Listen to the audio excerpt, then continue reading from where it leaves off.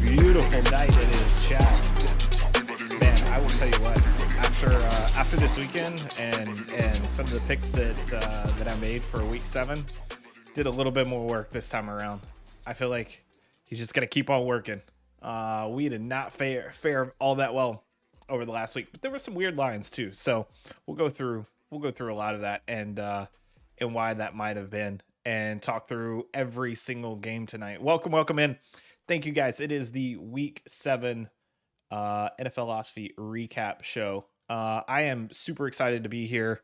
Cheers to everyone who is out there tonight. It's been a hell of a day. It's been a hell of a day. So we got a little bit new setup going on tonight. You guys will see Pentas Cleaning Lady. If you're not a bot, I appreciate you following. Everybody loves football, so why not? Appreciate you following.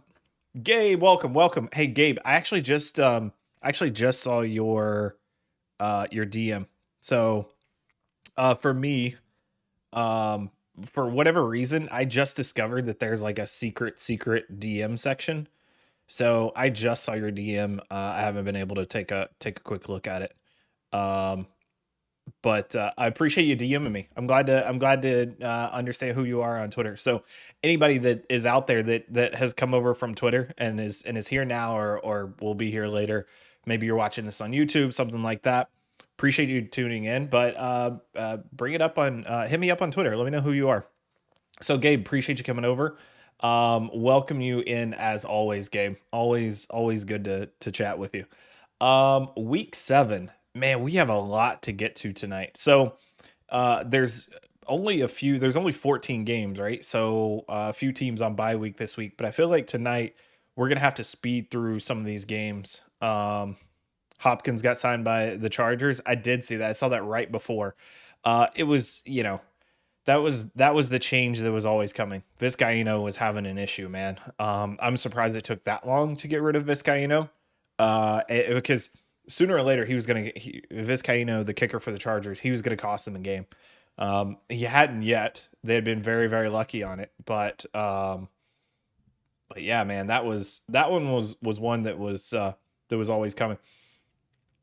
Yeah, and well, I mean, Hopkins, it was good. Like Hopkins was let go of Washington because he wasn't playing very well. So it's not like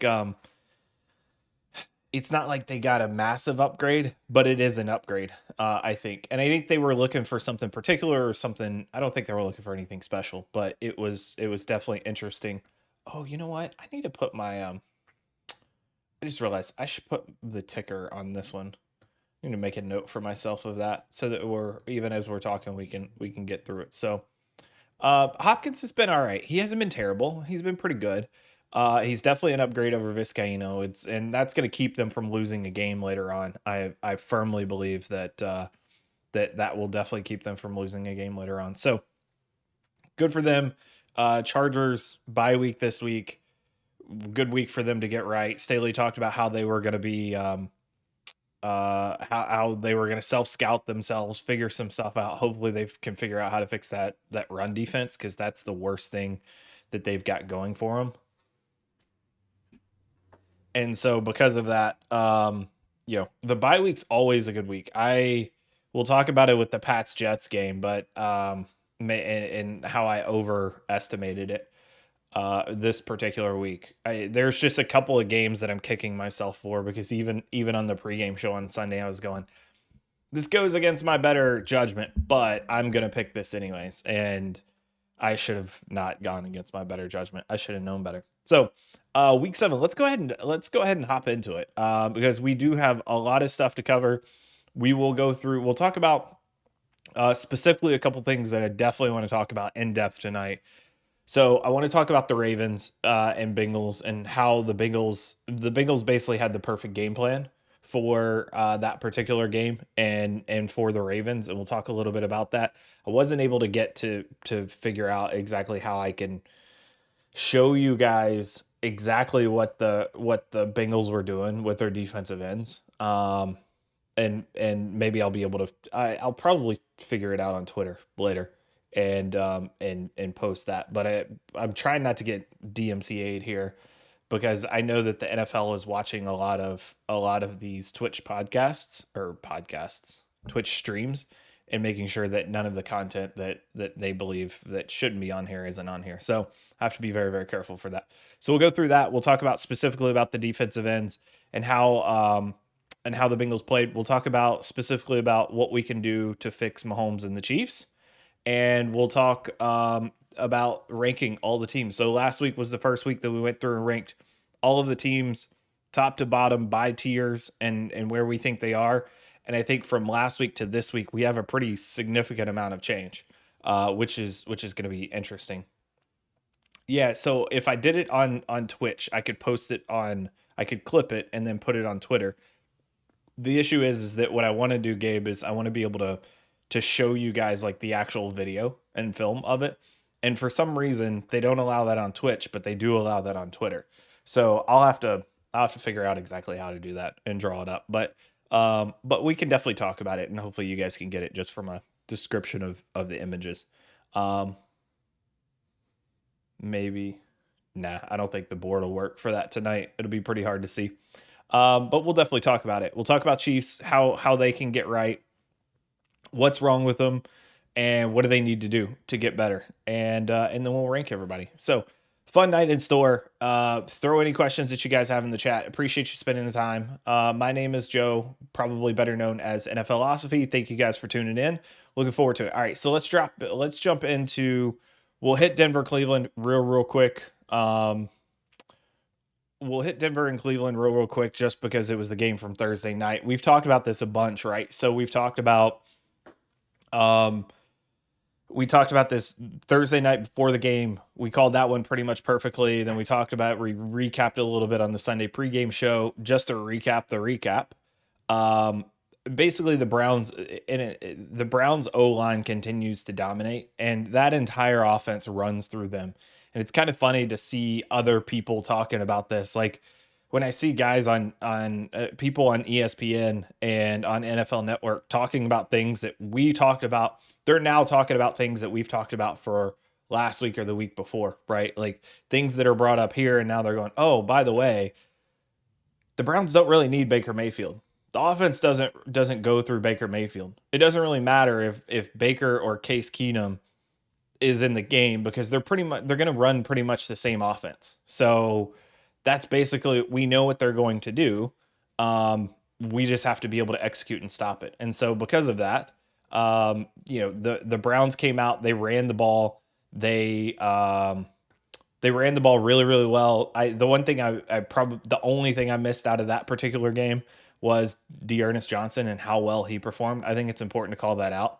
That offensive line was terrific. The Denver offense and defense, we talked about it not an offense or a defense you can trust right now. They can't rush the passer. They're not really great against the run. They play a good amount of zone.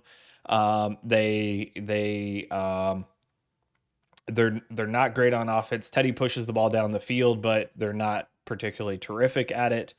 It's just there's nothing overwhelmingly good about Denver, and coming into that game with that offensive line and with the weather the way that it was pretty much an easy call as to how Cleveland was going to treat that. They didn't ask Keenum to do too much. They said, hey, if we can run the ball, our defense is going to be just fine. And then Dearness Johnson comes in and looks like he should have been the starter the entire time. And it's not just like, hey, like this offensive line was terrific. Like when you look at it, Dearness Johnson was fantastic as a runner too. Everything was blocked well up front, but he hit everything pretty much perfectly all night long. So kudos to him. Kudos to the Browns for a good game plan and a tough game, tough weather, short week. Without their starting quarterback, they still go in and get the W. They win by 3 in that game. And sometimes you just got to pull out a win. It may not be a win against a great team, but games like that still count as W's, right? You still need to figure those out from time to time because not everyone's going to be clean and easy. So huge win for the Browns, in my opinion, because I think that obviously with Cincinnati winning this week and beating Baltimore, that makes this division very interesting going into the second half of the year. And we're not quite there yet, right? Week 8 would typically be end of the halfway point. With 17 weeks, we got to get halfway through week 9. So we're not quite there yet, but we're almost there. It's kind of crazy. We're almost halfway. Kind of insane that we're almost halfway. So we'll probably leave it at that with the Browns. I think I still think they're a pretty dangerous team. They do need Baker Mayfield to be able to compete with the better teams in the NFC or in the AFC. Outside of that, I think they're going to be an interesting team without Baker, and we'll talk more about what it looks like for them going forward on our Thursday preview show of the following week. So good game there. Let's mark that one. And let's move on. So Bengals Ravens. For the Chubb Johnson tweet was so good. Oh, I saw that game. Yeah, I saw that one was very, very good. I I I have noticed that I have a very wide range of followers on Twitter. So I've tried to curate some of my stuff and not go full blown barstool, if for lack of a better term, in some of the things that I retweet. But there are definitely, like, that one was one that I enjoyed too, for sure. All right, Cincinnati, Baltimore. So let's go through exactly how this game played out, and then we'll kind of talk about some of the elements of this particular game that made it that turned it into what it was.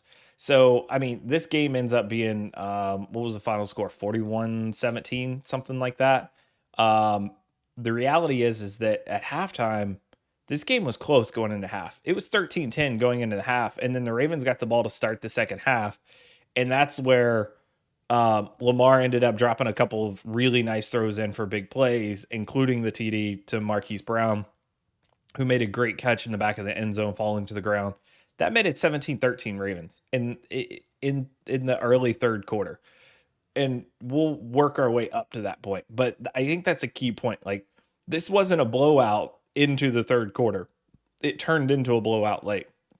We'll talk about why that is. So, Cincinnati, Baltimore, they traded field goals early.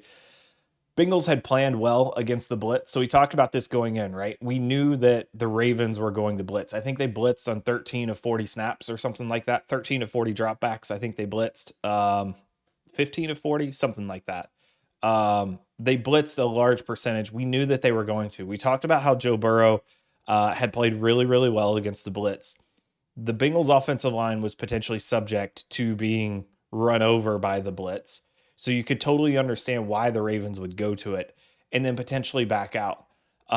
Early on, it was interesting to see that the Bengals were well prepared for it. And you guys know me, I crush Zach Taylor weekly on this show, pretty much every show, not just weekly, like 3 times a week, because we talk about it on every show. but they came in with a solid game plan early on. And to be specific, I really kind of crush him for his game plan, or not his game planning necessarily, but his play calling. In this one, I think they were both particularly good. So early on, they left the running back and tight end into block at times, and then one of the things that they also did is they left in some late releases for the running back and tight end if the blitz didn't come. So they would have, there was one particular play. I think he had the running back on the left, the tight end on the right. They both were there to catch the leaky O line, anything that came through, and when nothing came through, then those guys would release out, or when they saw that the blitz wasn't coming. And I think that was a really smart way, because if those guys don't blitz, if Baltimore doesn't blitz and guys are leaking out, that's a nice little dump off, throw away, like outlet pass for Burrow to go to should he need to get there, right? Or should he need to use that. So smart game planning on a team against the team that we know loves to blitz. Gabe, blitzing versus Burrow is bad. I think this game really showed that. I think he's obviously not as good when you don't blitz him, but when you do blitz him, he's smart enough and quick enough with the football that, and they have enough weapons that he knows where to go with it, right? So Burrow's ability to navigate a muddy pocket really showed up in this game, throughout the entire thing, entire game. There was a play on the first drive where he moved out of the way of the blitz and then delivered the ball for a first down. The big Uzoma TD was on a play where Burrow recognized a free rusher from his right, and he was actually supposed to boot out to that side on that particular play. And when he realized that he had a free guy running at him, his tackle actually got pushed back into the lane of where he was needing to boot to, or where he was supposed to boot to. And because of that, he ended up using that tackle, who was already engaged in a block, as an impediment to the free guy rushing in. So instead of him booting out and around like he was supposed to, what he did was he actually stopped and then stepped up, which forced that other guy to then run around the tackle who was already blocking. So it was super smart. It bought him just enough time to throw the ball downfield, hit Uzoma, and then Uzoma makes a great play on the end to make a single defender miss and miss the tackle, ends up in a long TD. That was a huge play for them. And then on the opposite side, like Mark Andrews is probably the best tight end in the NFL right now. That guy is so smooth in running routes. He's physical when blocking. Like I couldn't tell you another tight end that I would rather have than Mark Andrews right now. Not a Gronk, not a Hunter Henry, not any of those guys. He's just so smooth in pretty much everything that he does. And then for all the talk about Jackson and his rushing and passing ability, I thought it was interesting in this game that I think Lamar looks best when he's only needing one or two reads and throw. So when he drops back, hits the top of his drop, and gets rid of the ball on time, that to me is when Lamar looks absolutely fantastic.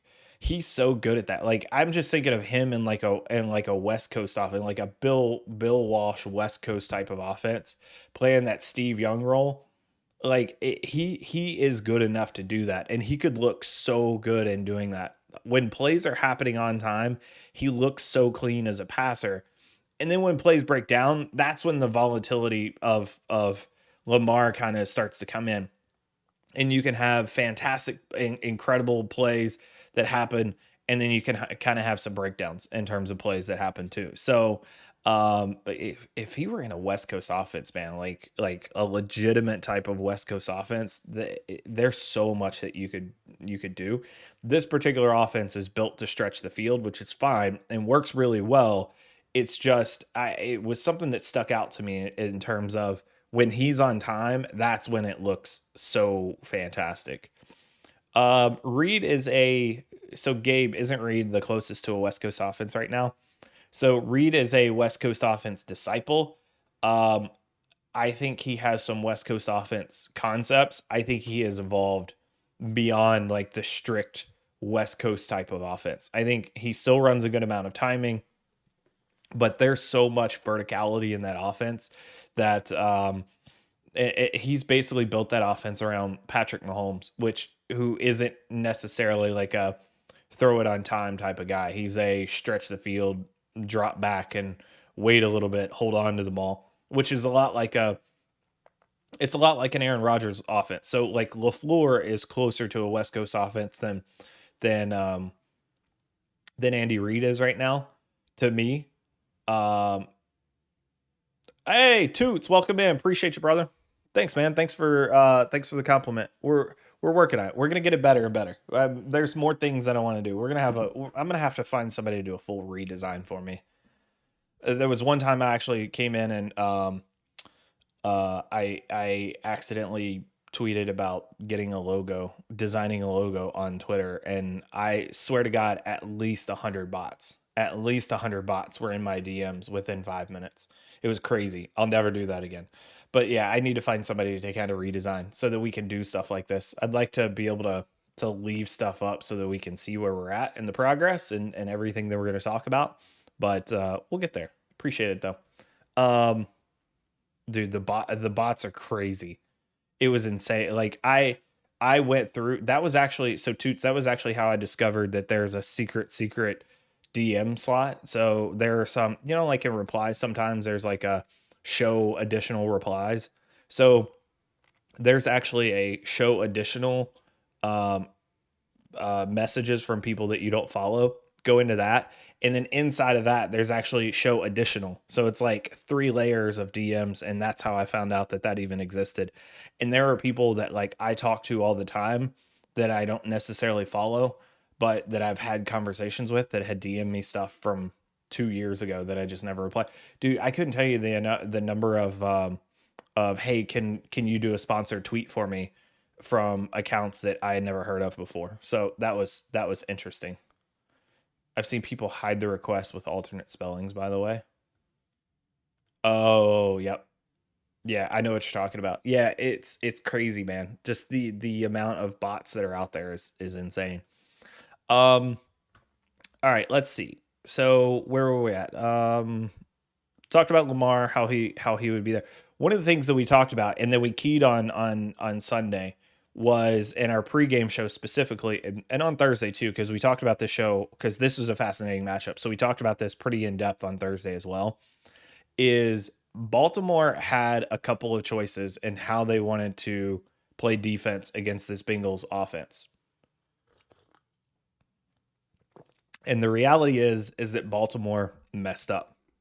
So what we had talked about is you have two options in how you want to guard Jamar Chase. You either put Marlon Humphrey on him, believing that Marlon Humphrey can lock up Jamar Chase one-on-one, or you take your second best guy, your second best corner. So in this case, Averett or Young, either one of those probably would have been okay. Probably Averett. Put him on Jamar Chase, roll the coverage over top of him, put Humphrey on either Boyd or Higgins, whichever one you feel like is going to be more of a threat, and then let him lock them down. And then that way you've effectively limited Jamar Chase. And then once you've limited Jamar Chase, you also have Humphrey on the second best guy, and you've limited him because Humphrey's good enough to cover that guy all by himself, probably. So even though you're rotating the coverage away, not a big deal. They thought Humphrey could cover Chase one-on-one, and it didn't work from the start. We talked in the pregame matchup about how they could cover him and how they could roll that coverage. And I think Humphrey gave up 200 plus yards. I think Chase by himself had 201 yards and a TD. And I think Humphrey also got beat on a different. Humphrey did have one. I think he was the one with the interception that Joe Burrow just kind of tossed one up in the end zone. Like that was just a who gives a shit type of throw from Burrow. I don't know what he was thinking, but he just threw one up in the end zone and Humphrey came down with it. Like he threw it up to Chase. I think it was Chase with like 3 guys around him, just kind of hoping that maybe something would happen. He was feeling, and it was late in the game at that point, and they were up by a couple of scores. It wasn't the best idea by Burrow, but it wasn't the worst idea either. It looked pretty ugly whenever it happened though. And then again, so this game was 17-13 after the first drive of the half. It ends up finishing 41-17 Bengals. It was 17-13 in favor of the Ravens. So Uzoma's second TD was on a broken play by the Ravens. They actually read, so it was a 3-by-1 set to the right. Uzoma was in the middle up front, and I think it was Boyd that ran what looked like was going to be a screen to the outside, and everybody in front of that bunch pulled up on that wide receiver screen. And Uzoma just ran a quick seam route, and Burrow hits him. Safety misses the tackle, ends up for a 32-yard touchdown. One important key for the Bengals defense was how they guarded Lamar, and I talked about this a little bit in on Twitter earlier today. So we've talked about it previously about how other teams have had to go into the game and decide whether they want to be aggressive in their pass rush with against Lamar, and if you're going to do that, you're going to leave yourself open to Lamar running on you, and obviously that's not great.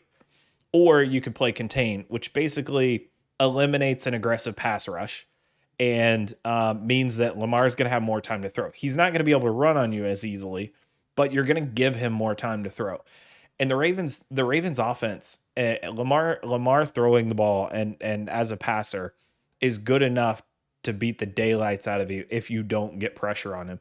And teams like the Broncos just decided, hey, we're not going to do it. Rams, same, like they've decided that they're not going to rush people, and we've talked about how that doesn't work. And so the Bengals actually came in very well prepared and very well coached for this game. They had a specific strategy. And what it is it's called rush and retrace. And I wish there was some way that I could draw this up for you guys. But basically what it means is if you have two defensive ends and your typical route of rushing for a defensive end is to go up and around, right? And to meet at the quarterback. So you're trying to meet here. Well, what happens is tackles with guys like Lamar, they try to push those defensive ends up. And when that happens, then this whole lane right here, when this defensive end goes up and beyond the quarterback, now all of a sudden Lamar has a lane to run right by, right? That opens up the rush lane. And so that those tackles are taught to just go ahead, let these guys go upfield, run past the quarterback, and they're good.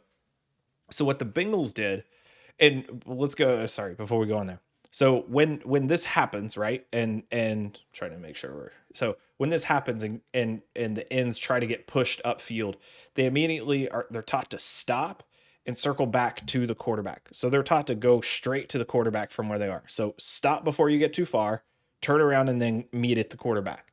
Ideally, that's how it's supposed to happen, or that's how it's supposed to happen against guys like Tom Brady, right?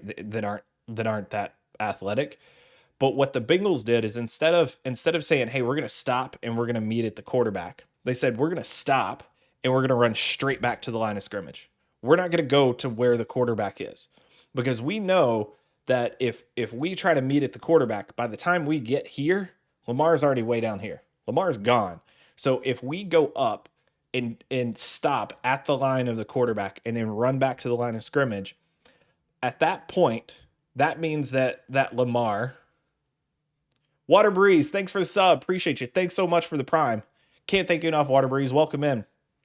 So instead of meeting at the quarterback, they run straight back to the line of scrimmage. What that does is Lamar is sitting in the pocket and saying, hey, these guys are gone because I'm so used to them running past me that basically what I'm going to do is I'm now going to run and I'm going to go right where that hole is.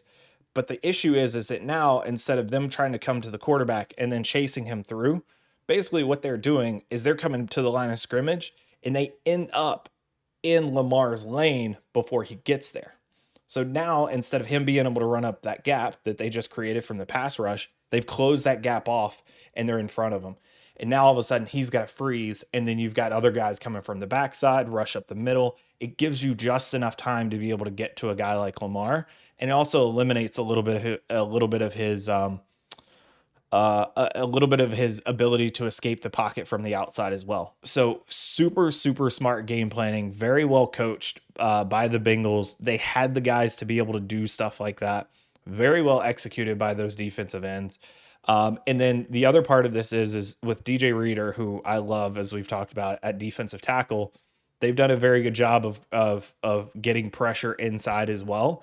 So when you've got these two guys that are running up as defensive ends and coming back, and you're getting pressure up the middle, makes it very, very hard for a guy like Lamar to do what he does best. They're getting pressure. They're keeping him from running downfield, and they're closing those lanes. So uh, that to me, that plus their inability to cover Jamar Chase the Ravens lost this game before they ever came into it to me because their game plan against Jamar Chase basically put them behind from the start.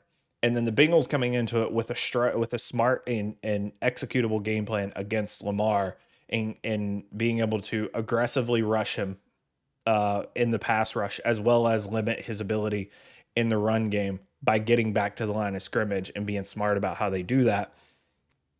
I think that those two things by themselves were good enough to win them this game. And then Burrow just being able to throw by the blitz was kind of the cherry on top and what ends up taking this game from a Bengals win to a Bengals blowout. So fantastic game by Cincinnati. Really, really interesting to watch this one play out. I didn't really see they basically ended up trying to double Lamar towards the end of the game. And which is fine because by that point it was already out of hand. I mean, it was already a 2 or 3 score game. Gabe, I expect Baltimore to adjust next time. 1,000% I do too. I was actually thinking about that today. Like to me, I think Baltimore is immediately goes, yep, we know what we did wrong. And somebody asked me, so how do you counter the Russian retrace? Well, there's a couple of things. So one is you start calling bootlegs, right? Or you start moving the pocket. So when these guys have specific spots that they're supposed to be running to and then they turn back, when you start moving the pocket, it makes it harder for them to know exactly where to go. And it helps with breakdowns, right? And then the other is immediately call draw plays for Lamar because when these guys are running and they know that they can get upfield very, very quickly, but they need to stop and come back, a draw play is just a hike, hesitation by Lamar, and then take off before they can even get to this spot to turn around and come back. So I think that there's definitely going to be some adjustments by Baltimore next time around. Since he's not going to be able to play that around, they're not going to be dumb enough to leave. Baltimore's not going to be dumb enough to leave Jamar Chase out there by himself on an island anymore. Marlon Humphrey, he couldn't get hands on him at the line of scrimmage. He was left in Chase position so much. He got stacked up on a few times by Chase. And again, it's not just like the go routes. It was the crossing routes and everything that was coming open for Chase. So really good game plan on the Bengals side. And the other thing that I think that the Bengals did is that they managed everything around that defensive end game plan very, very well. They blitzed. Sometimes they would send blitzes in that B gap where the behind where the defensive end was supposed to go instead of running the rush and retrace. If they knew that there was a blitz coming from the back end, they would leave the front side defensive end. They would leave him in contain. So if you're bringing heavy pressure from the outside from over here, this guy just needs to say, "Hey, I'm just going to contain," right? Like Lamar, once he feels pressure from this side, is going to move this way. My job here isn't to get to Lamar. My job is to keep him in place so that these guys can get there. And they did a really good job of matching up a lot of their rushes and blitzes with how they played completely across the line with their linebackers and then with their coverage behind it too. Very well schemed up by the Bengals. Thought it was a phenomenal game plan by them. Let's see what else. Everyone saw the chase slant where he breaks the tackle, then jump stops and spins from 2 defenders, and then outruns the rest of the Ravens secondary for the end zone on an 82-yard TD. That was just an insane play by his part. Burrow read it perfectly. Perfect throw. Jamar breaks the tackle and then makes 3 guys miss all in one spot, and then they just can never recover. Ravens didn't get their first sack on Burrow until the last play of the third quarter, even though they were blitzing a ton. So, yeah. And then let's see. And then in the fourth quarter, the Bengals started hammering Joe Mixon, who ends up running it in from like 20 yards out. And then Samaje Perine runs it in from like 40 yards out. They just piled on with a run game late. which was fantastic. So all around fantastic play by Cincinnati. Easily their best game that they've played all year. If they can put it together like that, man, they're going to be a hard team to beat. Now, we say it every week. Baltimore is such a unique matchup because of the way they play football, the amount that they blitz, all of those different things. It's there's a lot to take away from this game, but it's hard to be applied to other games. It's nice to see on tape and see on film, but we'll see if they can kind of continue this going forward. And we could talk about that on Thursday. Technically, uh, they are where missed tackles are. Oh, they were arm tackles. Yeah, like and I don't even think they even got arms on Chase whenever he did that jump stop. I think they just whiffed at air. He's so good, man. There's nobody that can question them taking Jamar Chase. I mean, he looks like he's going to be a dominant player for the next 15 years in the NFL. He just looks so good, and I love to see Burrow throwing the ball to him. Like for me, him and Burrow are just going to be so much fun to watch. And if they can improve that offensive line a little bit, get the defense a little bit more talent on defense, yeah, it's going to be, they could potentially be a fun team. I mean, they're good enough this year to actually do something. I've been hesitant to crown the Bengals at this point, but this week, I mean, it's hard not to do that. Chase stats as a 19-year-old in college football were insane. Yeah. Well, he's had more receiving yards as a rookie than any other wide receiver in the history of the NFL in his first 7 games or something like that. Like it's insane how good he's been this year. So a lot to take away from this game. We'll see how Baltimore responds. It's always fun to get into these interdivision matchups into like week 7, week 8, week 9, like halfway through the year, because this is where teams have a good amount of film. They know each other very, very well. They know the coaches. They know what they like. They like to what they like to do, and these are some of the best game plans that happen because they know each other so well. And it seems like Baltimore just got out coached this game, outclassed all in total. All right, so that's Bengals Ravens. Let's go to Washington Packers before we get there. Taking the year didn't hurt. Yeah. Yeah, it looked like it hurt in preseason, but then he figured out how to catch a football without a stripe on it, right? And I look, hey, I'll be honest. I was one of those guys that like, dude, what are you talking about? Like, you can't. It's different catching it without a stripe. How? Like, you're a professional now. You need to figure this stuff out. And that was a little bit concerning that he said that. And also all the drops that he had in preseason. Now all of a sudden he's not just one of the best rookie receivers in the NFL. He's one of the best receivers in the NFL already. So, hoping and praying that he stays healthy and that we get to see this between him and Burrow all year long. Like I said, Zach Taylor didn't leave him out to dry at all in terms of protecting Burrow against the blitz. That was it was fantastic on all accounts from the Bengals. They couldn't have played a better game. Like there was nothing that they could have done, in my opinion, that would have made this a better game for them. They did everything that they could against this Ravens offense and against the Ravens defense. Yeah, Toots, when he said that, I was one of those old curmudgeon guys that were like, are you what? Then maybe you shouldn't be here. I was also on the hey, they should have taken Penei Sewell because if Burrow doesn't have time to throw to a wide receiver, it doesn't matter if the wide receiver can get open. So they proved me wrong. Jamar Chase was easily the better pick. As much as Penei Sewell has kind of turned it around and looked pretty good, Chase looks like he's going to be phenomenal for a very long time. It's like the Peyton thing with the ball in the Kingdom. Yeah. College footballs are different from NFL balls. They're different sizes. The stripes are different. The laces are different. Like there's actual physical differences.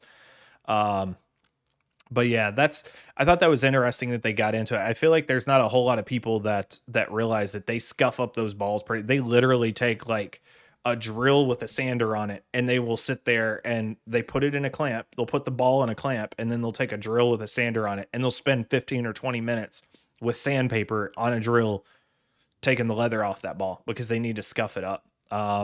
It's really interesting. I wish I don't have any of my. I still have a game ball from London. somewhere that is pretty scuffed up, and it's funny because you can just look at it and you can see the shininess versus the scuffed up one. So yeah. Yeah, Toots. I mean, I was fully on board with O line, but before the wide receiver, it makes sense from a team building perspective and from being successful, but sometimes talent just trumps everything. Whenever you have a player that's that talented, it doesn't matter if it's kind of like who's the Ravens left tackle that they took a long, long time ago before the blindside guy that they were just they took him and everybody were like, why are you taking this guy? How could you take a left tackle? And he played there for 18 years or something. Guy, he's in the Hall of Fame now. I can't remember I can't remember the guy's name, but everybody criticized him for him, but he just was the best player in the entire draft, and they were absolutely right to take him whenever they needed so many other things. Chase drop was just, I need reps with the ball. Yeah, basically. All right, let's get into Washington Green Bay. So this was a weird game. So Green Bay missed a ton of chances. They allowed Washington to kind of hang into this game. They continue to do that with a bunch of teams.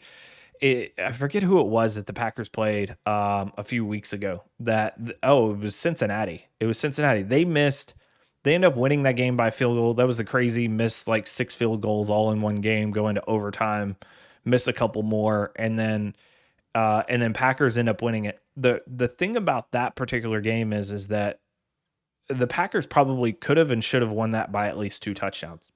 They just missed so many opportunities. There was a miss pass to Devontae Adams in the end zone that he was wide open, and Rodgers just missed it because of pressure in his face. They continue to do that over and over and over again. And against good teams, they're not going to be able to miss those opportunities. When they're facing middle to lower level teams, sure, it's fine. You're going to beat Chicago like that. You're going to beat Washington like that. Cincinnati is going to take you to overtime. But you start doing that against teams like Arizona, who they play this week, it's going to be a problem. So Washington, the one thing I noticed early on is Washington gave the Green Bay O-line some issues early. Sweat got a sack. Jonathan Allen had a big game. There was Rodgers was having to use his legs a ton. Washington needs to tackle better. That's been one of their main problems all year, not just their communication in the secondary. The first Green Bay TD was Rodgers buying time and rolling out. And he had already run for a first down earlier in the drive. And I think he ran for 15 or 20 yards and then finally slid down. And so as soon as he broke the pocket and started running, the entire Washington defense just starts to collapse. He kind of throws back across his body to Adams in the middle of the field, who's wide open. And then he just does the rest and takes it in. Washington's first TD was a prayer from Heineke to McLaurin. Heineke just panicked, and he saw Terry one-on-one and just heaved it up. And it was kind of smart, kind of lucky, right? Because if you're going to do something and you see one of your best receivers one-on-one, throwing it up to them just to let them have an opportunity isn't the worst idea in the world. However, this is definitely a panic play. It's not like Heineke was like, oh, this is going to be a good idea. This is, oh shit, I'm in trouble. Let me just heave this one up and hope for the best. And McLaurin comes down with it. They end up getting a touchdown, ends up making it 7-7. That was something that kind of happened. Like Heineke has gotten into this mode of, I'm just going to throw the ball up. Like, I'm just going to, if I don't have anything else to do, I'm willing to just throw it up in the air and let somebody make a play on it. And generally that's going to be Terry McLaurin. Again, not the worst idea. Johnny Manziel made a career out of that at Texas A&M with Mike Evans, but it's something that's not going to be sustainable. One, because it's Heineke. Two, because McLaurin is a really good wide receiver, but he's not that type of receiver. He's not that dominant of a receiver. So it's going to result in problems. And if he's not throwing to McLaurin that way, then it's going to end up in turnovers. So Jonathan Allen might actually be the best defensive lineman on Washington's football team. Washington was a little bit conservative on play calling, but I also think that was kind of smart on their part when you're facing Aaron Rodgers. Both teams did get a block field goal in the second quarter, like back-to-back kicks to keep it a 7-7 game. And both are shorter kicks too. It's not like they were trying to kick 50-yarders. They were just shorter kicks where guys got through the line. Heineke's volatility just kept showing up over and over and over again. It's kind of like he never throws to a wide open guy. And I would need to watch more of the Washington offense, but to see if there are actually wide open guys. But it's like Heinicke just chooses. I have a feeling that Heinicke chooses not to throw to wide open guys. He would rather throw to a guy that's covered down the field than taking the guy that's 7 yards, that's run a 7-yard cross into the middle of the field and is wide open in the middle of the zone. And he's like, nope, that guy's one-on-one. Let me throw it to him and just chuck it downfield. So that's definitely something I want to go back and look for specifically. He's a gunslinger, man. And not, I'm not going to make the joke that ran through my head. I'm going to leave that one alone. But yeah, so Heinicke tossing it up. I would potentially get canceled for the joke that I wanted to make. So I'm just going to leave it alone. Rodgers started getting a little bit more time to throw late in the second quarter. Final drive of the second half was easily Lazard's best drive of the season, who is now also out for Thursday's game because he's on the COVID list, along with Devontae Adams. He had 3 catches on that drive. He was clean in and out of his routes, strong with his hands on all of them. Like he earned every yard and that TD on that particular drive. Let's see. Goodell quiet on Dan Snyder. I do think he's been held accountable. Somebody quote tweeted the Hogan finger poke on that. Yeah. I mean, he's been held accountable by fining him $10 million. For a billionaire, that's basically like fining you and I like $1,000. You know, yeah, it hurts.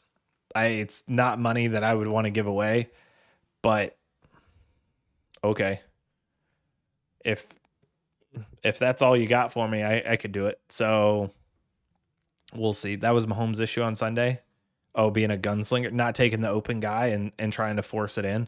We'll talk about that, Toots. We'll talk about that specifically later on in the show when we talk about how to fix Kansas City. Let's see. Washington's opening drive of the second half.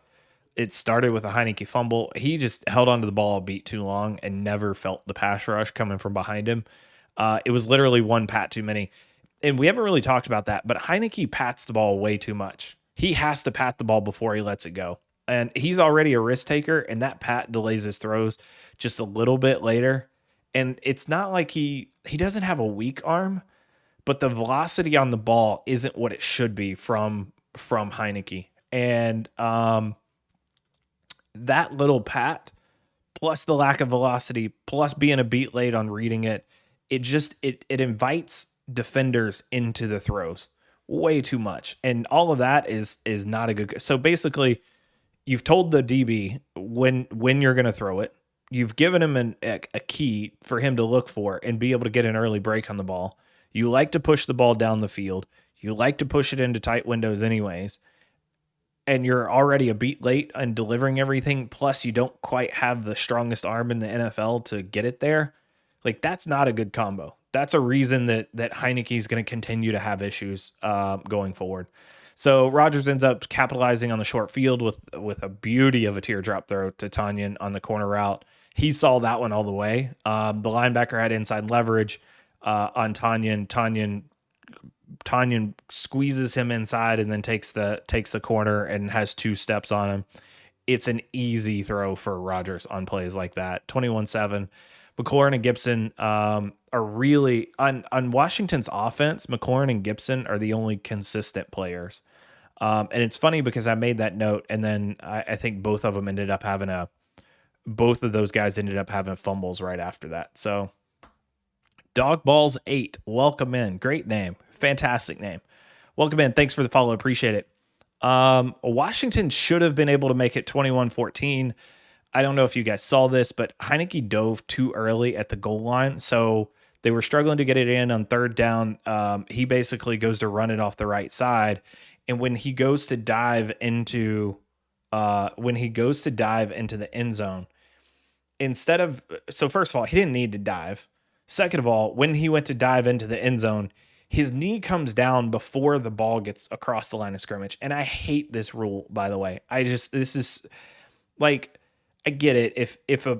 So the rule is if a quarterback goes to slide feet first, then wherever he starts his slide, wherever the ball is, that's where it is. It's not when his knee hits the ground. It's not because like these guys at one point they were running down the field and then they would jump like 3 feet in the air and then their knee wouldn't hit for another 2 to 3 yards and they were squeezing some extra yards out of it. But they had given up because they were attempting to start to slide. So the NFL said, hey, it's actually wherever you start to slide at, wherever the ball is, whenever you start to slide, not where you hit the ground. So that's the rule on the slide. Well, they also said if you dive, because they don't want quarterbacks getting hurt, if you dive, it's not where you get touched down at on the dive. A dive is considered giving yourself up as a quarterback. And so it's wherever, no matter what, if your knee hits the ground as a quarterback, that's the play's dead right there. Doesn't matter what happens. Doesn't matter if you've been touched, tackled, any of that stuff. It's over. So Heinicke dives, and the ball is like literally 6 inches short of the goal line. He's not touched at all. And they initially rule it a touchdown. They call it back because he gave himself up, which is it should have been a touchdown. Flat out should have been a touchdown. They go for it on fourth down. Heinicke can't get the sneak in. So from there, the Packers take over on their own one. They end up fumbling. Let's see. I think they end up fumbling. Yeah, so it's still 21-7, 5 minutes left in the third. Packers go back. They end up fumbling on like the 25 or the 30. Scott Turner gets it back, runs a reverse, which was beautiful because Green Bay's defense was keying on a few things, and the misdirection for him was huge. It ends up being a big play, but Carter fumbles the ball down towards the end of the play. So Heinicke had followed this play for a good. First of all, it was the end around, and Heinicke gets out in front to block, and then he gets in front of a defensive lineman and kind of holds him up. He doesn't really throw that much of a block, and then Heinicke chases the play, continues to chase the play downfield, and then Carter ends up fumbling the ball. And Heinicke is right there to dive on it 30, 35 yards down the field. One of those plays where everybody's like, oh my God, I love Heinicke. And while that's great and that's fun, that doesn't make him a good quarterback. It doesn't change how well he plays at quarterback. He love the effort, A for effort, but doesn't necessarily change how good you are as a passer, right? But it was a big play. Heinicke gets there. It's why people love him. And then they run after that. I think the very next play, they ran a little reverse toss flea flicker, but no one gets open. And then Heinicke runs 12 yards, 14 yards for the first down. And then Gibson ends up fumbling on the next run, but then Washington gets it back. And I think this is important to highlight where fumble luck comes in. This will be a theme of tonight's show, because it's just so random, right? So the Carter fumble, Heinicke just happens to be able to fall on. The Gibson fumble, they just happen to be able to get back. If either one of those plays go the opposite way, Washington doesn't get another shot, but Washington ends up not being able to punch it in anyways. Again, I think this is where was it this one? I'm trying to remember if it's this one or later. I think it's this one where Heinicke. Yeah, so on 3rd and 2 from the 3, Heinicke rolled right, hits his receiver in the face and drops it. I think that was McLaurin. And he drops it. Should have been a touchdown. And then he makes a solid throw to the tight end on 4th down, who's well covered, can't bring it in. So Washington had a couple of opportunities late in the 3rd quarter to make this a football game and just couldn't capitalize. And it's not like Green Bay played amazing defense. They had a couple goal line stands, but nothing crazy, right? It's just another game where Green Bay played to the level of their opponent and then just ended up squeezing the life out of them towards the end and kind of just eking out a win. They ended up adding a field goal, made it 24-7 in the 4th. Heineke does a good job of leading Washington down the field inside the Green Bay 15 again before he makes an awful decision. Pass gets picked off in the end zone. Washington then gets another forced fumble and recovery. So again, like all of the balls bouncing Washington's way to try to let them to get back into it. And then with a short field, they get inside the 10 quickly. Heineke sacked twice in 3 plays, makes it 4th and goal from the 27. They kick it to make it 24-10. Packers end up going 3 and out, don't drain much time off the clock. And then Washington got the ball back on their own 3 with 2 minutes left after it switched hands a couple times. And then it ends just about how you think with them on their 3. Heineke racks up some garbage time yards, can't make anything out of it in terms of points. And again, it's a game where Washington played. There were signs of life with Washington in this game on both offense and defense. They didn't get torched in the secondary as much as you would expect from a Green Bay offense and from Aaron Rodgers. So that was a positive for them. It's kind of bad whenever you say not getting torched is a positive, right? But it was another game where they just didn't really take control of the game and run away with it like you would hope from a good team playing a bad team. So I still have my eye on Green Bay. They continue to look at times like a really good team, and then at other times they just don't look like much going in. Did Collins? Yes, Collins playing in the box helped. Yep, it certainly helped. They actually looked like they knew what they were doing in the secondary at times. And I say at times because there were other times when they didn't. Green Bay did a good job of getting some of the matchups that they wanted based on moving some guys around pre-snap. Like the Tunyon on a linebacker and getting him into that corner route it was absolute beauty of how they moved him across the line. He gets there, linebacker already has inside leverage, and it was perfect on Green Bay's part. So Collins being down in the box definitely did help. They do look like they're trying a couple of different things. They did get a good amount of pressure on Rodgers, especially early. I mean the defensive line again didn't play bad. It's just everybody else on the defense hasn't played that well. So I know Green Bay tried to run a little bit this game, didn't really get a good amount going. I do think that that's something that they're probably going to want to try on Thursday night against the Cardinals, especially now, right? Especially since they're not going to have Lazard and Adams, so we'll have to see how that turns out. All right, let's keep it moving.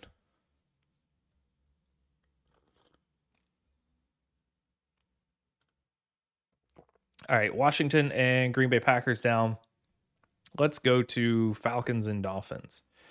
So this may not seem like I talked about this on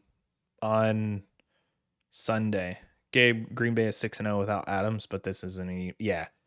I mean, a lot of times they'll push Adams to play whenever they absolutely need him. He's played hurt a lot against some good teams. Against bad teams, they tend to want to sit him out. It's a natural thing that they do specifically with Adams.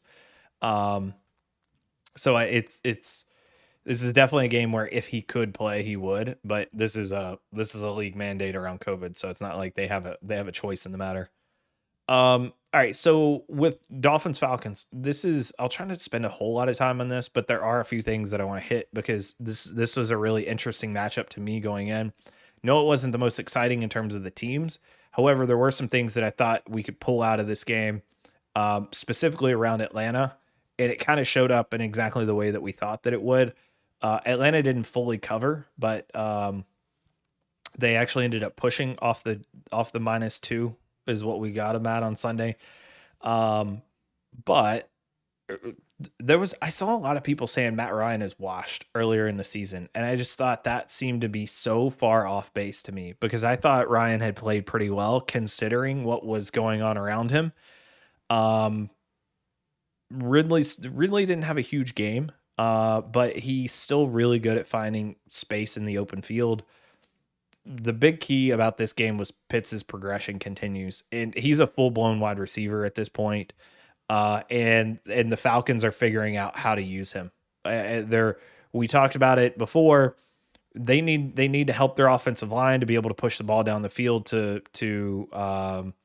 Pitts, and they certainly are using that now. It's a constant factor in pretty much every deep shot that they have. The problem is even Max Pro for deep shots doesn't always work sometimes because the offensive line is that bad. Max Pro is great because you have extra guys in to block and to help, but there's always going to be somebody that's one-on-one on that offensive line, and they can't always hold up with a one-on-one. So um, that showed up a couple of times. Miami shouldn't be this bad. Like whenever I look at Miami and what this roster is, they shouldn't be good, but they shouldn't be this bad either. Let's see. Is Pitts going to break Micah Ditka's 60-year-old tight end receiving record? I mean, possibly. Now that they figured it out, sure. No, let's not get crazy, right? Because let's talk about. We've always got to go back to schedule. So Atlanta's won their last three. They've won their last two, won their last three out of their last four. They beat the Giants. They lost to Washington 34-30. I think that was a Thursday night game. No, the Giants Washington was a Thursday night game. That was a Sunday. And then New York, they beat the Jets and they beat the Dolphins, right? So they beat the Giants, Jets, Dolphins, still lost to Washington. It's not like they're playing, really good teams. They're playing okay against bad teams, and they're kind of figuring it out. And this is actually a really good point in their schedule to have some time to be able to test some things out and figure out, like, hey, are we actually good? Can we do this with Kyle Pitts? Can we do this with Cordero Patterson? Can we do this with Justin Gage? Gage has turned out to be an okay receiver. They still haven't really figured out how to make Ridley like great at what they want him to do. Wasn't throwing deep though, right? Yeah, so they actually to Pitts, yeah, he had a couple big plays. He had a couple big plays in this that were deep. He had one down the left sideline, one down the right sideline. The one down the right side one was huge at the end of the game. I actually think the two big throws in the last drive were both to Pitts, if I remember correctly. I think they had a 30-yarder off they were backed up inside their own zone. I think they had a 30-yarder to midfield, another 30-yarder that got him down inside the 25 or something like that. Like it was Pitts on the last drive. And they were not afraid to throw it deep. Art was really good at getting tanny time with Max Pro and chips, scheme protection for shots, literally a staple. Weird it's taking time with the Falcons at all. Yeah, the thing is I remember watching Arthur Smith the first week and going, wow, this is awesome. And then was highly underwhelmed from there. I actually thought that even in the loss to Philly in week 1, I thought Arthur Smith did a good job of trying to figure out what he had. And then they did a good job in week 2 of calling some short, quick throws against Tampa Bay. They were just overmatched against Tampa Bay. And then against the Giants, they didn't figure it out on offense, but they eked out enough to win. And then Washington is where I started to kind of see them figure some things out and be able to test the secondary. And then the Jets, they're the Jets. And then Miami was the game where I said, okay, they've got Xavier Howard, they've got Byron Jones, and they've got Rowe is the type of safety who has made a career out of covering tight ends. Like that's kind of who he has been in the NFL. And I was like, this will be an interesting game to see how they scheme it up. If they put Rowe on Pitts all the time, if they end up using Jones or Xavier Howard, how do they end up matching up? And they gave a little bit of all three. And they all got beat to some degree. Like Pitts basically beat all of them, no matter who was covering him. So I thought that was really interesting. Tua played all right. So the problem, Tua's hard to get a handle on, right? So we talked about this. Like Tua loves throwing the outs. That's pretty much. There's a ton of RPO throws that he can make some short throws whenever he's got some space in between linebackers. He loves to throw a ton of outs. It's basically all he throws. He throws that to a large degree. He can make the shorter throws and be efficient, and he can also run with the ball. But it's just, it never, it seems like he's got to give it everything he's got on anything beyond 10 or 15 yards. Like when he's got to really drive the ball, it feels very labored. He's got to put everything he's got into it. There was one, I think, that was like a 15-yard slant that you could see his mechanics go out the window because he just spreads his arms wide open to be able to just let it rip. And it was just one of those things where like you see it on film and you're like, can he continue to do this? Like, is this who he is?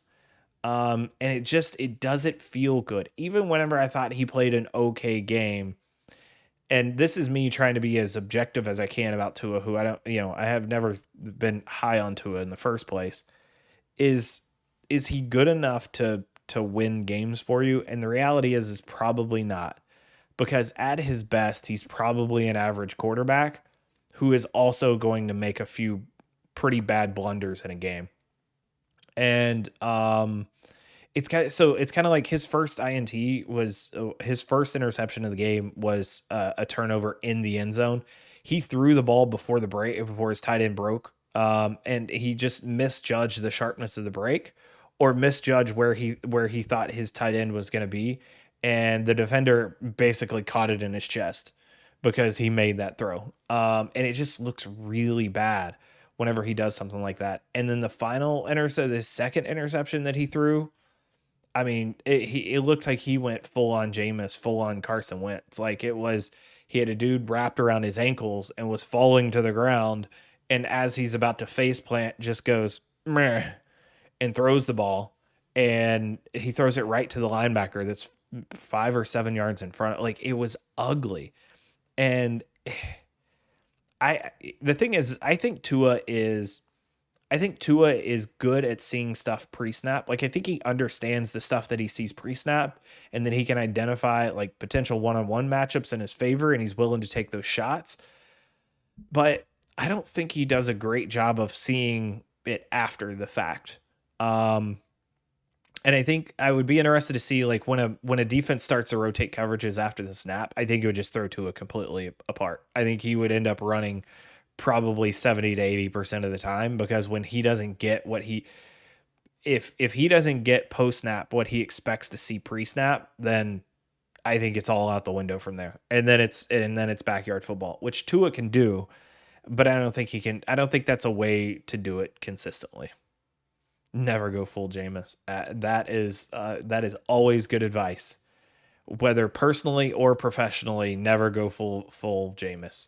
It's super fun, but not good. Yeah, well, Jameis is Heineke's the same way. Like Heineke's fun to watch, but that doesn't necessarily mean he's a good quarterback either.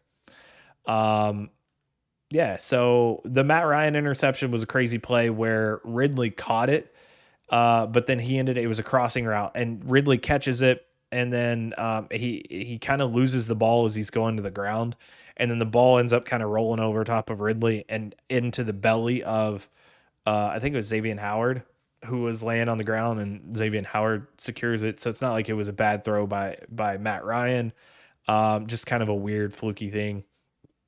So I think the Atlanta defense is going to be a multi-year project.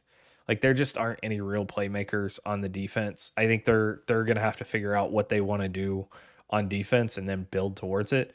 It's not like they're going to be able to fix this next year. It's going to be at least 2 years before they kind of figure out how they want to frame up this defense and how they want it to look. The good thing is that they can start with a clean slate because there's not much going on there now. Let's see what else. Gesicki is a really good player. I like Gesicki a lot. I think Gesicki. I think they've got to use Gesicki more. They did a solid job of using the tight ends in this game. I think the tight ends might be one of their better positions, to be honest, for Miami. And then towards the end of the game, so it was a close game towards the end. And Miami had a chance to kind of take it and win it, and Tua ended up leading the Dolphins to a TD after. So Matt Ryan fumbles late in the game. Tua ends up taking the short field, ends up leading them in for a touchdown. I think it was a fourth down throw to the tight end. They left 2:25 on the clock and the Falcons with 2 timeouts. Ryan immediately responded. Okay, so it was a 28-yard strike on the first play to move Atlanta to near midfield. That was to Pitts. Next throw, Ryan gets a free rusher in his face under pressure, sees a single safety in the middle of the field, and he just lobs one up to Pitts because he sees that Pitts is one-on-one with Xavier Howard, who's the best cornerback that Miami has, and Pitts comes down with it. It was a fantastic throw and catch, and in 2 plays, the Falcons were inside the 20 with 2 minutes left. They basically drained the clock from there, let Younghoe Koo kick a 36-yarder to win. I just, for Miami, they don't have enough on defense right now to stop anyone. I do like their cornerbacks. They don't have enough up front. Their linebackers aren't terrific. Their O-line is probably the worst in the league at this point. So, I mean, even if you want to like crush Tua for what he doesn't do, it's also hard to really kind of gauge it with such a bad offensive line to me. So I don't think you can know. I don't think you could say, hey, let's move forward with Tua and see what we've got and give him another year. I don't think that's a smart play. I think you're just delaying the inevitable. Tua could be I think Tua could be a good backup, but it's not a guy that you want starting for you, and having to be the guy to win games for you. So Pitts looked dominant at this one. Ryan made it look easy to throw because he had time a good amount of the day. It was fun game between 2 bad teams. And that's the thing is, like, you can't really take a lot out of this game because Miami and Atlanta's defense are both so bad. So Pitts could end up getting shut out next week because, there wasn't much going on up front for Miami.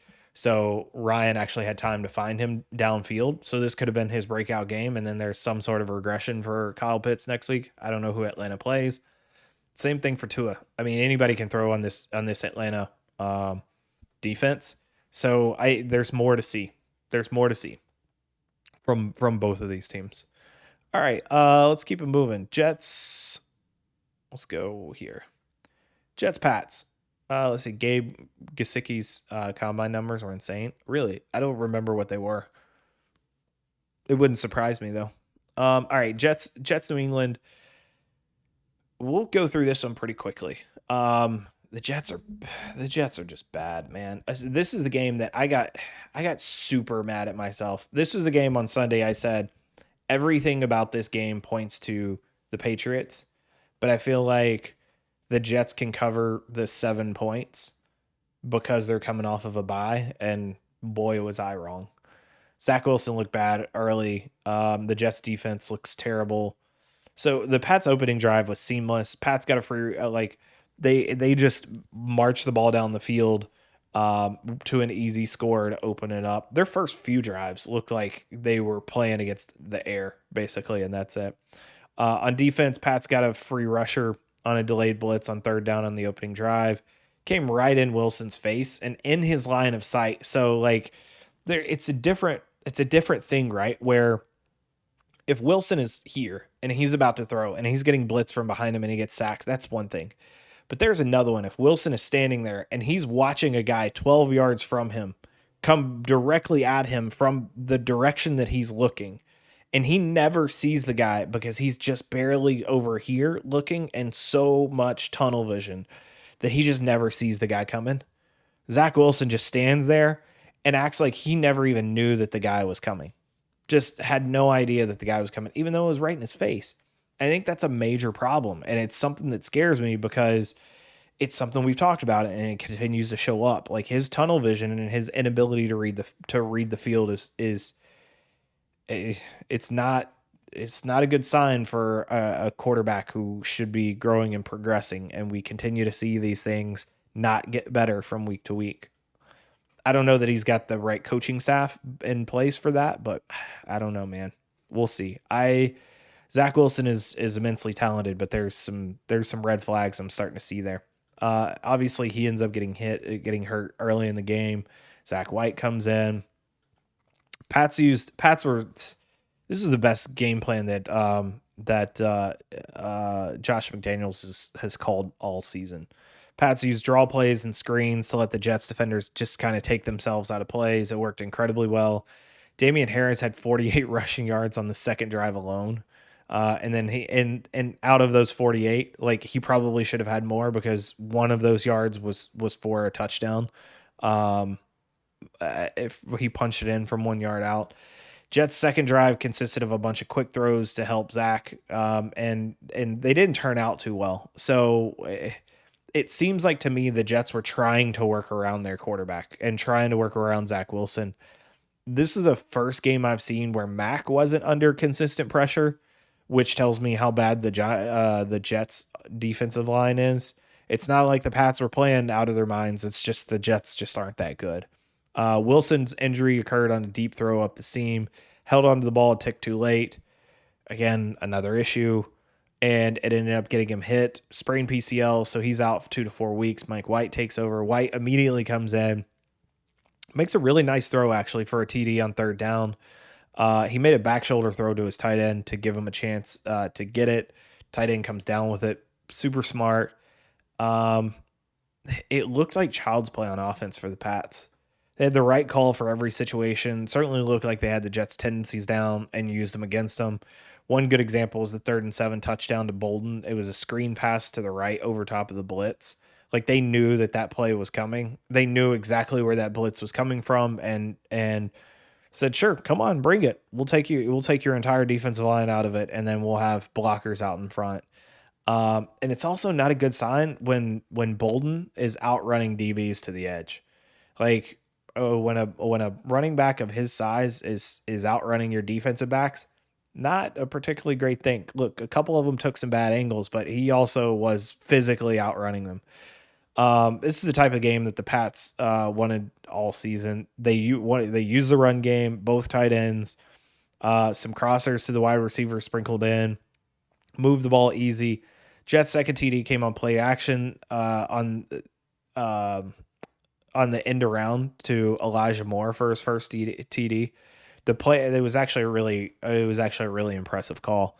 The play action sucked up the linebackers into the line of scrimmage, which got Moore to the second level.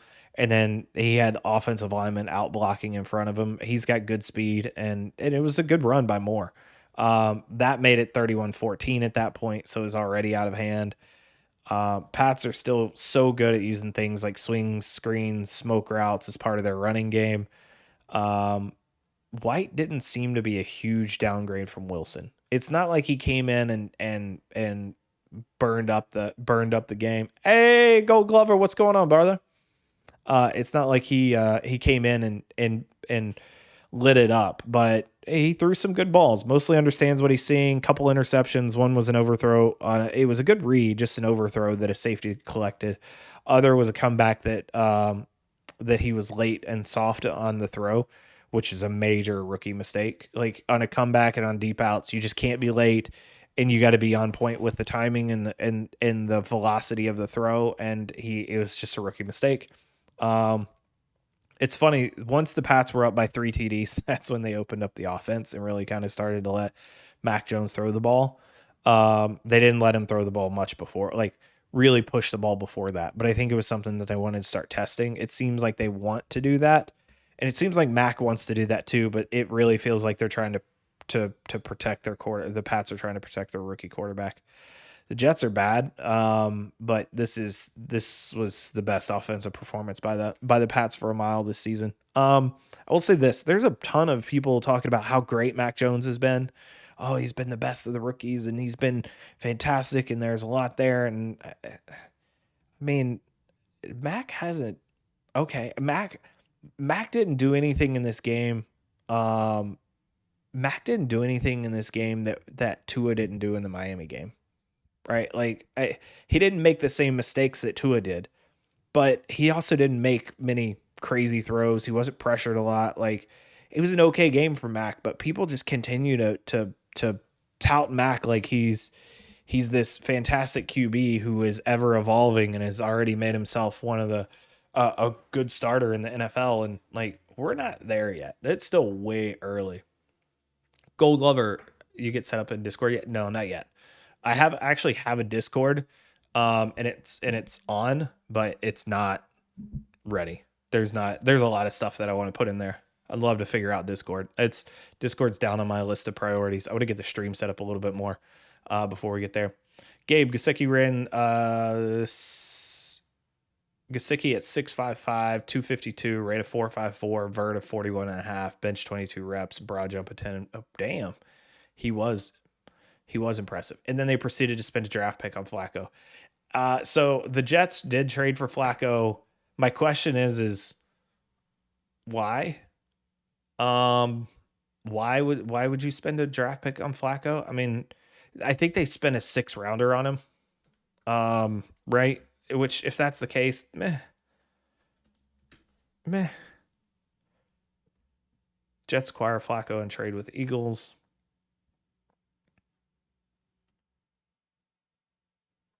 I want to see what they traded for him.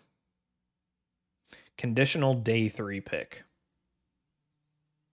Currently a 6th rounder can be boosted to a 5th rounder based off Flacco's playing time, which the Jets are like, sure, because as soon as Zach Wilson's back, then sure, why not?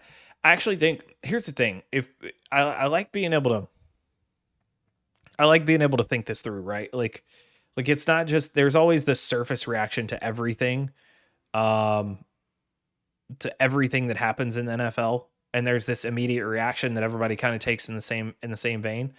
The one thing I will say is that I do think that it will be very useful for the Jets to have a veteran QB in that room, especially for Zach. Like, I think that they don't have that right now, and I think that's his. Like, I think that's going to be something that's going to be valuable for Zach down the stretch. So we'll see. Let's see. Message me anytime. I'll help. Hey, I might take you up on that goal. Do you have Mac Jones numbers into tight windows? I don't. That would be interesting. I do think that he's more willing to throw it into tight windows than say Tua, and he's more willing to use. I want to go back and see the middle of the field usage stat that I retweeted the other day and see where Mac Jones is. I don't recall where he's at, but it's not like he's not. It's not like Mac isn't taking chances and fitting the ball into tight windows. He does throw with anticipation better than a lot of guys, but he's progressing. He's just not there yet. I feel like the hype is kind of outrun him. How about that Browns run depth though? Again, Gold, that offensive line that whole offense runs through the offensive line, and it always has. And it was something we talked about before the game on Thursday night. Like Baker not being in that particular game, not a huge deal.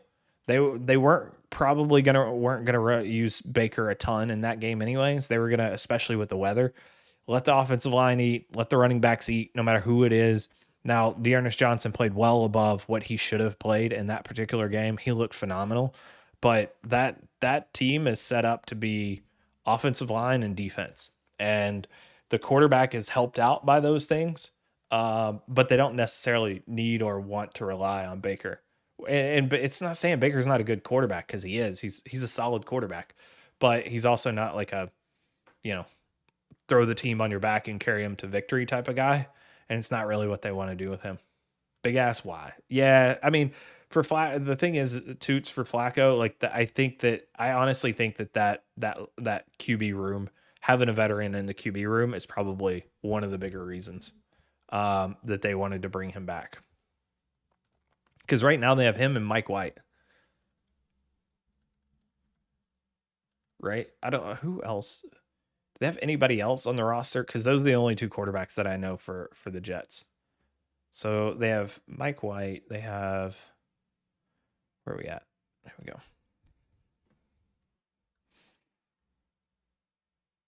Joe Flacco, Zach Wilson, Mike White. Who's their practice squad?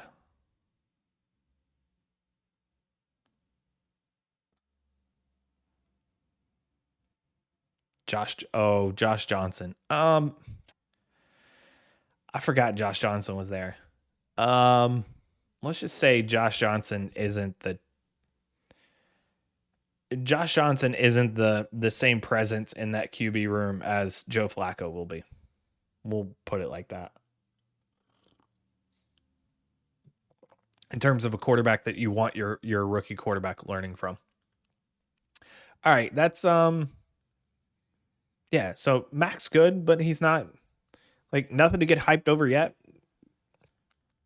Pats continue to, like I said, they play to the level of their competition, except whenever it's the Jets, and then for whatever reason, they just absolutely destroy the Jets. I don't know if it's a Belichick thing where he just like wants to take it to them every single time they play, but he really seems to have some sort of grudge against the Jets just to let it fly. All right, Carolina, New York Giants. So this is one of the more surprising games to me. So Carolina comes out and in a game where I thought the Panthers would win this. I knew about the struggles with Sam Darnold. I knew Sam Darnold wasn't a good quarterback. We talked about that. I'm just it's worse than I thought, but I also was surprised to see the Giants offense be able to move the ball as much as they did against a Carolina defense that was supposed to be pretty good. Um, let's see. So Giants are 24-34, 219 touchdown in the air, rushed 31 times for 103 yards. So they weren't that efficient, but they were pretty committed to the run. It also helps that they got 8 for 28 from Daniel Jones on the ground. Jones sacked twice for a loss of 20 yards. Oh, the Daniel Jones reception. I don't know if you guys saw this. You should definitely take a look. So there was a play where the Giants ran basically a QB throwback pass. They ran a reverse, and then Daniel Jones streaks kind of up the sidelines, and the wide receiver makes the throw, and Daniel Jones sees the ball, looks to see the defender that's closing on him, and says, "F it, I'm doing it anyways." Like he even slows up for half a step, and then decides, you know what, let's go for it, because he knew he was going to get popped, and he ends up diving for the ball, making the catch, and taking a hit while he does it, and still ends up catching the ball. It was actually pretty impressive. And that's the type of play that like is going to be endearing to those guys. Like he puts it all on the line. As much as the Giants treat him like crap, and that coaching staff just puts him in some really bad situations, that was fun to watch, and I'm super happy for his progression. He's a guy that I've actually come to like a good amount. I mean, I think in spite of everything, he continues to succeed. In spite of his coaching staff, in spite of the poor offensive line, in spite of having a ton of players hurt, he just continues to go out there, ignore the noise, and perform pretty well. It's not like he's Tom Brady or anything, but you got to respect the progression that he's had.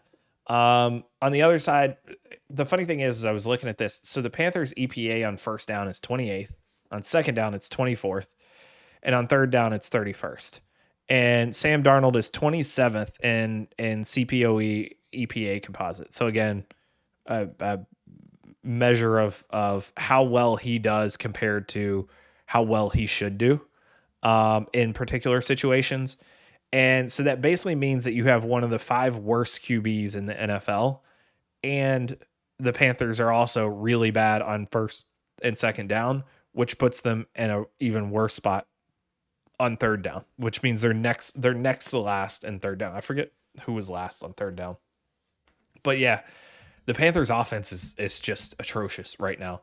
Chuba Hubbard and this defense aren't going to get you wins with that. They're going to need some quarterback play, or else it's going to be a painful rest of the season for them, especially when the O-line isn't that good either. Like we called it early on, they were playing well, but the left side of that O-line, I would actually say 4 out of 5 of the offensive line are bad, but we knew that the left side of that offensive line was bad, even whenever it felt like they were playing well.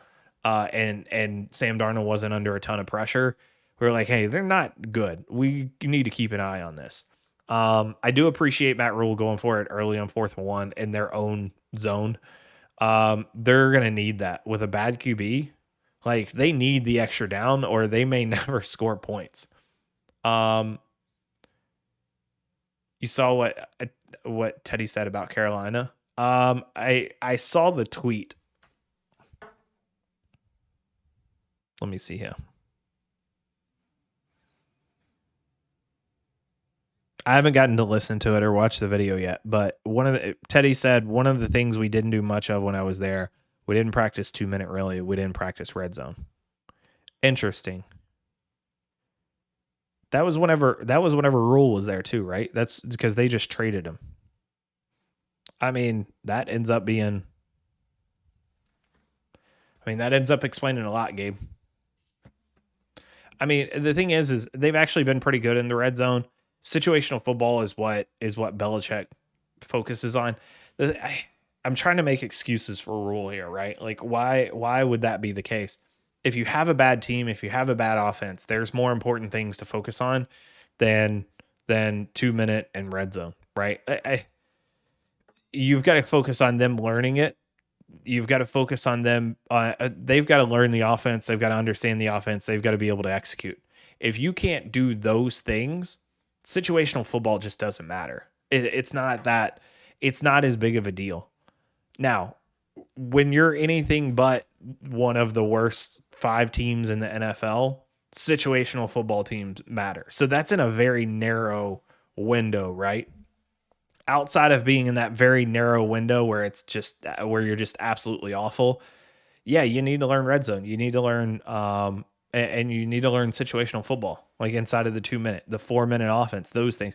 So those things end up winning football games, and it's kind of scary to think that doesn't happen. I'm gonna have to look at that and research that a little bit more, because it could just be Teddy just talking about being pissed off at a team that traded him too. You just never know, right? Let's see. All right, Carolina offense. They were in the end around to Smith. That ends up the wide receiver ends up in a tackle for a loss. Darnold looks lost early on. Pressure doesn't help. Giants were overwhelming the interior of the Carolina offensive line. Moton was back at right tackle, which was good to see. He plays much, much better on that side. Panthers were terrific. Did a terrific job on 1st and goal on the 1 and holding the Giants out. They owned the line of scrimmage, and they had guys coming over the top to hit the running backs multiple times. 3rd down was a rollout that was blown up on Daniel Jones. Glad to see the Giants go for it on 4th down. That was a surprise, actually. I figured they'd just kick it and take the points, but they were stopped at the line of scrimmage again. My thing on that play calling is if you don't trust your team to get it on the run on 3rd down, so you're passing it on 3rd down, why do you trust to get it on 4th down? Like, to me, it's if you're on 1st and goal on the 1 and you think your team can get it on the ground, run the ball 4 times. Just hammer it. Just go get your 4.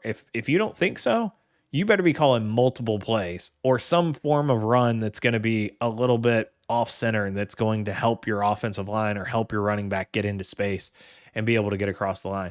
Giants didn't do any of those things. They basically called as awful of play calling as you could on there based on what they think that they could do. So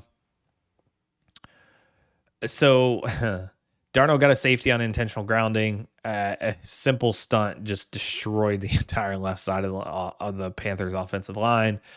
We talked about how that particular side is an issue. Darnold has to be smarter about how he handles the ball, the football in that situation.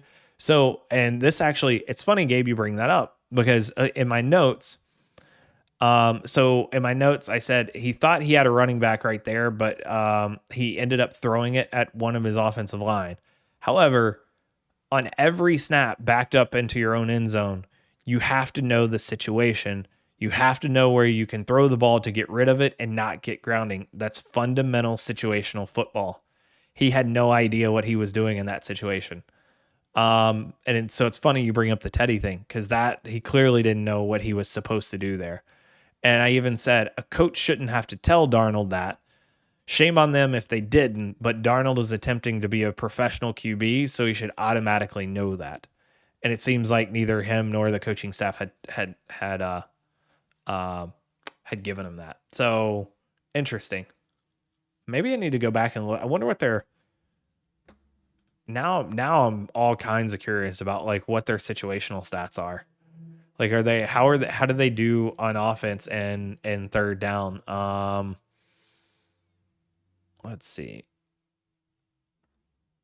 I'll have to look that up later, but I definitely want to go back and look that up because that one's a fascinating one for me. Let's see. Giants just flat out looked like the better team early, mainly because of Daniel Jones. For secondary that was supposed to be locked down, there are plenty of receivers open early for the Giants. Panthers drive later in the second quarter. They began to feed DJ Moore, and it was working. It got them down to the Giants 25 before Darnold makes a mistake with a bad read, bad idea. I remember this throw.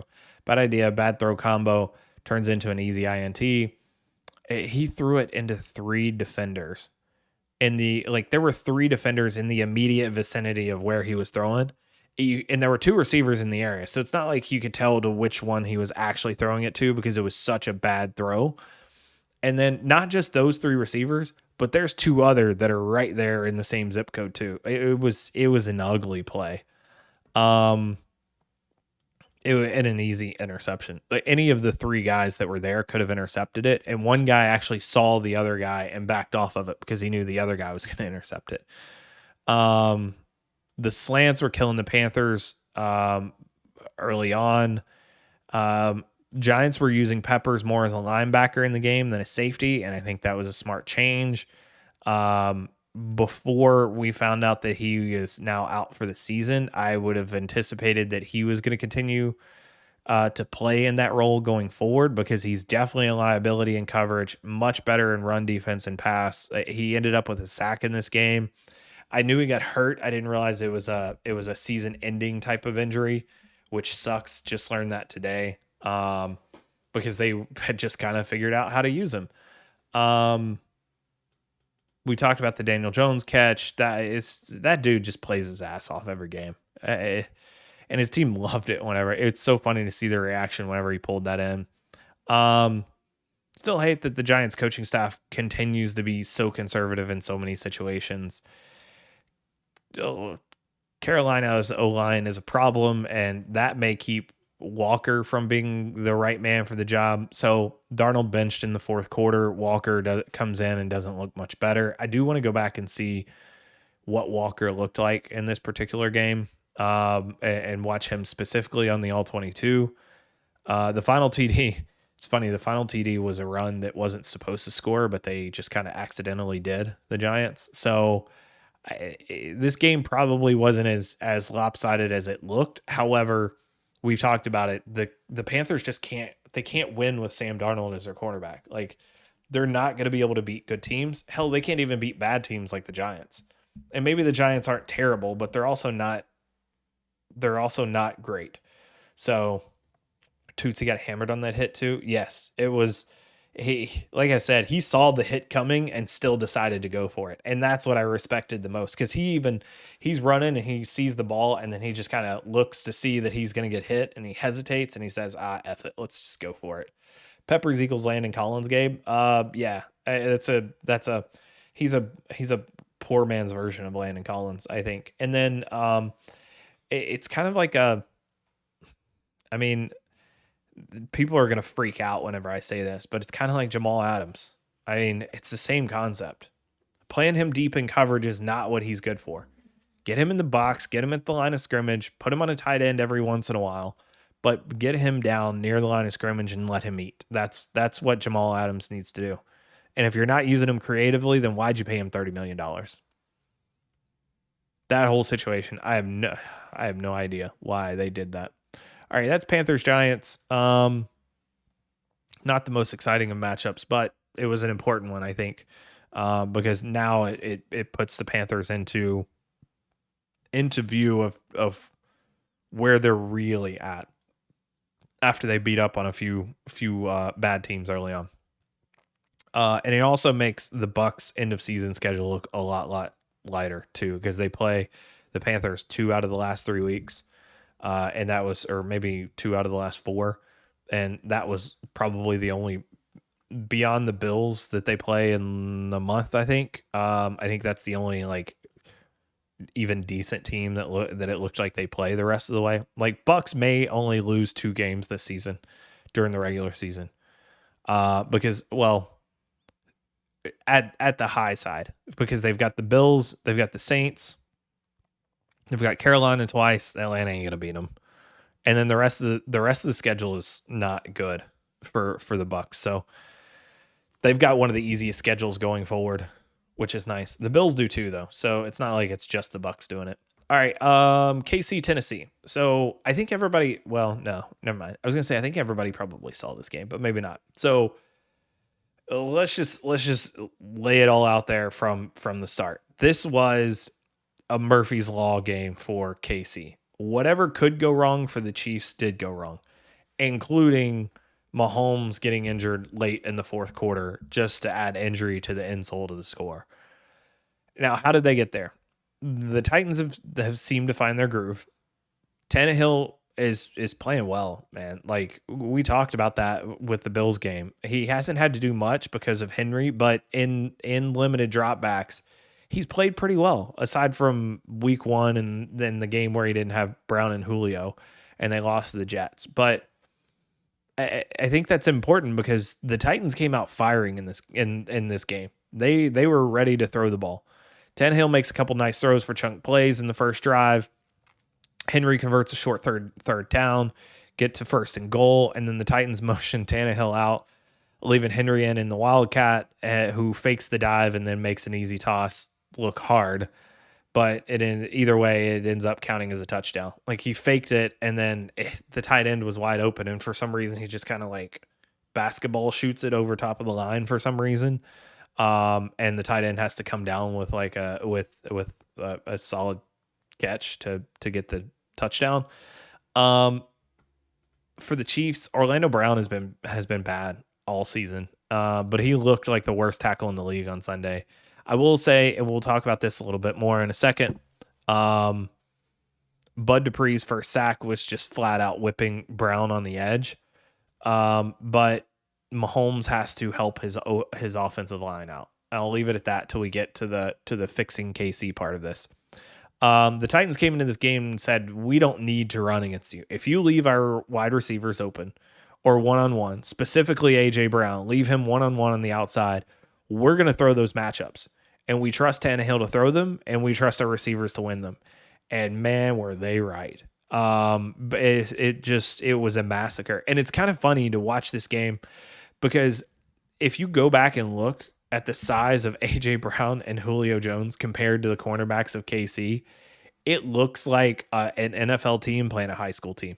Like the size difference is just so evident on this. And it's probably one of the things that's going to continue to plague KC for the rest of the year. KC's O-line across the board was bad.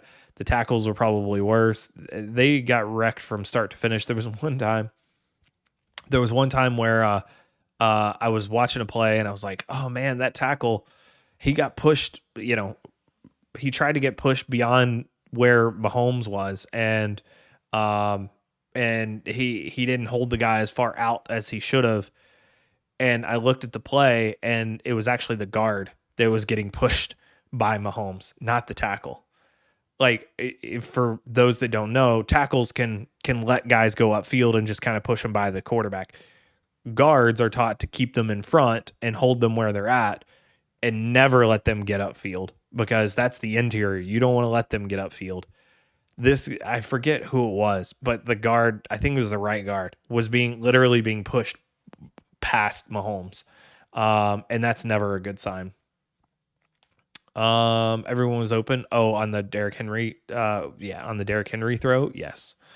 Derrick Henry had more passing touchdowns in this game than Patrick Mahomes did. Fun fact.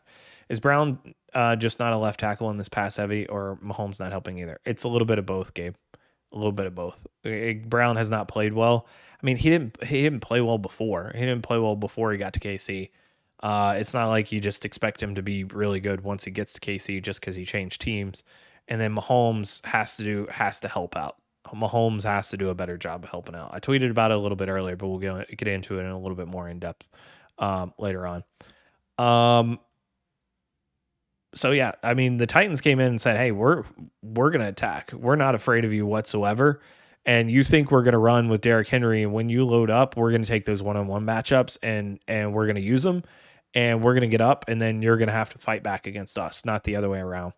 Titans went up 14-0, tack on a field goal halfway through the second quarter. And then this is where we start to get into the Patrick Mahomes turnover discussion. And there's one play in particular that's a good indication of what I'm seeing with Mahomes. And you can legitimately walk away with two different interpretations of the same play. And it's why I think people are divided on this Chiefs team still and Patrick Mahomes specifically.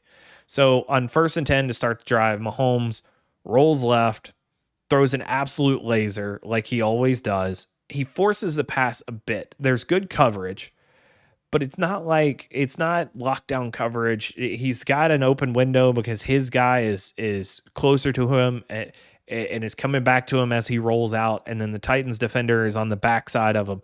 So it's not a bad throw. It's not a bad decision.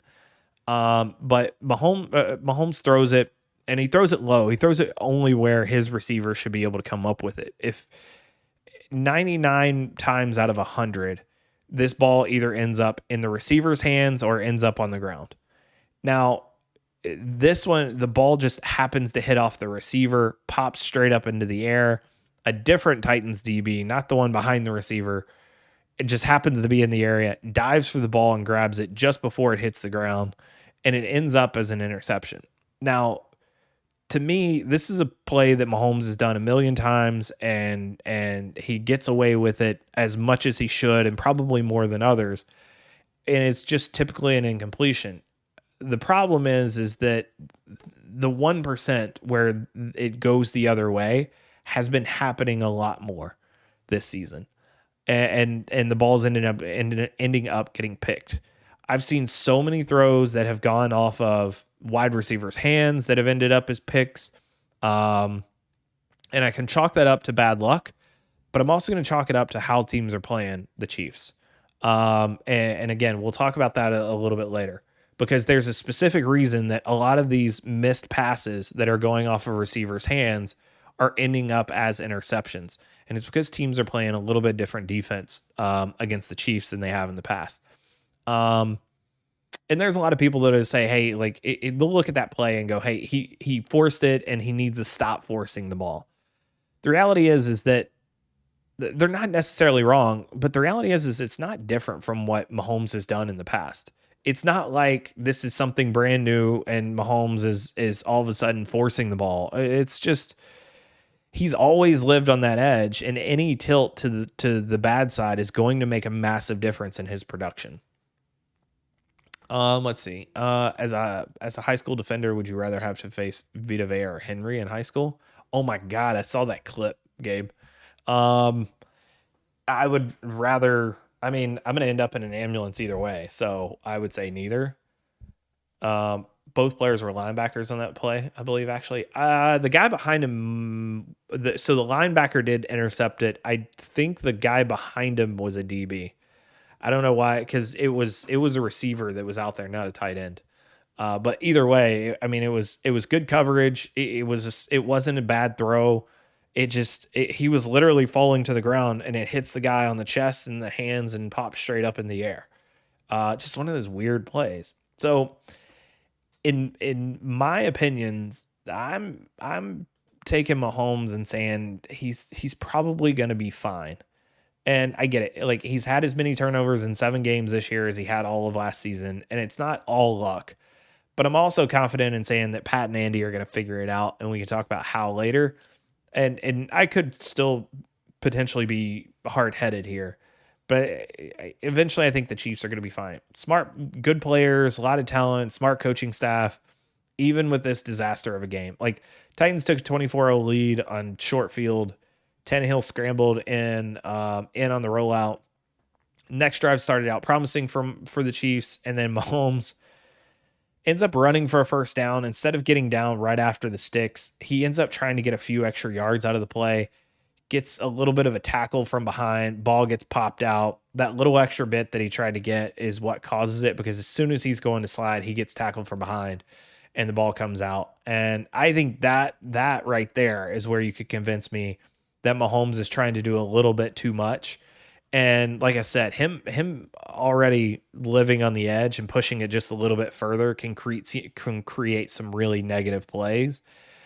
So it's hard to decide whether is it Mahomes pushing too hard, is a little bit of bad luck, is a little bit of both. I mean, I I think at times it's one and at times it's another. And I think it looks a lot worse whenever they kind of stack on top of each other. Titans added field goal, 27-0 before the half. So, um, I'm gonna save those notes. I'm gonna save those notes and talk about how teams are playing the Chiefs whenever we get to fixing KC. So right now, I think it's tough for the Chiefs. They want to play man. They want to be they want to be aggressive. They just on defense they don't really have the personnel to continue to do that. Um, they aren't getting a great pass rush. The offense doesn't have its explosive plays, and the way teams are playing them, there's a lot more snaps that are happening, and a lot more opportunity for things to go wrong. The Chiefs are going to have to make some adjustments going forward, getting back on track. These aren't the thing is what we'll talk about later. They're not crazy hard adjustments. They just need to reevaluate where they're at and manage it accordingly. Tannehill's one INT came on a screen that was read by the defensive line. It might have been a linebacker. He just kind of stood where the running back was and made a good play on the ball. Mahomes' sack at the end of the third quarter, not the one that he got hurt on, but that was the one that I retweeted earlier where he drifted too far back and the guard tried to force the rush up the field behind Mahomes, and Pat was standing where he shouldn't have been. And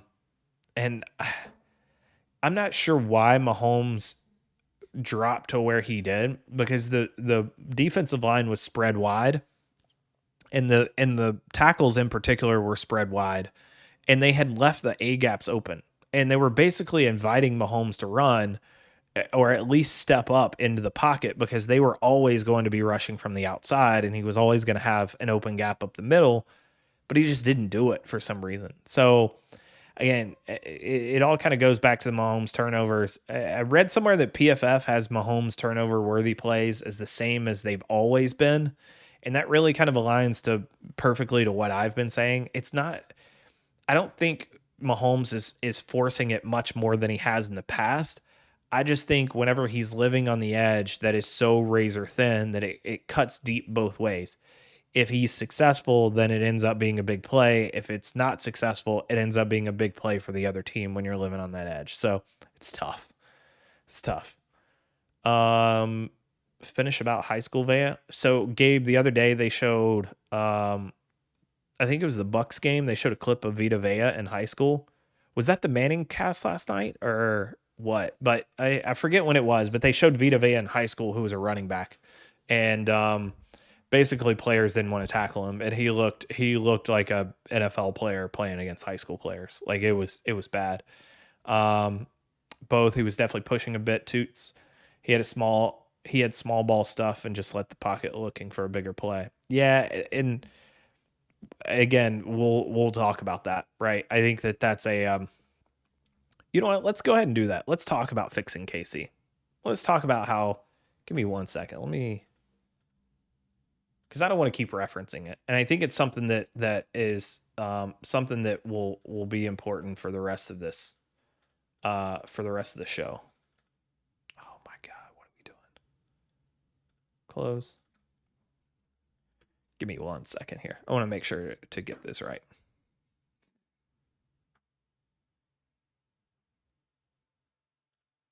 Bum, bum, bum.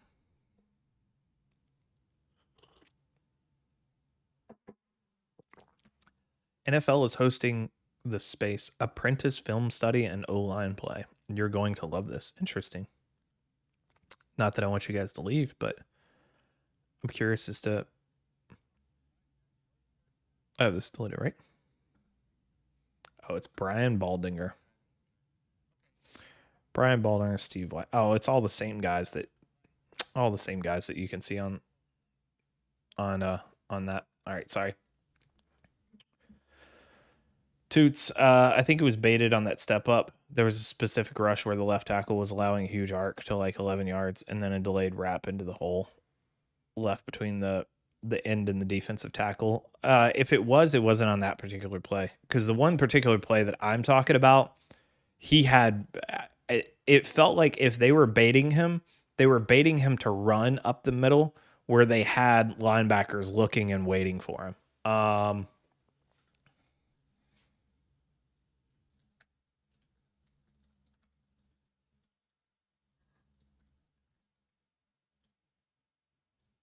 Sorry, need to get this. This is where I need like a co-host or something like that. Because while I'm doing something else, they can be talking about something else, and it buys me a little bit of time to do the things that I need to do. All right.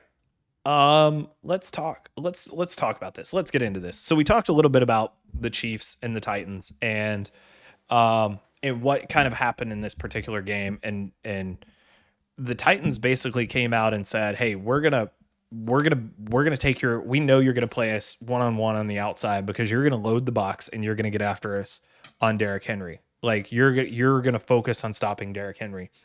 That's fine. We still trust our quarterback to be able to throw those one-on-ones on the outside, and we know that our receivers are better than your corners, and they were 100% right. So I think whenever you talk about the Chiefs and how to play and how to fix the Chiefs, I think you have to start on offense. Like everybody knows the defense isn't good, and the defense is worse than it was last year. But the way to fix this team isn't to make the defense the same as it was last year. That's a very small incremental improvement. I think to fix this team, you've got to fix the offense. And specifically, you've got to get Mahomes doing what Mahomes is able to do.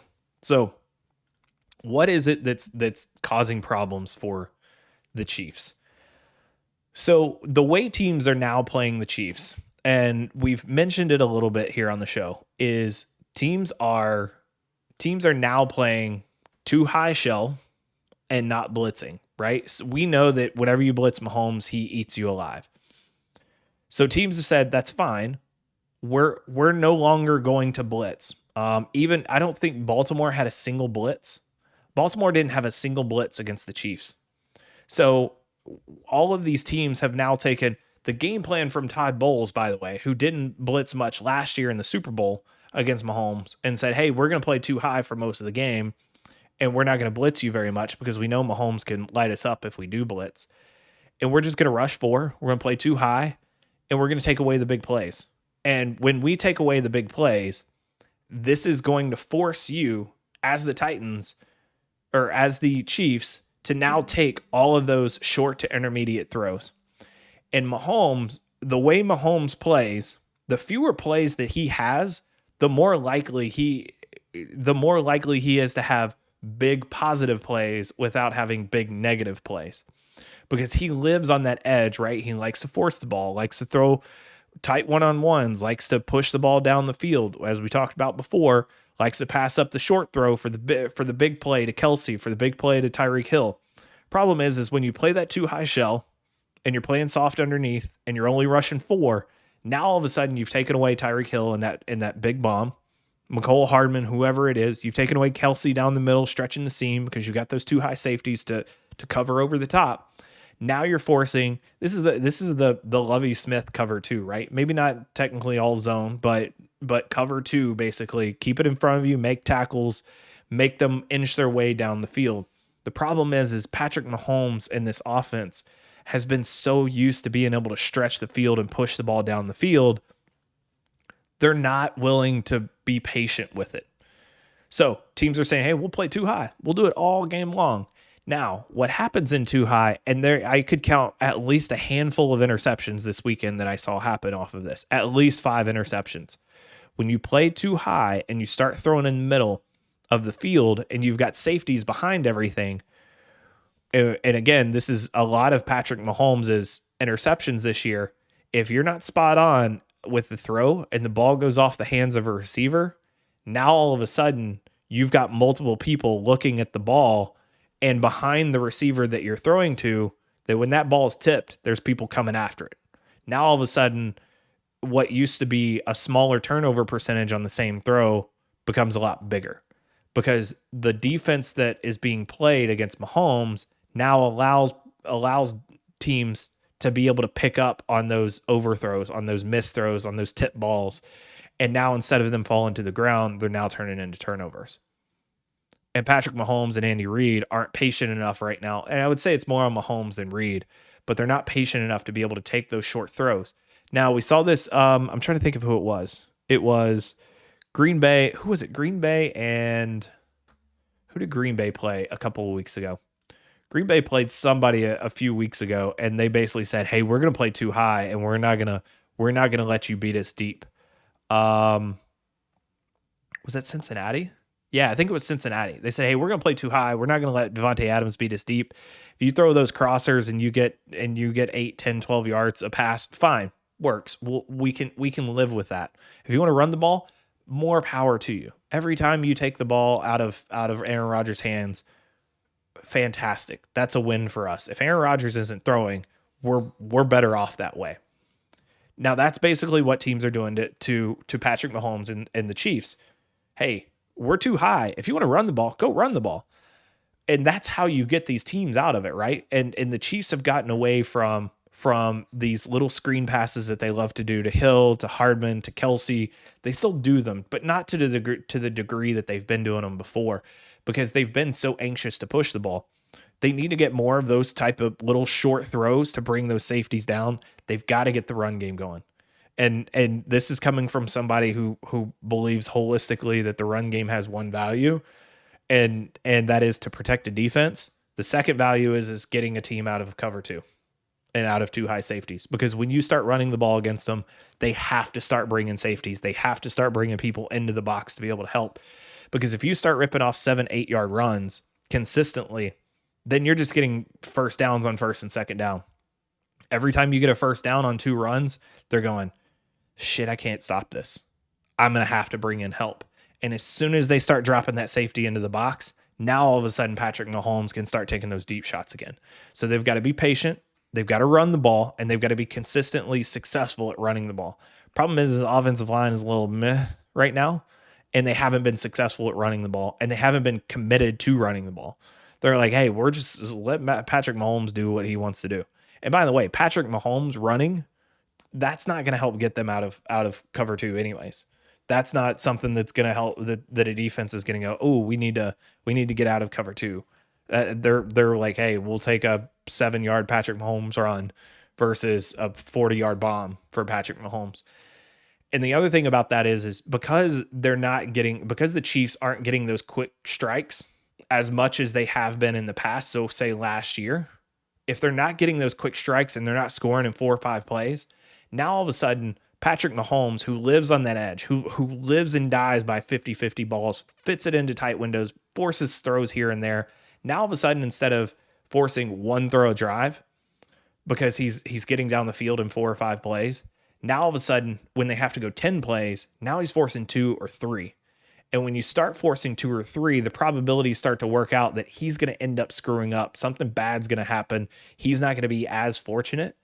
And so logistically, that ends up being negative for the Chiefs.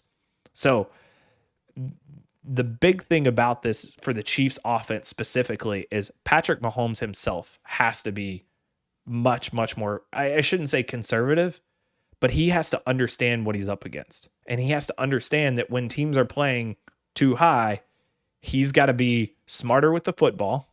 He's got to keep his throws low, because anything that goes high could end up in a safety's hands.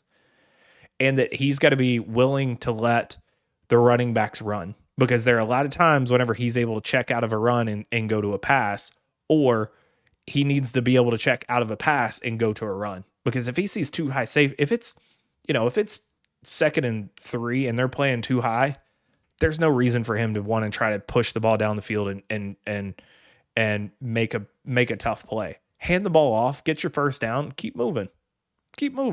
No reason. go broke taking a profit, right? I hate that term, but that's ideally what they should be doing. And then if you flip it around and we start talking about the defense. So the defense is kind of, it's funny because it aligns very well to the offense of, well, teams used to be able to try to create negative plays and get teams behind the sticks and force them to, because they were so aggressive on defense, they needed to, teams would either try to take the deep shot and that would leave them behind the sticks or whatever it may be. And they may be, and they would be able to force negative plays, turnovers, stuff like that. Problem is the Chiefs aren't getting a pass rush, which number one starts because they've moved Chris Jones outside to the edge and he's been less effective on the edge than he has been on the inside. They've done it for 6 weeks. It hasn't gotten better. All right, fun experiment over. Let's start getting him back inside. Now we'll say this week, the Chiefs actually started to move Chris Jones around a little bit. He wasn't just lining up on the edge. He was moving all across the line. Let's just stop with the games, put him back inside, let him be dominant inside. He's a good player inside. He's a phenomenal player inside. He's just a meh player on the outside. So for me, they've got to start there. They've got to bench Sorensen. By the way, they've kind of pulled Sorensen in. He's played a little bit of like a hybrid safety linebacker versus putting him on the outside, which is very, very good. But they've also themselves, they've got to be much, much softer in their coverage. They're not good enough to be this aggressive. And I hate to say that because it's a lot of fun to watch Dennis Allen try to figure things out. And it's great because they can still dial up the blitz on third down and overloads and stuff like that. But the reality is that they're just not that good on the outside and they're not getting enough pressure to force other teams to be able to do it. And they're not good enough against the run game. They're just bad all over the place. So how do you do that? You got to be a little bit softer on the defense and not let teams, like I said, when you try to man up against the Titans and they're able to throw down the field and go one-on-one with Julio Jones and AJ Brown, it's just bad coaching. It's just it's bad strategy by the coaching staff. I get it. You're trying to stop Derrick Henry, but you also got to understand that you got to protect your guys a little bit too.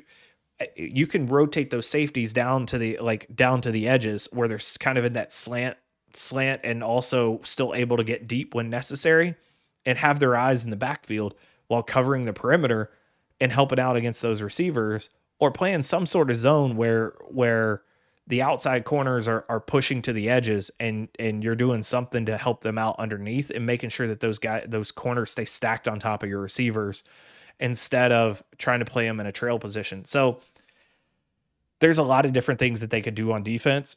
My main thing is that they got to soften up a little bit. They can't play as aggressive as they've been playing. They need to keep teams from being able to score as quickly as they have been scoring.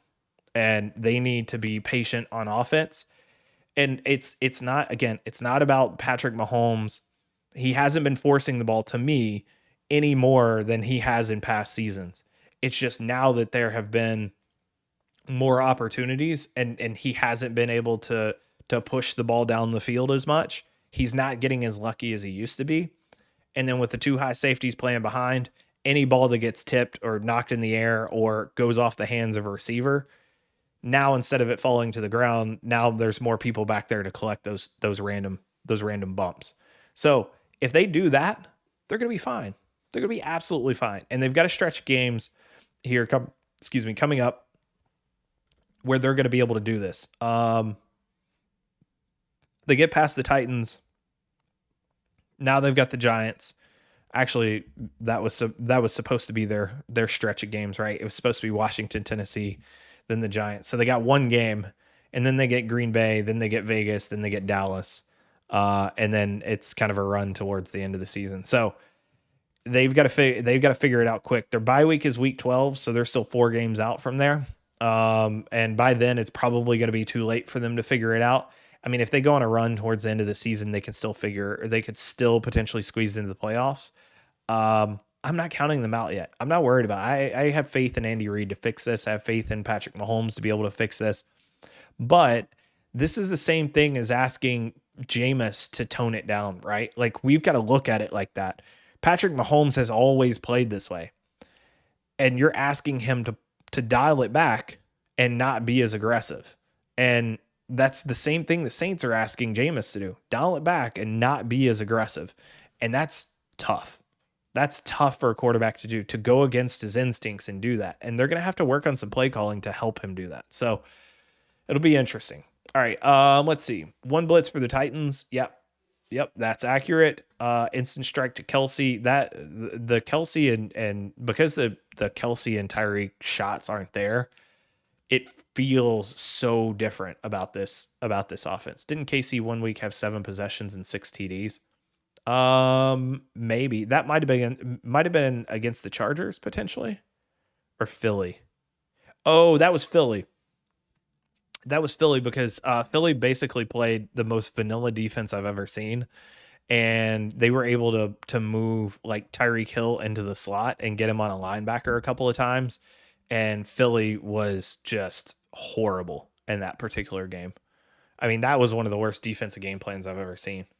Also feels like KC really needs the bye week game. Yeah, it's it's that's where Andy Reid typically is able to figure it out. It does normally a late bye week is nice because it helps you get healthy later in the season, but they could really use a bye week right now to help figure this out. Dang, joining the stream a bit. Nebin, welcome in. Glad to see you back. Joining the stream a bit late. I need to check out the VOD, listen to your take on the Bengals-Ravens game. Yeah, that one was one that we covered early on. That one was a fun one, man. It definitely, I would highly suggest going back there. Once I finish streaming tonight, I'll make sure to get that up on YouTube. And then one of the things, I wanted to put the board over here so that if for some reason you guys are going on YouTube and want to go back and listen to something or look for something specific, you should be able to use like the board. If I'm not able to get the chapters in, you should be able to like flip through the video to see like what's struck out and what's not, to figure out where you can start at to get to whatever game you want to go to. So hopefully that helps. Or using the RPO as run extension, quick plays outside, just overwhelmingly one-dimensional right now. Toots, yeah, I think that's a good point. Like they still run a decent amount of RPO. It just feels like even off the RPO, they're still trying to push, right? They're still trying to push the ball downfield, forcing against the shell instead of taking easy yards. They'll figure it out for sure. Yeah, I think they will. I think they will. Again, this is playing against Mahomes' natural instincts, and it'll be interesting to see if they come out and they really try to run the ball against the Giants. If they say, hey, you know what, we got to figure out the run game because we're taking too many chances in the pass game right now, I will feel much more confident about what they're going to try to do going forward and how they figure it out. Nebin, of course, I'm trying to. This is an experiment as we go from week to week. We are figuring different things out, and if there's anything you guys want to see or want to would love to see on stream or ideas that you guys have, because right now we're just talking strictly about games almost. Every once in a while we'll talk about a news story here or there. But like someone DM me, I think it was Super DM me the other day and was like, dude, you should totally go over the Deshaun Watson thing on stream and walk through that entire thing because the tweets are spot on, but just not enough to cover the context of that situation. So anything that you guys want to talk about, please let me know. Always happy to do that. And then the other thing is I think I've started to make notes as I go through my recaps of different things that I want to go back and rewatch on all 22 this week and look at specifically. So for example, I want to go back and look at like PJ Walker and see how he played in that fourth quarter for Carolina. I want to go back and watch that specifically. The Indy San Francisco game was one I wanted to go back and watch just simply because I wanted to understand why Shanny went away from the bootlegs and the rollouts that were working. Because every time he went to it, they were lacing up Indy. And I don't understand why he just walked away from it. They had 2 phenomenal drives where they just moved the ball like it was nothing and then ended up just not doing it. They did it on the first drive. I think they did it once more in the second half, and then that was pretty much it. And if they had kept doing that, it would have been something that either Indy wouldn't have stopped, and they could have ended, and San Francisco could have ended up, could have ended up being able to score more on. Yeah, all 22 specific recap streams would be very cool. Toots, I asked a guy within in the accelerator program, we have access to some people that are either with Twitch or supported by Twitch, and I was asking about, hey, can I use all 22? And they said you'd have to look at the terms of service, but if it's NFL broadcast stuff, then no. And I said, well, what if, just hypothetical, asking for a friend, what if there was all 22 game film that was not through Game Pass, right? What if I had that film, not the Game Pass stuff? Could I do that? And they said, no precedent set for it, but it's basically a dice roll. And for me, knowing how the NFL, how protective the NFL is against their intellectual property and their brand, highly unlikely that they would let that stick if they found it. So, plus, like I said, I don't want to push the envelope too much. I'd love to be able to do Thursday night streams, like actually watch along with you guys. So I'll push it as much as I can, but probably not too much. And maybe after a year, maybe we'll say, you know what, screw it. It's worth it. Let's go for it let's do it until they get a shutdown. But I don't know. We'll see. All right. Lions, Rams. I'm not going to spend a ton of time here. So this was framed up as the Lions Super Bowl, right? And they sure as hell acted like it, because they were massive underdogs in this game. And the Lions are always a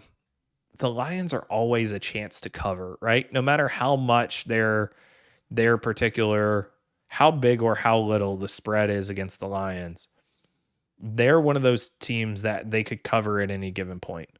And this was one of those weeks they pulled out all of the stops, right? So they came into this game and said, no matter what we do, we're going to fight tooth and nail to the very end.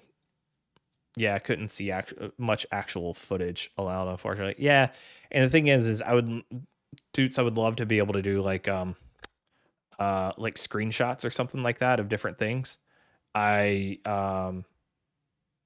Like if I were able to do screenshots and stuff like that, it would be a ton of preparation to be able to get those lined up and be able to like load those into OBS to be able to actually show on screen for you guys. It's not impossible. It would just be, it's one of those things where if I didn't have a day job, absolutely could probably do it. Right now, probably can't squeeze it in. Gabe, YouTube highlights are probably okay, but nothing else. Anything behind a paywall should stay there from NFL POV. The things on YouTube are technically still NFL broadcasts, even though they're on YouTube, and therefore are still subject to DMCA copyright violations. Unfortunately, I was kind of mad about that. Rams not covering was boo. Yeah, this was the one game that I thought would be the easy cover. I felt like this is going to be another game where Detroit, where it was going to be like the Cincinnati game. Like there was just no way that they could keep up with the Rams' weapons. But the issue is that the Lions pulled out all of the stops, right? All of the stops. Because they ran fake punts, fake kicks, fake everything in this game, going for it on fourth down. Now they did come up late in the game and they didn't go for it on one. Like if you're going to go for it, then go for it, right? Like don't like half-ass it and only go for it on like 90% of them. There was one where there was an easy like 4th and 3, I think it was, and they just decided not to go. Like if you're going to go all the way. Rams were they were the much better team. Cooper Kupp has a big day. Let's see. Goff 22 of 36. One of Goff's better games aside from the two interceptions. Still only a 70 rating. Again, Lions pulled out everything. Like they were the fake punt ends up Jack Fox ends up having a 118.7 rating because of a fake punt. Jamal Williams gets 12 carries for 57. DeAndre Swift had a really phenomenal game, 13 of 48. on the ground, but also had 10 targets, 8 receptions, 96 yards receiving, and a touchdown. He had that 63-yarder. They just figured out anything and everything that they could do to move the ball. And good for them. I mean, when you got to get it, you got to get it. The problem is they just didn't have enough in the tank. Rams just too strong in the end. They tried to take Aaron Donald out of the game, like get work around Aaron Donald instead of going at him. Good try by the Lions. I mean, I think they're gonna have to do something like this against a mediocre team to end up pulling out a win this year. I hope that they continue this level of aggression and passion and fight against not as good teams of the Rams. Like if they pull this stuff out and they work on it, like if they were to do this against, I don't know, who did they play? Not Cincinnati, but a couple weeks ago. Like if they were to pull this out against a much more mediocre team, I feel like the Lions would be I feel like the Lions would actually have a shot at beating some of those teams. So Toots, thanks for the gifted. Gabe. Well, hey, Gabe, for some reason I already thought you were subscribed, but I'm glad Toots did it for you. Appreciate that, Toots. Gabe, welcome to the subs. You don't have to watch ads anymore. And again, apologies for by the way, for me to for all of the ads, but it's part of the accelerator program. All right, let's see. Cards was an easy cover. Not for me, Gabe. The 20 was too much. We'll talk about that. I'm highly disappointed in myself. It should have been an easy cover. But for me, I flubbed that one. Lane Kiffin went all in on going versus Bama, didn't score at all. That's true. I mean, sometimes you got to do that. Toots, thanks for the sub, brother. I really appreciate that, man. Between the sub and the gifted, I can't thank you enough. That's awesome, man. Welcome in. I appreciate the follows and the conversation on Twitter as well. Always good whenever I have good conversation. That's the whole reason why I'm doing this. It was a minus 16.5 on Pick'em for me. Oh, yeah. I would have taken them at 16.5. When it moved to 20, that's when I was like, not really sure. I feel like they can. I felt like Arizona might have. I feel like there was a backdoor coming for that 20 points. But and the thing is Cardinals didn't cover till like in the fourth quarter. It's not like they ran away with that game either. So, all right. So that's Detroit, LA. I mean, LA is still one of the best teams in the league. Detroit's still one of the worst. Detroit has to pull out all of the stops just to be able to cover. And still ends up. Where we go here? Still ends up 9-point loss. So, I mean, good for them. Good for them. I want to see the Lions win. I don't want to see them go 1-16. I respect Dan Campbell. Man, that dude cares. So, hey, Toots, have a good night, man. Appreciate you. Let's see. All right, let's go one more. Eagles, Raiders. Lions, Rams, we're done. Eagles, Raiders. All right, this was a fun game, for me at least. So, Eagles open up quick. Nice strike from Hurts to Goddard early down the left side for a big play. They get Miles Sanders involved early, who rips off a couple nice chunks. Then the Eagles Eagles run a nice little angle route to Gainwell for an opening for a TD on the opening drive.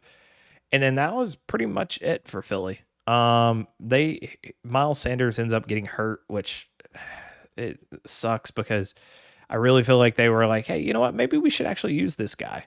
And because of that,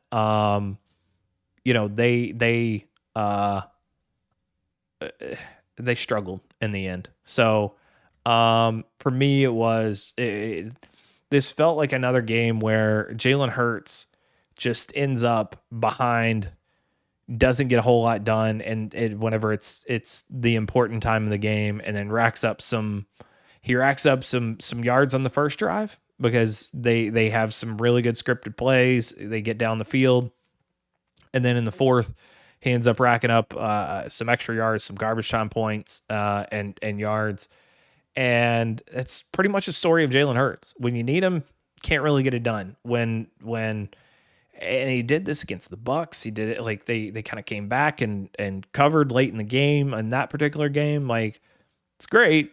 You can keep it close whenever you get down to the end of the game. But why? Like, I just there's just so much going on with the whole Hurts thing that it's hard to really kind of lock into exactly what he is and how much he's really helping or hurting this offense.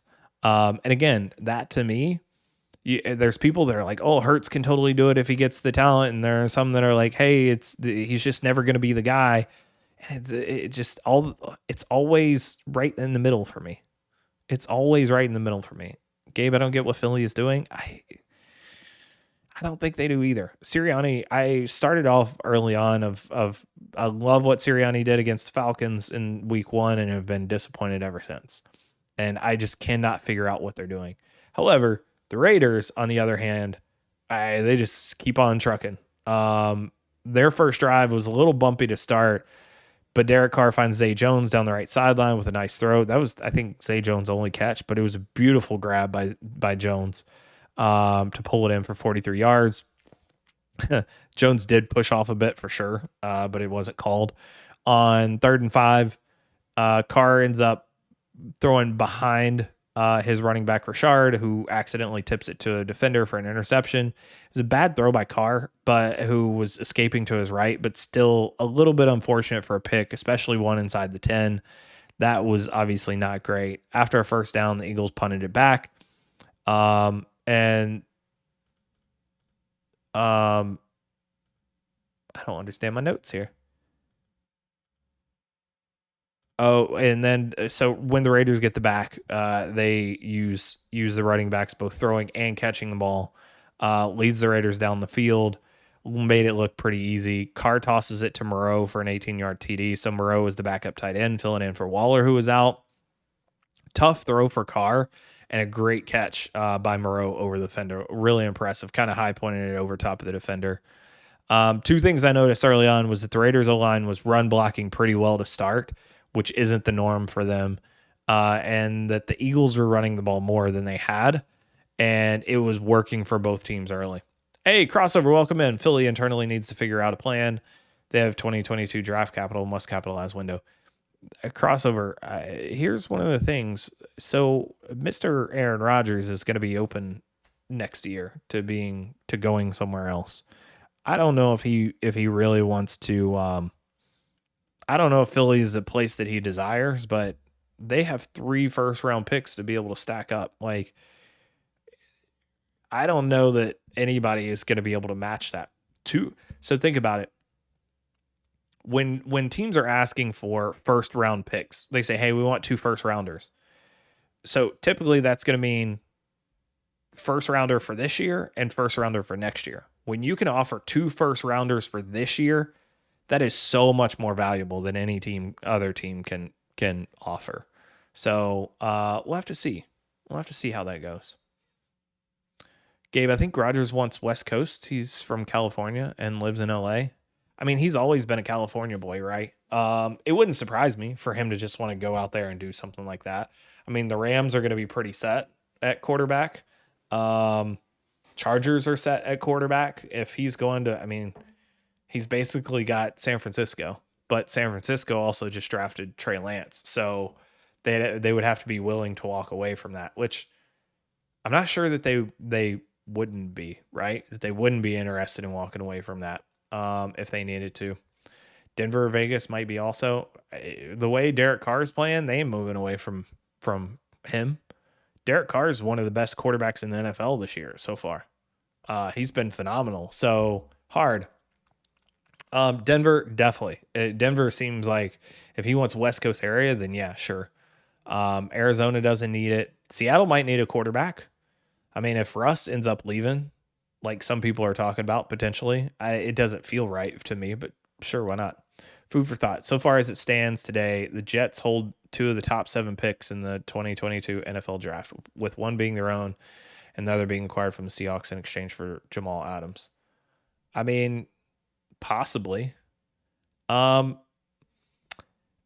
guess the thing is my question is Aaron Rodgers was one of the more unique personalities, right? And I guess I shouldn't say unique. He's one of the few personalities that we actually get to see, like, say what he thinks and put it out there not only because he tends to be very thoughtful and open during press conferences, but his time with Pat McAfee, he pretty open about all of that, right? So, um, to me, it's does Rodgers really want that attention of a New York team? Right. That's a hard thing. And it's something that needs to be factored in because when you're in New York, I mean, every city is going to have its fans, but New York is on another level, just like Philly's on another level. But I love what Jason Kelsey said about it before is I mean, Philly fans, they want the best. And if you don't want them on your ass, then play better. And if you play well, then they'll and work your tail off, then they're gonna love you for it, right? And it was interesting to see some of the commentary. I have a ton of Philly people in my mentions all the time, and there was a bunch of Philly people that I follow and that was talking about basically any person that runs his ass off to first base for the Phillies is going to be loved by the Philly fans. And I think that's an interesting way to look at it. I don't know if Aaron Rodgers is that type of guy, but I mean, if he comes in and starts lacing it up, so yeah, that's exactly. Yep, he was talking about Simmons. The questions were coming around from Simmons because they were talking about booing and playing in Philly and stuff like that. So, if 49ers offered Lance plus for Rodgers, should the Packers take it? I mean, they seem to like Jordan Love. I mean, personally, I think yes. If you can take Trey Lance, well, it's hard to say, man. I mean, that's going to be a question that we can't answer until later on, right? Like we're not going to be able to answer that till later on and after the season because that's when the trade would likely happen, or whenever Rodgers potentially gets cut. But I would imagine the Packers are going to trade him, so we'll see. And by the way, Rodgers says that he doesn't think this is going to be his last year in Green Bay. So he actually said that during a press conference, which I thought was interesting. Rodgers is worth at least 2 firsts still at this point. Oh, by a mile. He's worth if the Texans it ain't gonna happen. Just let me flat out say that. If the Texans trade Deshaun Watson for 3 first rounders, Rodgers is worth at least 3 first rounders, even right now in his career, because he's still got a good 4 or 5 years left of it. He's got another contract probably left in him. At this level, maybe, I don't know, but yeah, he's still got it. And here's the thing: teams are going to look at Tom Brady and say, "Hey, he can play into his 40s. Why not Rodgers?" Somebody's going to get hoodwinked on that. So, but not all players are going to be able to do that. Denver was a front runner before the season started this year. Listen, let's talk about that for a second, right? Like, because when media reports come out, there are a lot of people that speculate about a lot of things, and it's really important to listen to how things are phrased when they are said. Because I heard a report that Ronald Jones was being looked at as being traded. And I went, no, he's not. That makes no sense. Arians and Light would not do that. That doesn't make sense. Why? Where did these rumors come from? And so I started trying to track it down on Twitter, and it turns out that Tom Pelissero had said one name that other teams are keeping an eye on is Ronald Jones. And he says in the hit that he does on NFL Network, teams don't even know if he'll be available or not, but they're waiting to see. And then from that comes a million articles of Ronald Jones trade rumors. And I'm like, no, that's not what he said. He basically said teams would like to trade for Ronald Jones if he were available. But if he's not available, he's not available. So one, you got to understand what people are actually saying. Two, just because somebody says something doesn't mean that it's actually happening. I saw a whole bunch of bullshit. Like there was one particular person who I follow and have followed and respect the hell out of, so I'm not going to call him out. But he said he reported like a month ago that Deshaun Watson was being traded, and he doesn't even like follow the Texans nor the Dolphins are either. Neither of those are his team. So I don't know where or why or what or how he got whatever report that he got, but he was breaking news reporting that it was happening. And I was like, no, it's not. Like Deshaun Watson's not. He was like, oh, they're finalizing the deal now. And I'm like, no, they're not. What are you talking about? Like, I guarantee you they're not. Now's not the time. I've been saying this all along with Deshaun Watson. If they're going to trade, if somebody's going to trade for him, one, it's not going to happen until the trade deadline. The reason for that is they don't want to pay him any money while he's on the exempt list. No one's going to trade for him at the beginning of the year, pay him for whatever games that he has to sit out for, and not get to actually play him. If they're going to trade for him, it's going to be before the trade deadline. Here we are. We're a week before the trade deadline. What is it? November 2nd is the trade deadline, I think. We're a week before the trade deadline. So if it's going to happen, it's going to happen this week. Second of all, if you're going to trade for him, it's not going to be for 3 firsts. Nobody's going to trade 3 firsts plus 2 seconds is what the Texans say that they've asked for. And that's the starting point in the negotiation. And they say 3 firsts and 2 seconds. And they say they've already turned down 3 firsts previously, by the way. They said that they turned those down, which I don't believe either. 3 firsts and 2 seconds. You're going to trade the future of your basically your entire next 2 drafts, because those are the most valuable picks in your next 2 drafts. You're going to trade those for a quarterback that may not be able to play next year. Because right now he's not technically suspended. He's just sitting out inactive. When he goes on the exempt list, those games will count towards his suspension. But when he is suspended, he's likely to be suspended for 6, 8, maybe a full season. Probably a full season based on the seriousness and volume of the allegations. So it doesn't make sense. No team's going to trade that much. Now, the Texans may be trying to play hardball and get as much as they can. If a trade happens, it's going to be a first round pick, maybe 2 at the most. And and here's the thing, it's probably going to be a conditional first for the second one. Hey, it's a conditional first if he plays next season, depending on how much time he plays next. If he plays 50% of the snaps next season, sure, we'll give you a first. If not, we'll make it a second or a third or whatever it might be. Like, it's not going to be 3 firsts. It never makes sense. So just because somebody says, hey, Deshaun Watson's going to be traded, this is going to happen. I keep saying this over and over. We used to sit and laugh at the PFT articles that were written about the Bucs. Literally used to have Raheem walk behind my desk and go, yo, what the fuck are you, what are you looking at that for? You know, they don't know shit. And then we would sit there and laugh at it. Mark Dominic was sitting on my desk one day and we were talking about this, and he was explaining something to me about a particular situation of PFT wrote something, and he said, here's why they're writing it. And he goes, I know why they're writing it, and I know who told them what they told them. And he goes, but we also gave them that information knowing that they were going to do this. And none of it's true, but we did want to see what would be reported out of this. And I was like, oh, interesting. So just because it's out there doesn't mean, one, it's true. Doesn't mean it's not true. But take a step back and think about some of these things that get reported sometimes, man. Like there's so much that either they don't make sense, or my thing is what I'll say is my spidey sense tingles. Whenever I hear a story and something doesn't add up, I'll go, my spidey sense is tingling. Something's off. Like, this doesn't make sense. Why would they do this? And looking at it from a team side and how teams typically think about things, it's very easy to say, hey, wait for more. Wait, there's something else here. Let's wait to see what this is. Kind of like the Washington football emails. NFL, hey, great, you got Gruden out.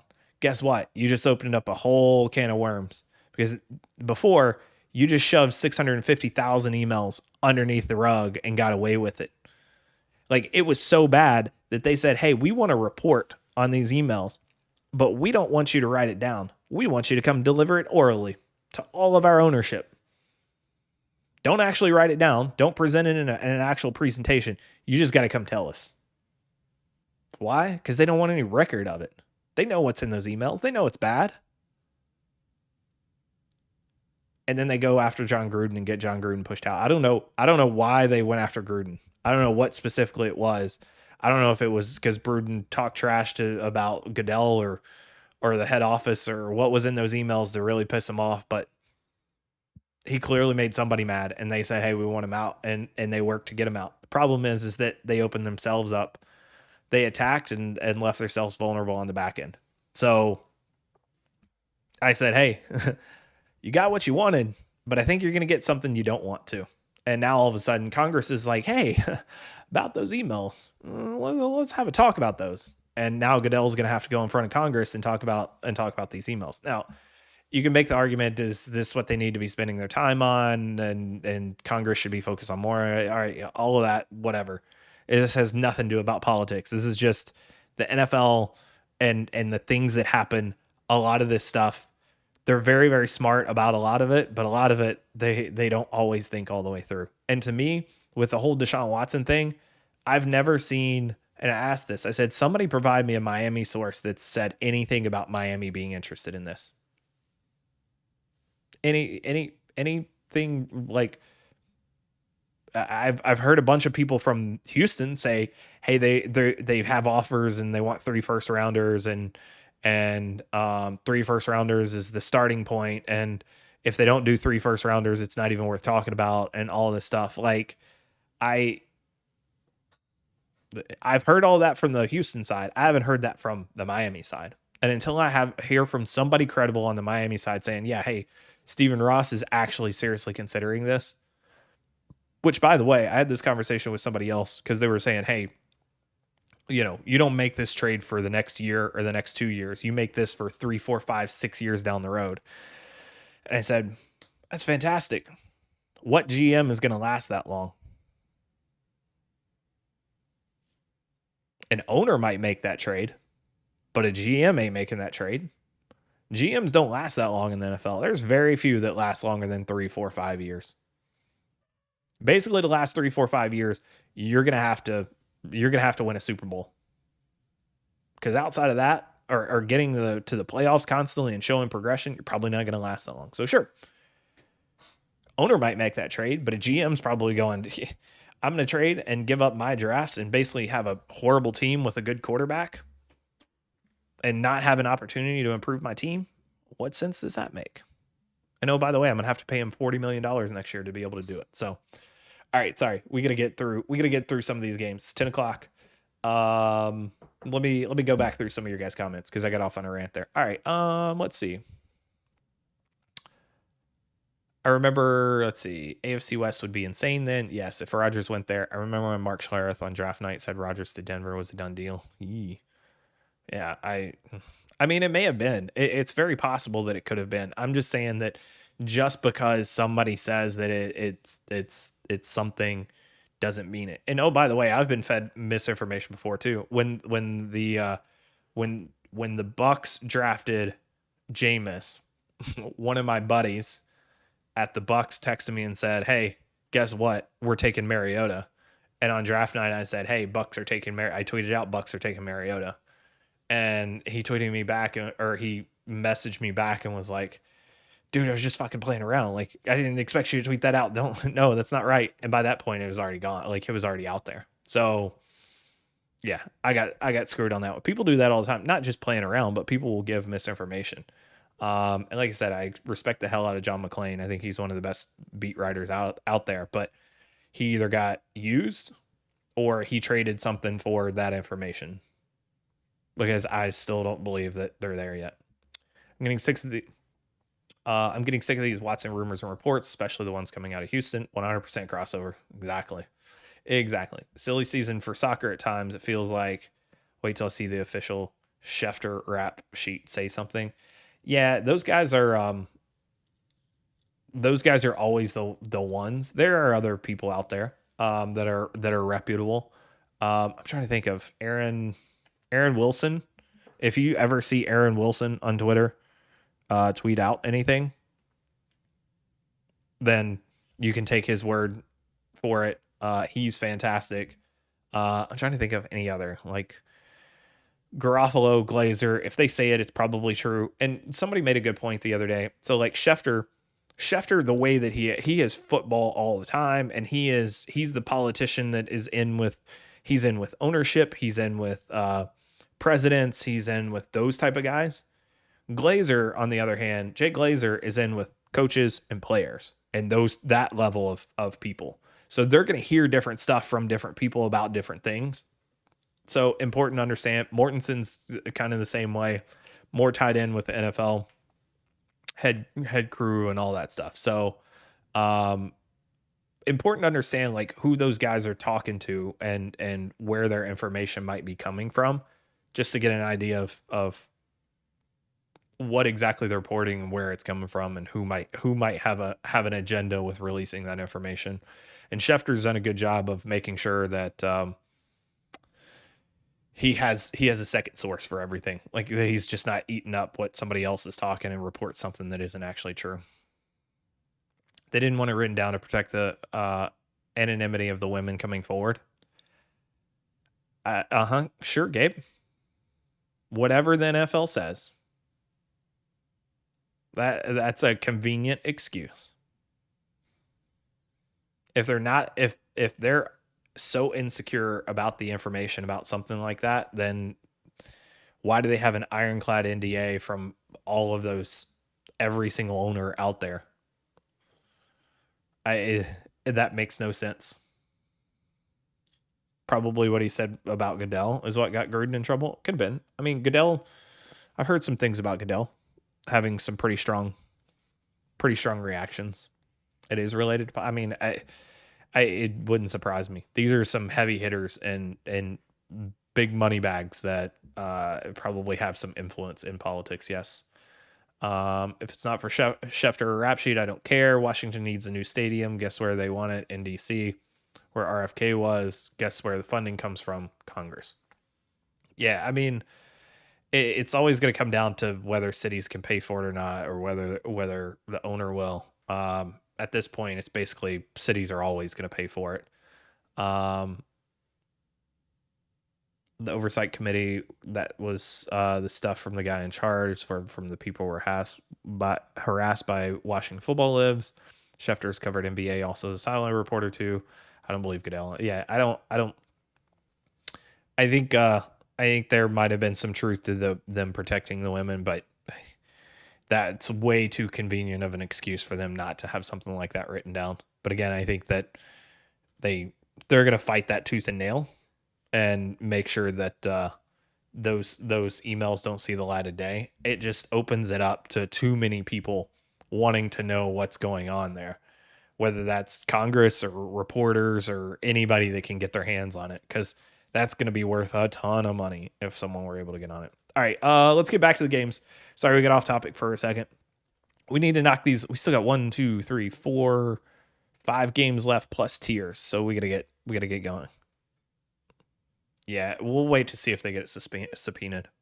That would be if Congress basically says you're not cooperating with us, so we're gonna be jerks about it.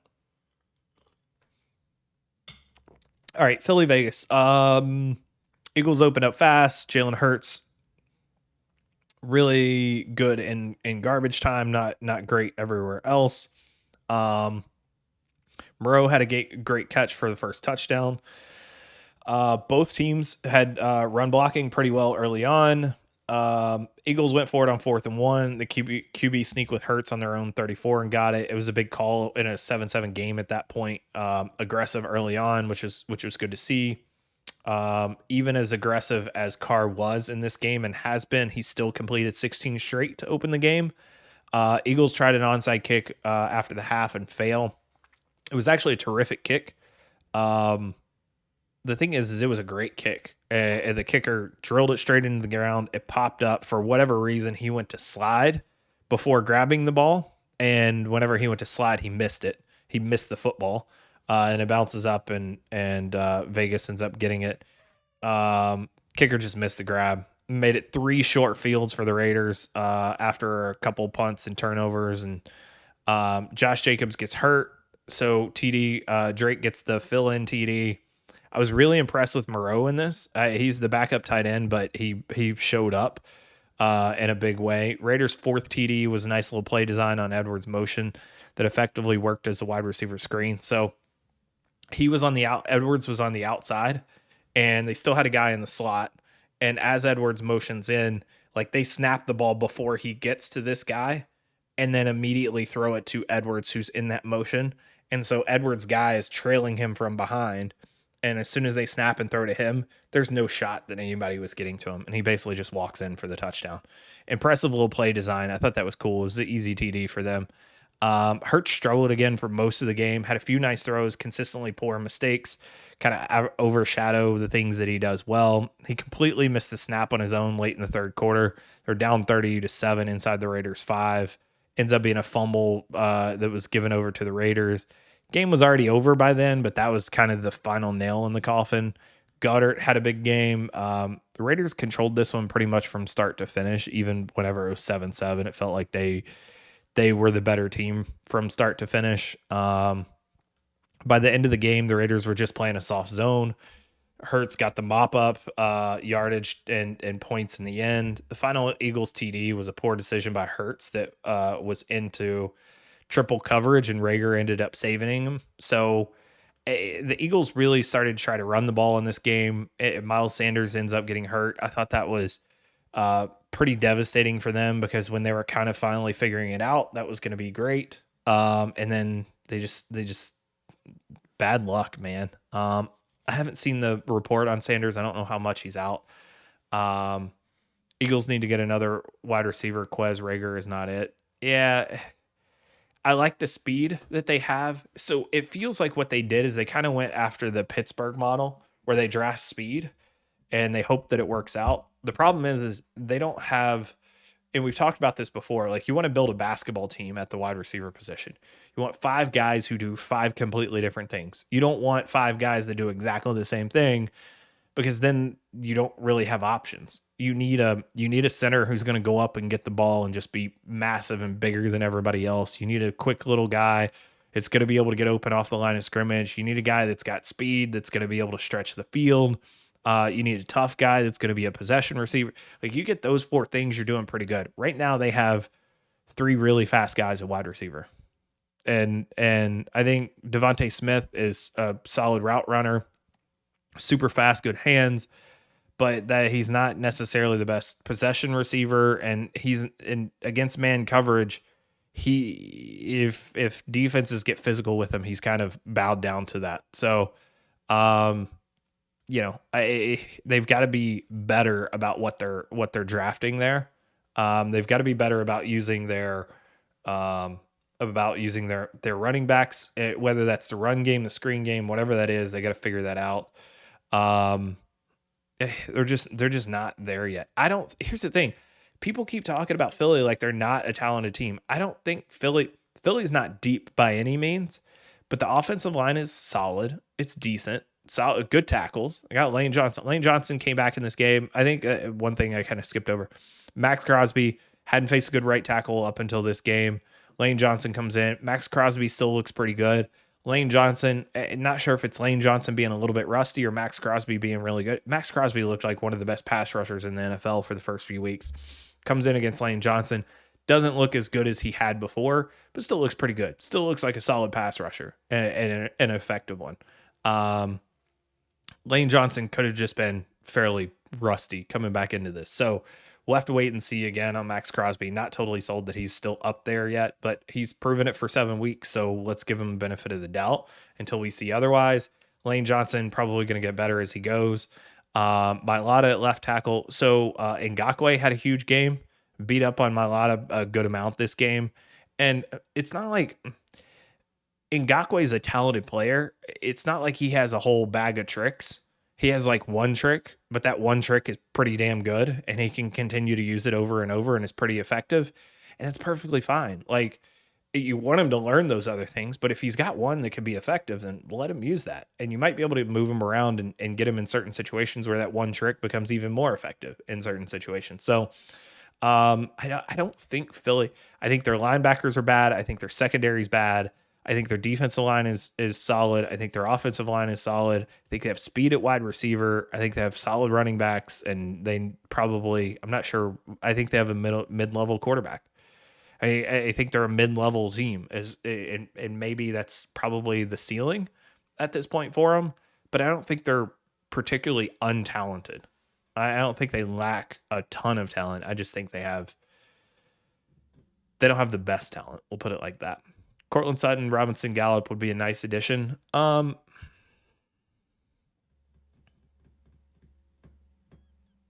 They need a big guy. They need a Mike Evans type, like Mike Evans, AJ Brown, big body, win the high point. That type of guy is what I feel like they need, especially with Jalen Hurts, who loves to throw the ball up. I feel like that's what they need. And then if they could fold in some run game, that's it. Honestly, I think the story out of this game is the Raiders are good. I think it's time to give the Raiders some credit. I mean, I think they're tied for best record in the AFC at this point. Their offensive line looks better than it had before. I think they're solid in pass blocking. They look good in run blocking. Maybe a little bit weird against Philly. We'll wait to see if that run blocking continues. Sucks that Josh Jacobs is hurt. I hope that doesn't. That's not something that is long term.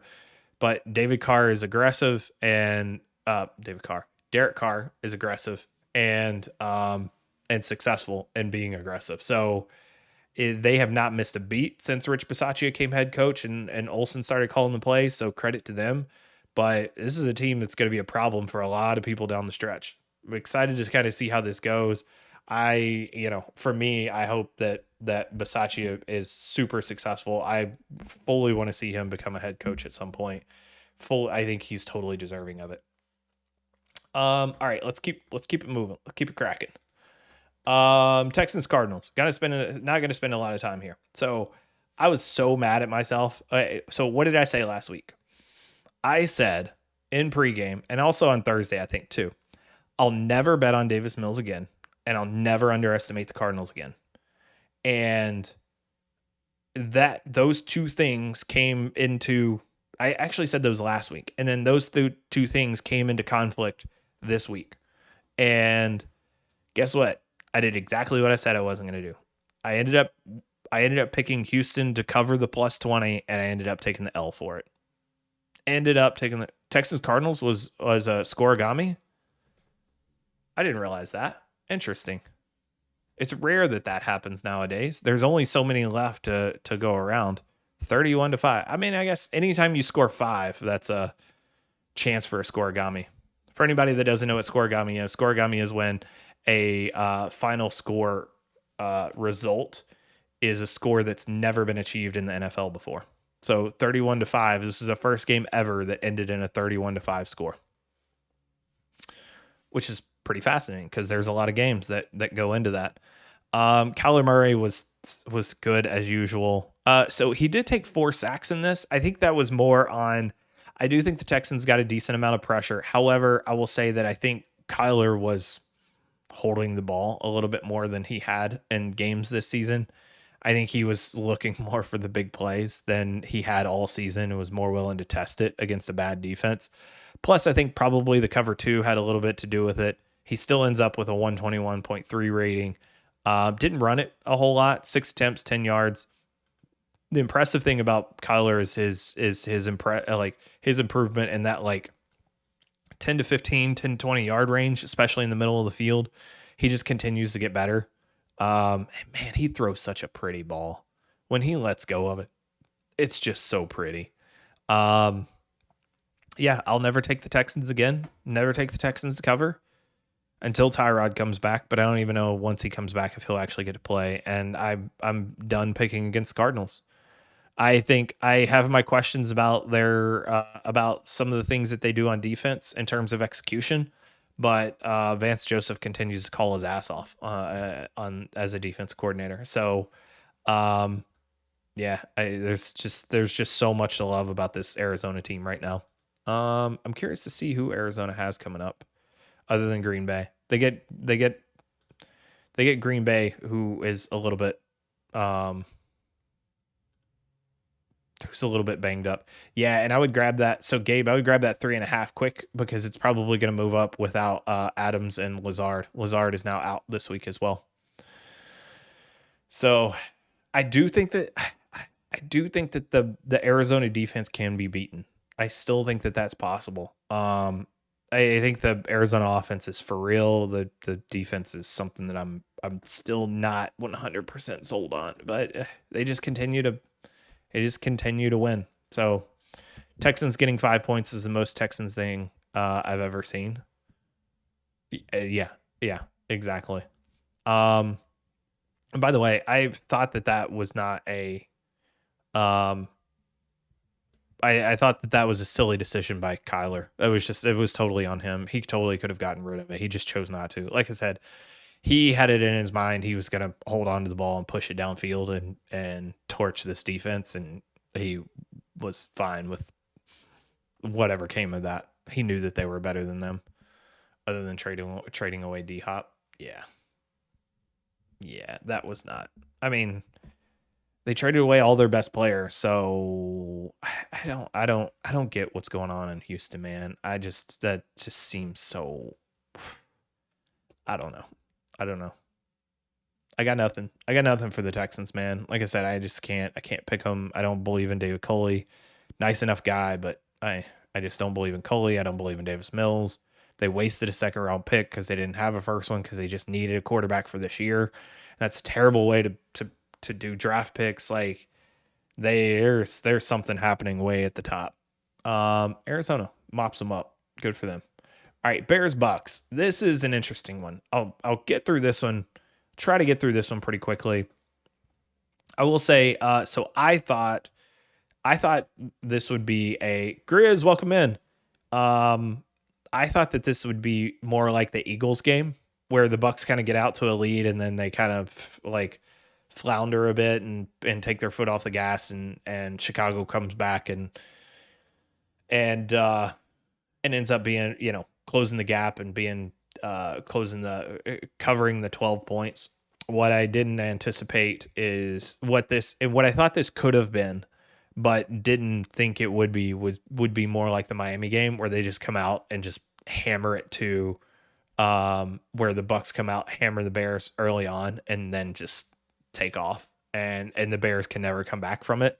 And that's exactly what it was. I mean, this was the Miami game redo number 2. I did say before the game, the one thing that could tank this game for the Bears was a combination of their offensive line and Fields' inability to read pressures and protections. And if that happened, he was going to get popped. He was going to fumble. He was going to throw interceptions. Fields ends up having 3 fumbles, 4 sacks, 3 forced fumbles on Justin Fields, and 3 interceptions, I believe. Let me go back. I want to make sure that I get these right because I feel like this is important. Tampa ends up winning 38-3, by the way. Justin Fields, 4 sacks, 3 interceptions, 3 fumbles, 2 fumbles lost. Okay. Yeah. Rating of 44.3. Bucks basically destroyed this front of Chicago. Todd Bowles versus Justin Fields and Nagy/Laser is just an embarrassment. I've been giving Laser credit. I think I've got to pull back on any of that credit that I've been giving him. And here's the conversation. I'll say this, but I'm not going to spend a ton of time on this game. I'll say this: the conversation that I had on Twitter the other day, there was a Bears fan that hopped into my mentions because I said Fields was awful. Now, here's the thing. His argument was Nagy's awful. Laser hasn't been good. The offensive line is terrible. They don't have terrific weapons at wide receiver. The play calling's been bad. Here's the thing. I agree. All of that's true. 100%. Don't deny any of it. That does not mean that Justin Fields himself has not also been awful. And that also doesn't mean that because Justin Fields is awful now, doesn't mean he won't be good in the future. But what I'm saying is Justin Fields is awful and has been awful so far this season in the games that he's played. And there's some specific things that he's been poor at. And one of the things that I've given him credit for is he's been incredibly accurate. Well, I thought he was incredibly accurate. He has not been as accurate in the last few games. Now, a lot of that has to do with pressure, lack of confidence, like lots of things go into being accurate. You've got to know where the guy is going and be confident in throwing the ball there and be on the money with that throw. He's not confident right now, and he doesn't really understand what he's seeing because he's too afraid of the pressure. If I'm the Bears, I'm saying I'm spending every day. I'm not teaching him how to read a secondary. I'm teaching him how to read a front. Here's an odd front. Here's an even front. Here's what happens when they rotate left. Here's what happens when they rotate right. Here's what happens when linebackers come down in the middle. Here's what you need to be prepared for, because no matter what happens, he doesn't seem prepared for it. Doesn't matter where linebackers lined up. He doesn't know that he needs to get rid of the football in certain situations. There were situations where they lined up 7 people on the line of scrimmage and he had 5 to block and he held on to the ball. And I get it. Orlovsky and all those guys, they can talk about who it was. Orlovsky and I saw him on ESPN, and I also saw somebody else that I quote tweeted that was talking about, oh, it's Justin, like being sarcastic. Oh, it's Justin Fields' fault. He holds on to the ball too long, and it shows just guys coming free. Yeah, guys come free, but it also, like, it's great. Guys are coming free. Justin Fields has to understand that guys are coming free, because a lot of that is because of the protections up front. And if he doesn't see that, he's never going to get, like, and then the other thing that people are saying is that I've seen people say is, hey, they left him. So Justin Fields, once it's like, the game is well out of hand, they leave Justin Fields in to take his lumps, right? That was the argument. He's in here to take his lumps. Problem is that Justin Fields took enough lumps in the first half for the next 6 weeks.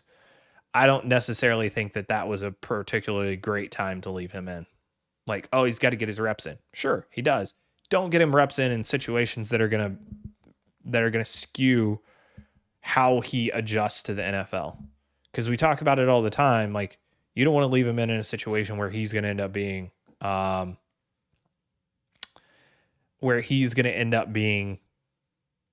destroyed because of where it's gonna reduce his regression. So he's just got to, he's got to be better. Nagy's got to be better. Laser's got to be better. O-line's got to be better. It's just, it was a massacre. It was a Halloween massacre a week before Halloween. I wonder how focused the Glazers were on watching this Bucks game, or were they focused on overseas business? Gabe, I've said this. So I actually messaged a couple of beat report. Well, one in particular who I trust, and said, "Hey, have you guys noticed the Glazers are selling off a lot of stuff?" And they were like, "No, they've been selling their Manchester United stuff." And I said, "Oh, that's great. I know that.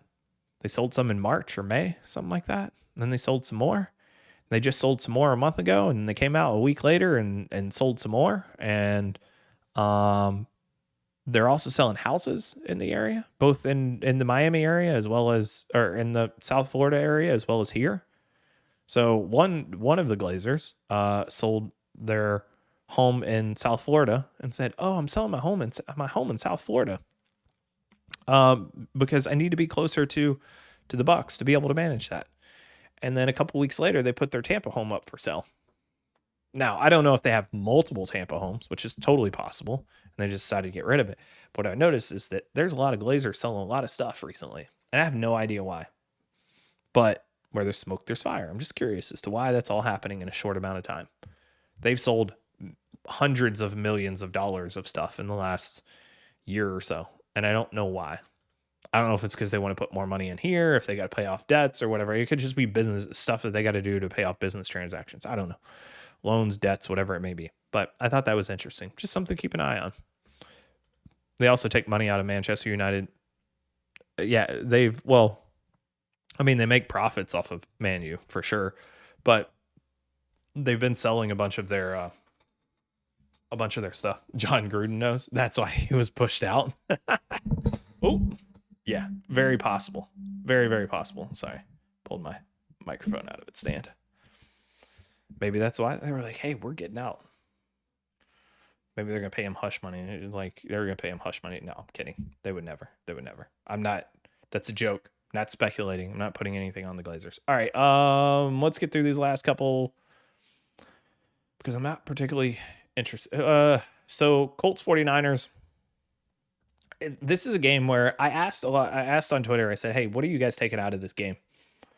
Right? What is it that um based on what you saw, what are you taking out of this game?" And everybody responded with something. Every response was 49ers bad, Shanny's not the guy, Shanny's better as play caller, not a head coach, not a GM.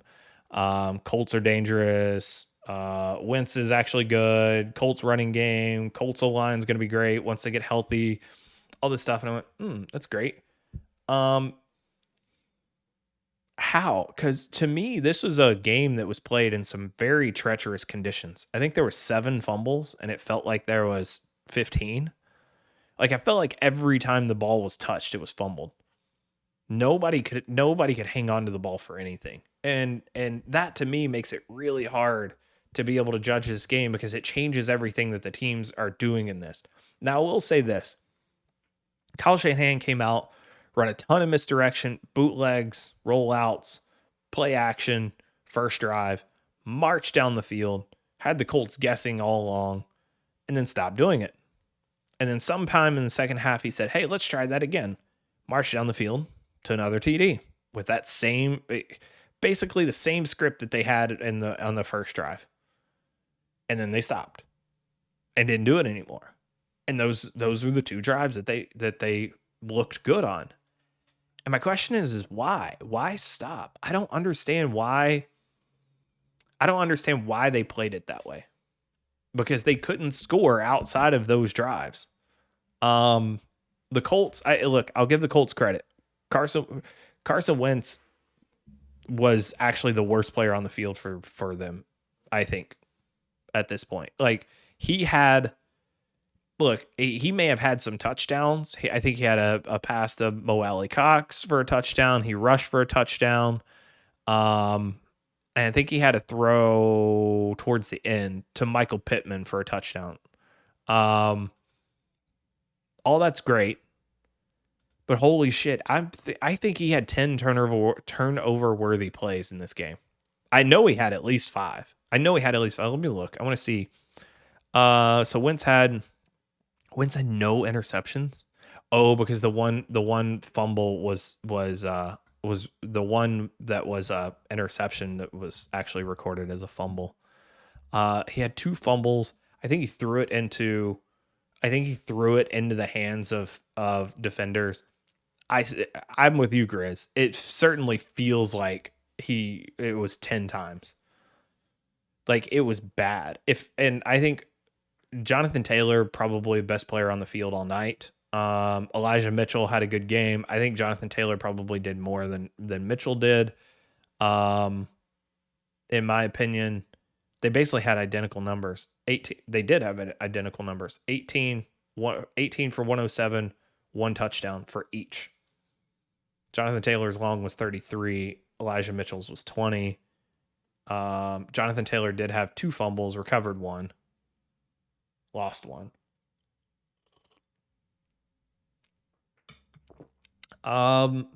It's funny because looking at these stats, the offenses look damn near identical.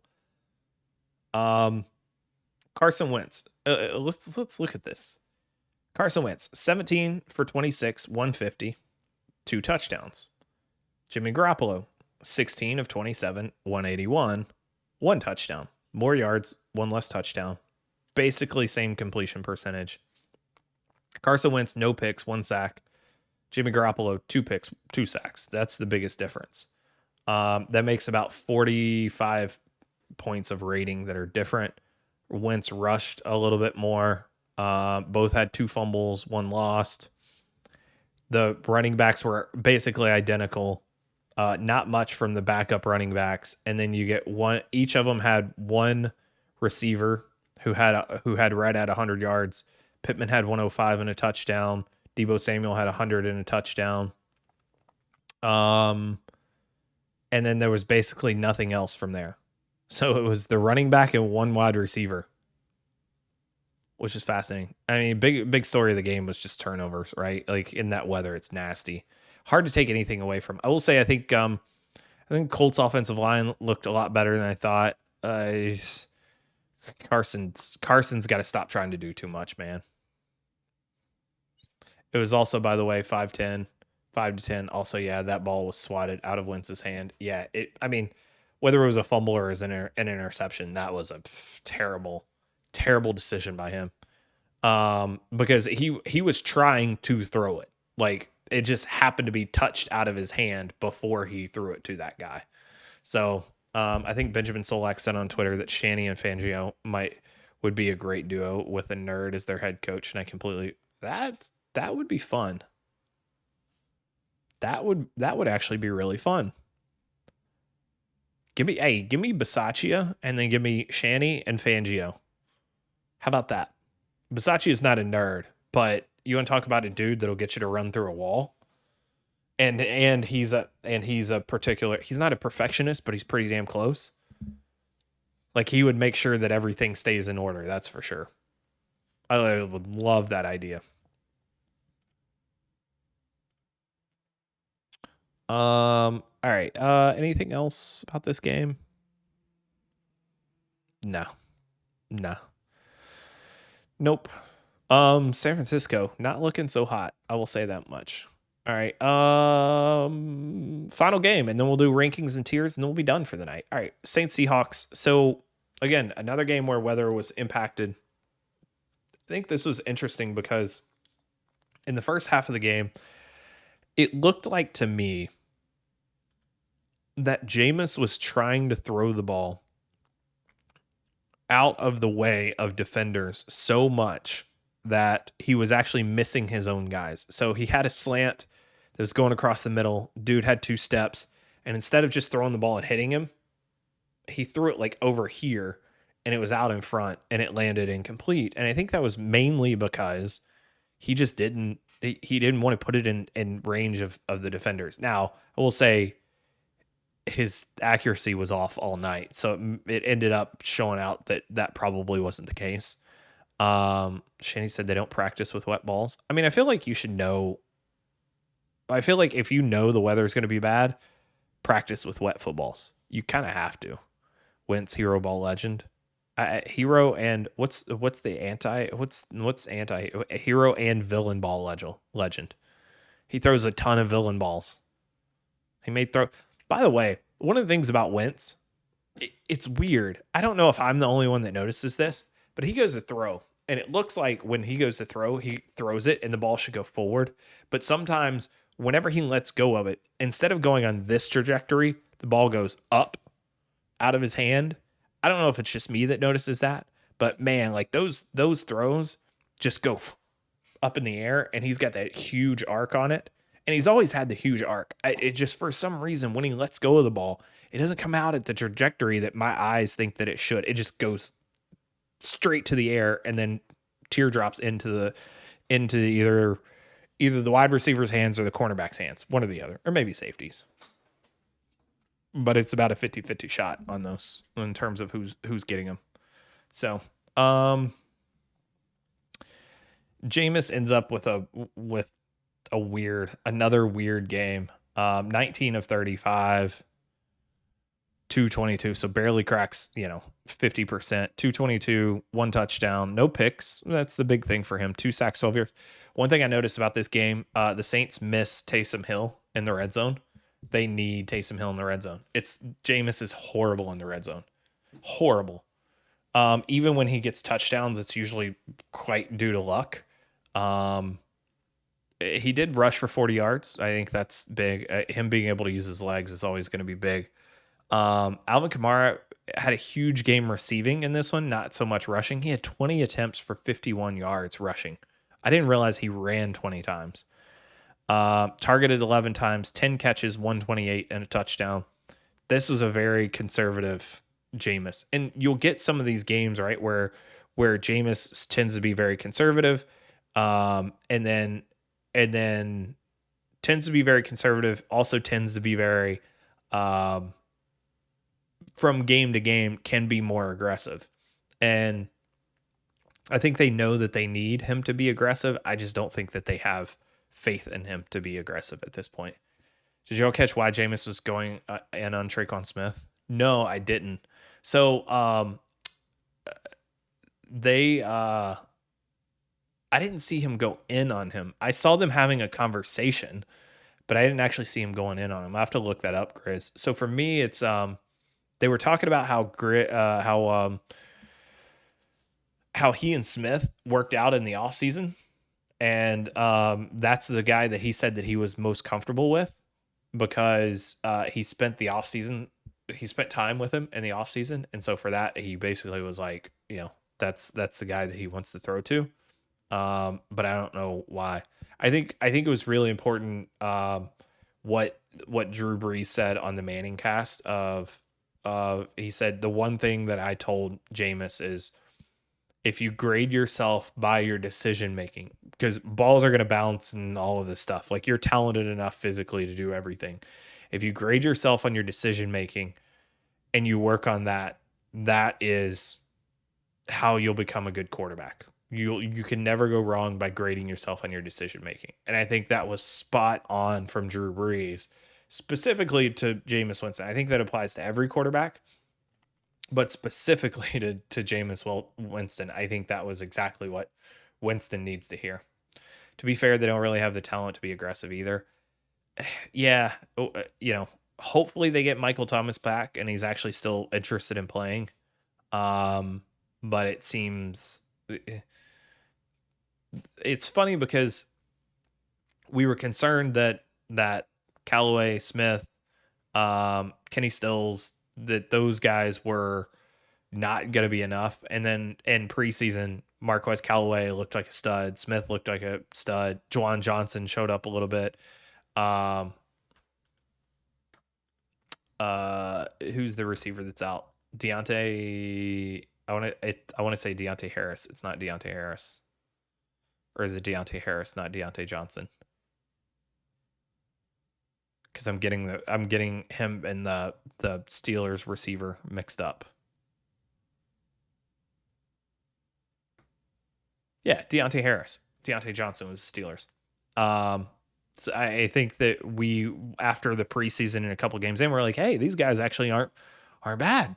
These guys will work. I think Callaway is good enough. I think Deontay Harris is a guy that they got to get more snaps in, man. Like I think he's there. Kenny Stills basically doesn't see the field very much. But they need Michael Thompson. Michael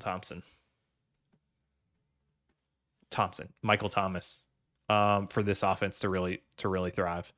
It doesn't help that they don't really get a ton from their tight ends. Their tight ends aren't particularly great either. So, we'll have to. Troutman had a drop, I think, in this one that was a big one if I remember correctly. It's just, I think. Oh, so I guess we should talk about Seattle. Seattle, we knew wasn't going to be able to get the run game going. As the Saints get healthier on defense, I think the defense continues to improve. I think they had a good game. Geno Smith is good enough, but again, Geno Smith's inability, he's not as good as Russ in navigating the pocket, getting away from pressure, makes the offensive line look worse. I should say it is Russ Wilson makes the offensive line look better than what they really are in pass blocking. But I did see Geno take off a little bit more in this game. I don't know if that was because of the weather or if that was because it was something that Geno identified, like, hey, like this is something that I need to do more because of the offensive line. He had three. I feel like he took off more than this. He had 3 rushes for 12 yards. Maybe it was just something I noticed more. Did take 5. That's what it is. He took 5 sacks for 38 yards. And again, he's got to be better about that. I think weather probably plays into that a little bit, but Geno's got to be better about that. Alex Collins, 16 of 35, did have 1 catch for 9 yards. We knew he wasn't going to be able to run because this is a hard defense to run against, and their inability to pass with Geno Smith was going to show up. I thought it was interesting that early on they focused hard on DK Metcalf on that first drive, 1 big play for 84 yards. And then the Saints basically took him away from there and said, that's fine. You got your 1. We gave you your 1. We're not going to let that happen anymore. And then focus on Metcalf. And they were never really able to go back to him. He had 5 targets, 2 catches, 96. for one touchdown. That one touchdown was on an 84-yarder. So basically, after that one touchdown on the first drive, he ended up having one catch for 12 yards after that. Freddie Swain ends up being the having the most receptions, 4 for 39. Tyler Lockett has 2 for 12. It's just the offense, the passing game was not there. It's interesting. Geno did have a 94.3. I guess he had one touchdown, no interceptions. So feel like that rating's a bit higher than what he played. Poor Tyler Lockett. My man is running sprints out there. Yes, he was. In the rain, nonetheless. This and the thing is with this Seattle defense, like, you know what you're going to get. The Mannings did a good job of identifying, like, hey, you know you're going to get a single high safety, and you're probably going to get one-on-one on the outside, and you're going to get linebackers in the middle that are going to kind of muddy it up. And they used to be able to have the talent to be able to do that, but now they've got to figure out different ways around that.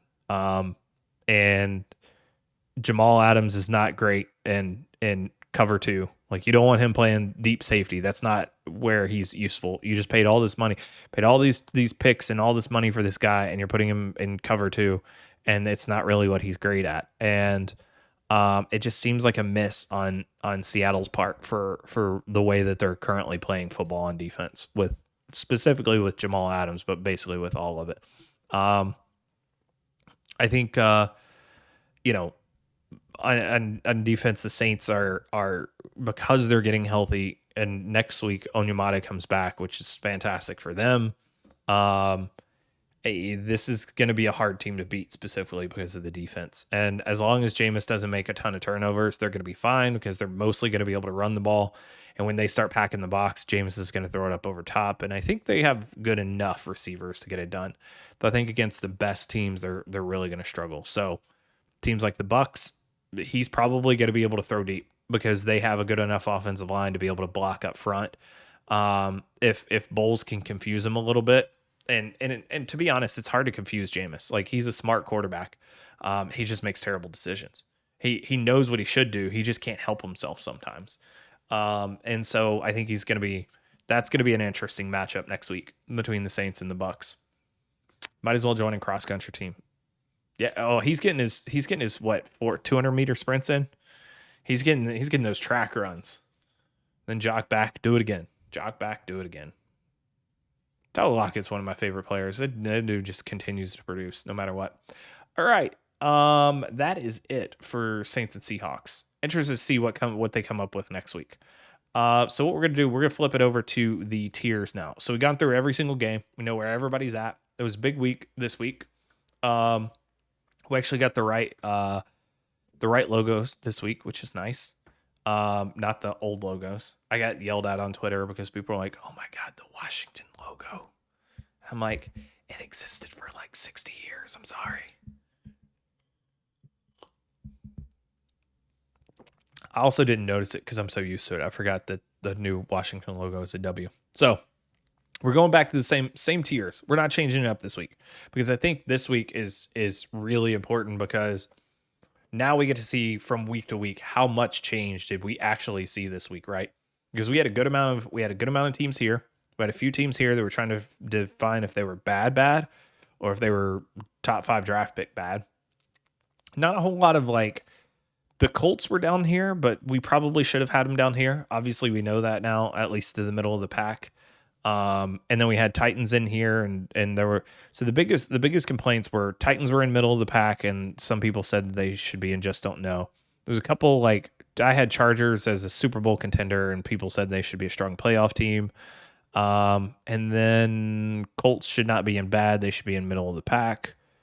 And then I think there was somebody else to be added. Oh, people wanted Titans and just don't know. So, we'll go through this. I think this will be an interesting exercise, to be for sure. Let's see. Where do we want to start? All right, let's get the easy ones out of the way, right? So we got Bucks, Super Bowl contender. We got Bills, Cardinals, all Super Bowl contenders. Rams, Super Bowl contenders. I'm not putting them in order yet. Let's see. Anybody else that are Super Bowl contenders? Like, no doubt in our mind that they are Super Bowl contenders. Nope. I think as Super Bowl contenders go, those are our 4. And they're all Dallas. Okay, I'll give you Dallas. We had them there last week. They took a bye week this week, so we'll give them a shot. All right, now let's go top 5 or top 5 draft picks. So we got Texans. We got Texans. We got Jags. We got Lions. Giants no longer. Giants have to be in bad. They can't be in top 5 now. Oh man, do we drop Miami there? Jets for sure. Falcons got the W. They got to be in bad now.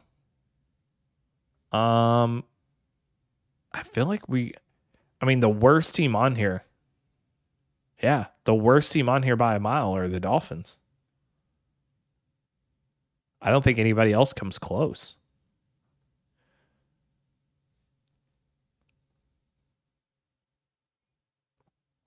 Can you replicate and then move them?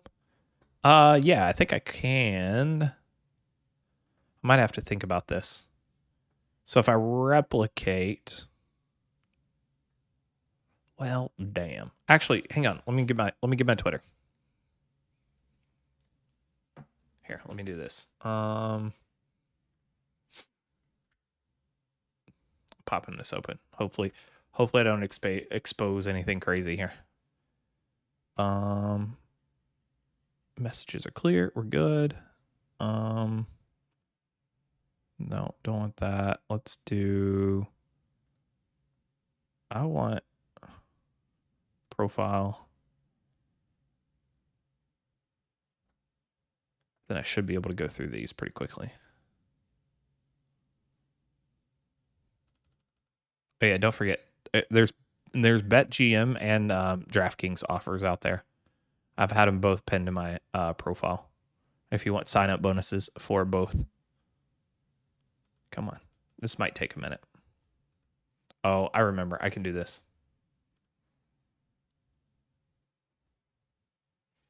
And Twitter always goes slow. Let's do. Come on. Because I remember what I said whenever I posted this.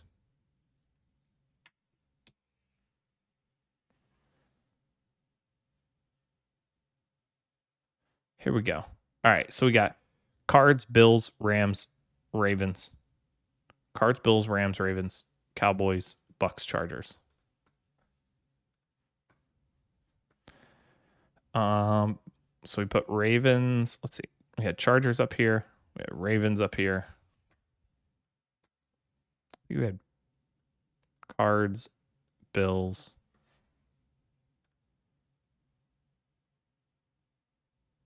Rams, Ravens, Cowboys, Bucks, Chargers. Rams.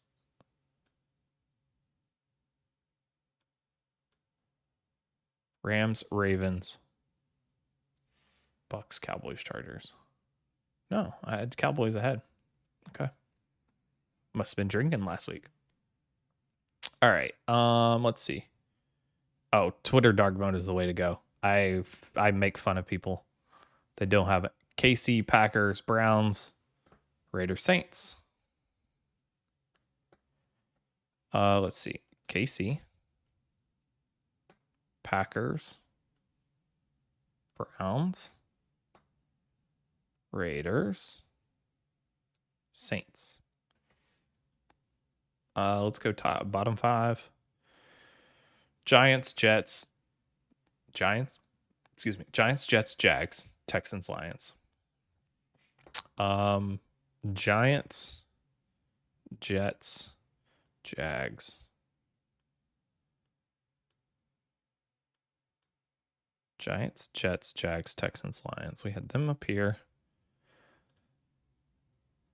We had Colts, Dolphins, Falcons, Washington.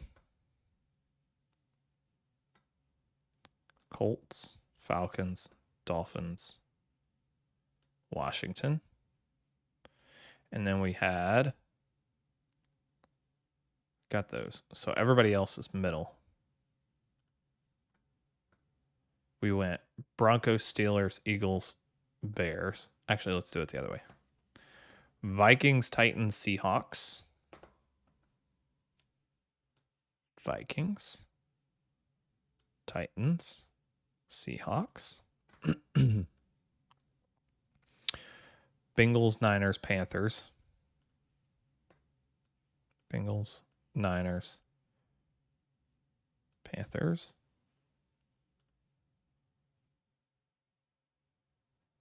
And then Pats, Bears, Eagles, Steelers, Broncos.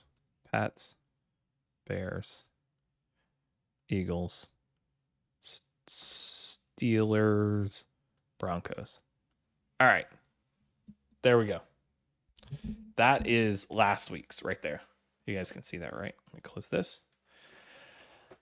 And that's the order that we had them in, right? So we had these, we actually ranked these top to bottom as in like a what do they call them? Power rankings? Power rankings.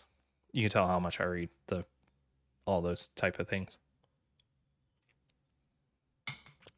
My favorite things are mock drafts and power rankings. Two favorite articles to never read. The problem is I get it. I did a mock draft one time and I did a mock draft one time and on my old website and it got 15 times the hits of any other article that I'd ever done. Like it's not even close. How that's why they get done is because they get more clicks, more views, more eyeballs than anything else. Like it's not even close. So I understand why websites do them. They rely on their ad revenue. So they got to. They basically have to. All right. So I think the interesting thing here is when we missed on tiers, I think we did a good job of teams that were close to the next tier. They were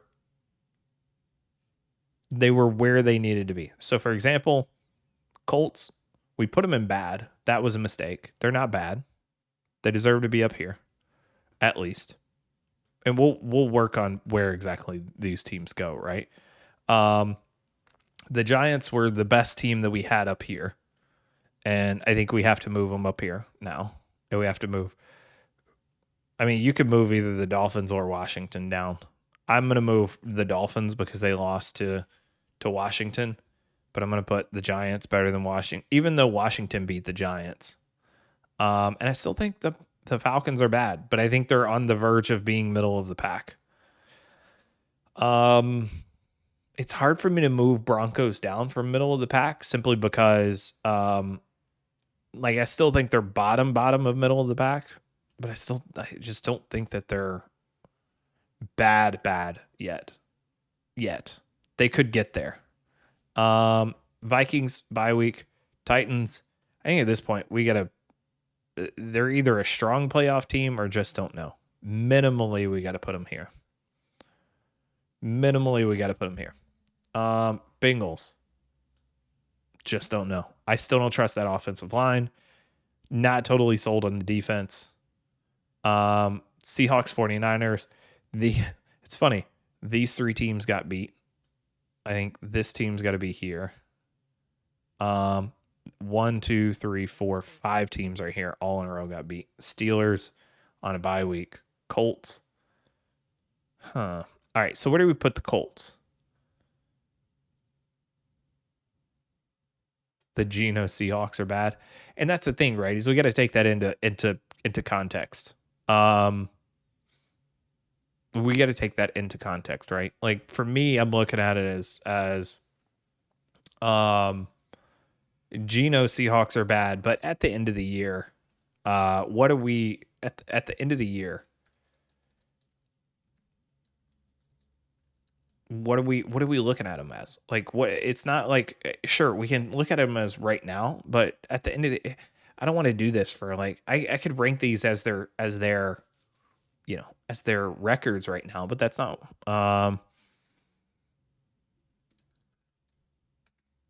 what this exercise is for.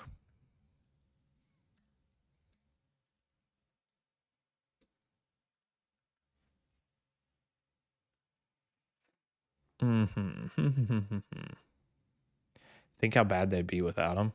That's the thing is like I don't think Geno's played horribly. Football trending. Hang on. Deshaun Watson trending. We don't have all the access to that information to pride ourselves or not interfering with it. The process is ongoing. Important. We don't feel we have that necessary information to place him on the exempt list. I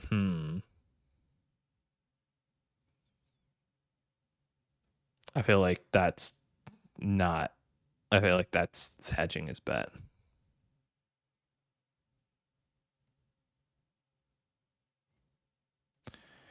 It sounds like Goodell is saying that he could play now. That Watson could go ahead and play. The thing is that could change on a dime.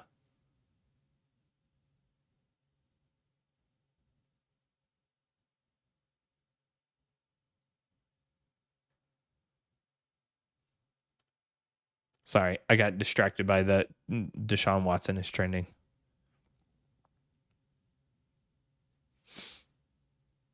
Wait, she said one of two tweets and then she didn't put a second one.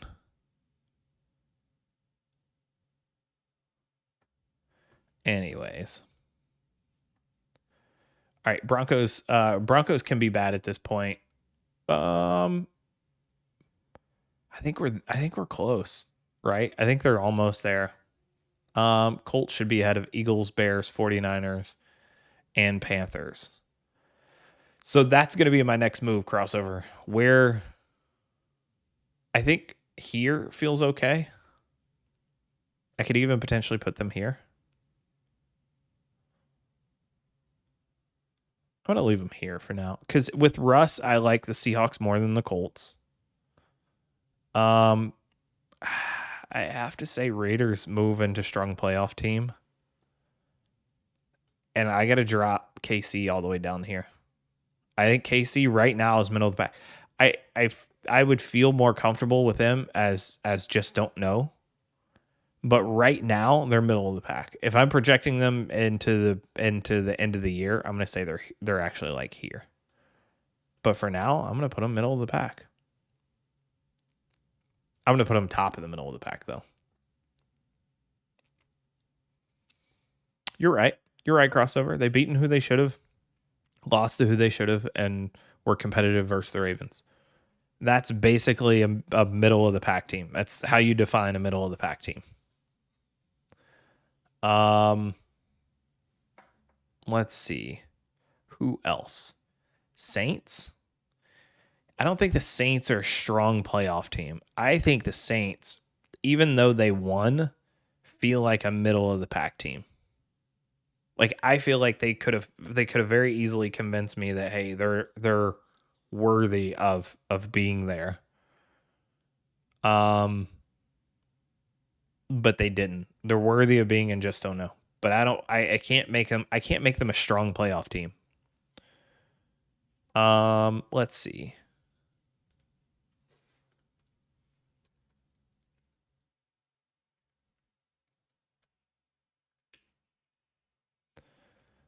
Let me see here. I want to look and see who is actually like projected. Wait. Come on. Load. Just taking too long. I want to see who's projected right now. Who am I potentially missing? Man, the AFC. The Bengals are the number 1 seed in the AFC right now. The Cincinnati Bengals. Losses the Panthers and Giants hurt. Yeah, so the Panthers game was where they were incredibly injured and their COVID game. They had a bunch of people out for that particular game.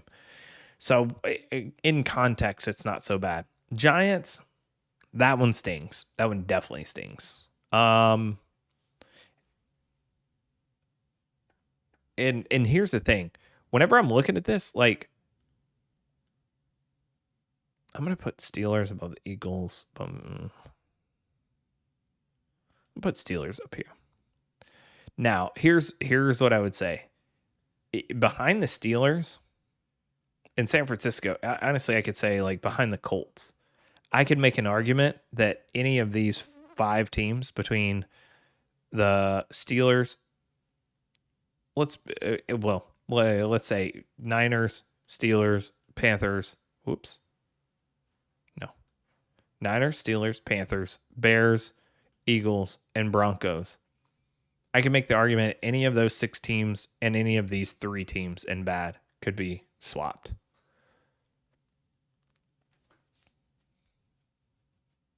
Because I could make the case that the New York Giants are better than the Broncos. I can make the case that the Giants are better than the Eagles.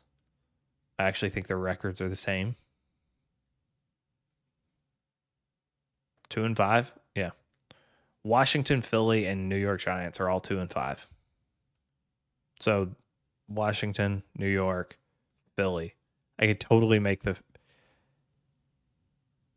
You know what? I'm going to drop Philly into bad.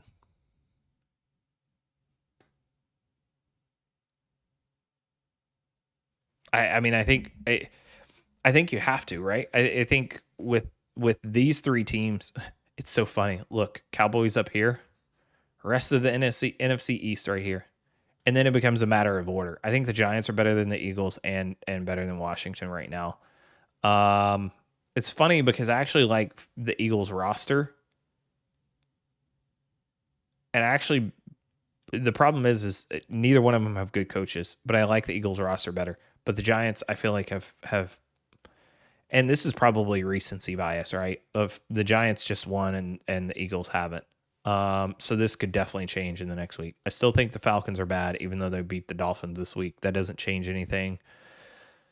The Giants beat the Panthers. Should we put the Panthers? So if the Giants beat the Panthers, should we put the Giants in middle of the pack and Panthers down in bad? Crossover. I don't understand the case against Pittsburgh to be interchangeable. I still don't think that they're that good. And that's the thing is like, honestly, my thought was I'm probably where I would have the cutoff for middle of the pack is after the Steelers. Because I think you could actually argue Panthers, Bears, Broncos are all bad. Along with these 4 teams. Pitt beat the Colts. Pitt beat the Colts when they were banged up. And that's the thing is because of parity, you could say all kinds of things, right? Like you could say, let's see, who did Jacksonville beat? Jacksonville beat somebody. I just forgot who they beat. I mean, you could say Vikings beat the Bengals. Or no, vice versa. Sorry, vice versa. Green Bay had a bad loss.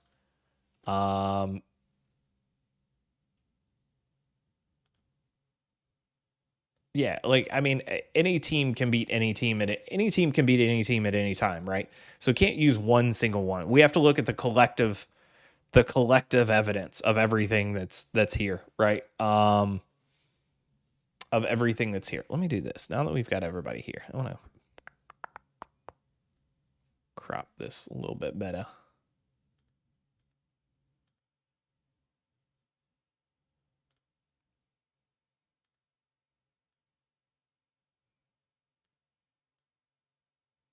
There we go.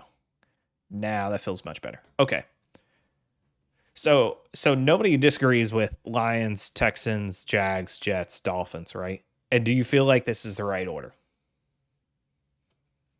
Because Jets have a win against the Texans. Jags have I cannot remember who the Jags beat for some odd reason. Who the hell did the Jags beat? It was a bad game in London. Miami.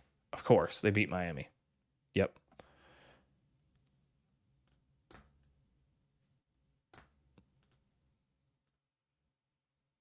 And then Miami's one win. was week 1 against New England. Based on that, I don't think, here's the thing. I don't think the Jags are anywhere close. I don't think the Jags are anywhere close to being in the bad category. That shows how much of a separation there is from the top 5 to the rest. Because if you told me Jags versus Washington, I'm picking Washington. Jags versus Eagles, taking Eagles. Any of these teams easily taking over any of the bottom teams. I think that's a pretty massive gap. The difference between the bad and the middle of the pack is a different story. I think middle of the pack is where we could get stuck. So let's go to the top. So let's go. All right, I'm going to leave Arizona. They're undefeated. Leave them at the top. Now, Bills end up taking the L against the Titans. I think that drops them within this category, but I still don't think it drops them out of Super Bowl contender. I still think they're there. Cardinals, Rams, Ravens probably drop a little bit. I thought the Cowboys were better, but I still like this is probably feeling pretty good to me. I'm gonna go like this. I actually might go like this. Because after watching the Chargers get run all over, I feel like I gotta bring them down to here. This feels pretty good to me. Yeah, I think this order works for me too.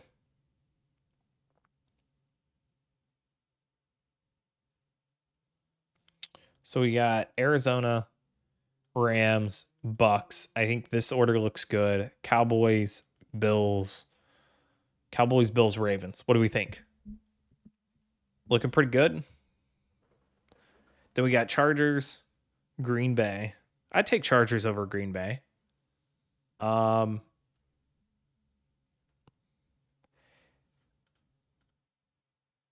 man. I don't know whether the Chargers should be. Yeah. Yeah, this feels right. The only question I have about this is Browns before Raiders or Raiders before Browns. I think the Raiders are a more complete team right now. I'll take the Raiders over the Browns. Titans and Bengals move to just don't know. Because I think the Titans are good. I don't know if I can consider them a strong playoff team. And if we're looking at playoff picture, so there's 7 teams from each side, which means we have 14. We're looking at 3, 6, 10, 12. We got 2 more, basically. That I mean, and honestly, we're looking at Saints, KC. Those are the guys. So who are we missing? So AFC, we got Bengals, Raiders, Titans, Bills. This is the current order. Bengals, Raiders, Titans, Bills. Whoever thought that would be the look? Bengals, Raiders, Titans, Bills, Ravens, Chargers, Browns. Steelers are actually 8th, which is interesting. KC's 11th. And then we got Arizona, Tampa Bay, Green Bay, Cowboys, Rams, Saints, Vikings. I mean, we got to go there, no? Saints, Vikings. Just based off of what we know. By the way, I was just looking at Twitter, saw Charlie Morton, pitcher for Atlanta, threw a perfect inning with a broken fibula. Adrenaline. Oh my God. That sounds painful. Yeah, I'm going to go. I don't know if look, I know the Bengals are the number 1 seed, but I still can't put them in a strong playoff team yet. I'm just not there. I totally understand why people would question that, but yeah, I feel like we got to wait on that one. Titans, same thing. Titans feel like they deserve to be a strong playoff team. I'm just not there yet. Saints, not comfortable.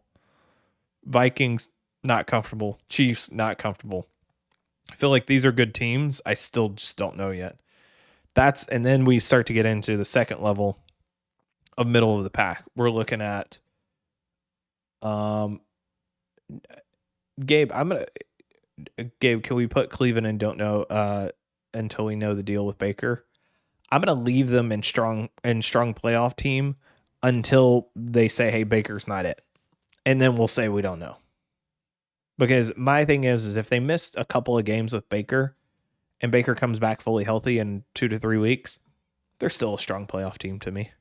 Even if their record doesn't put them in like top 3 seed, right? Even if their record doesn't put them in top 3 seed, I still think that going in with Baker, they end up being a playoff seed, a strong playoff team.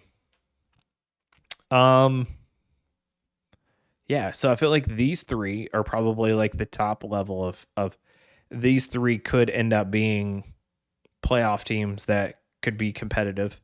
Pats, Seahawks, Colts are kind of where I'm like, meh.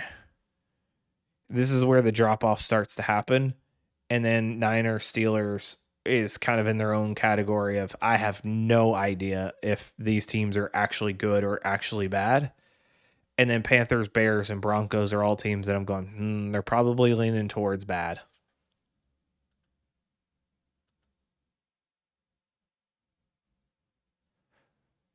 On one hand, I see how Las Vegas is a strong playoff team. On the other, I don't see them beating any of the teams in that tier.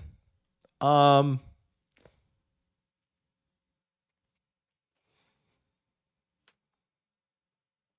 think in a shootout with the Browns, I think they could win. I think if you compare their offense to Green Bay, it's probably as good as Green Bay. The only place they're not as good is one top level receiver in quarterback. Everywhere else, I think they're on par or better. But I also think the Raiders' defense is better. I'm curious about that actually. What's their DVOA? Team DVOA. Actually, I haven't looked at these today. Chargers Vegas games later this season will be fun. Yes, they will. Las Vegas offensive DVOA is 19th, 17th in defensive DVOA. Green Bay 4th in offense, 24th in defense. So Green Bay's offense is better, but their defense is worse. Their offense is so much better it actually accounts for a few. Accounts for eight spots in DVOA. And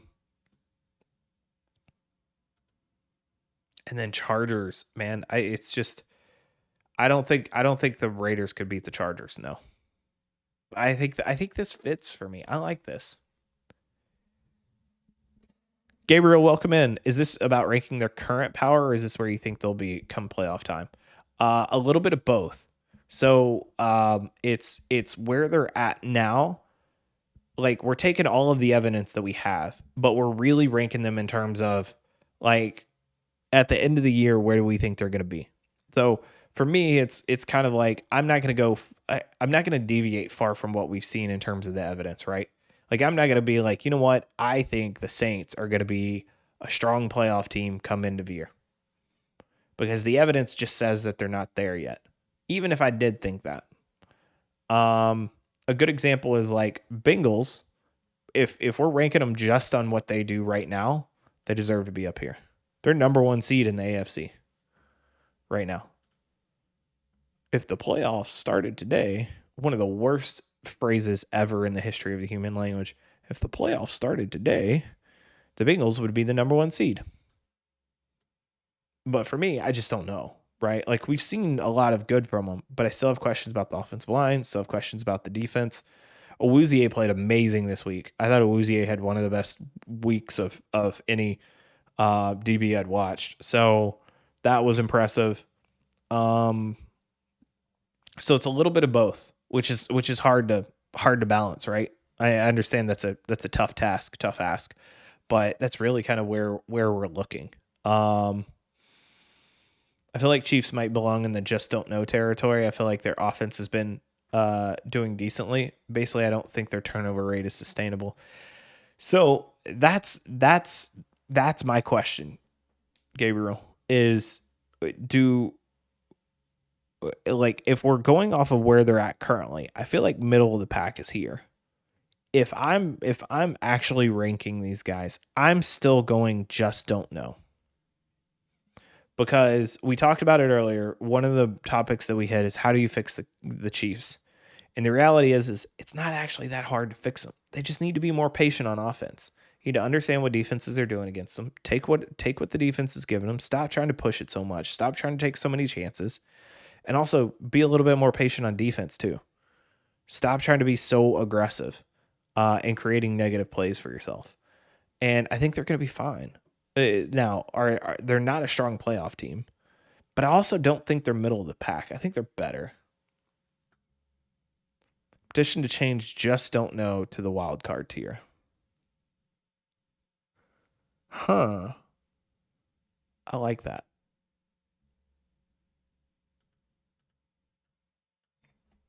How about this? Wild card ish. But if we're doing that, then we're doing this. What do you think?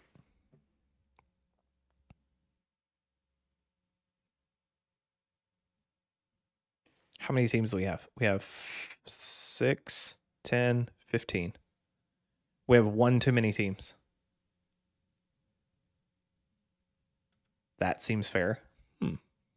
Good idea, crossover. I like it.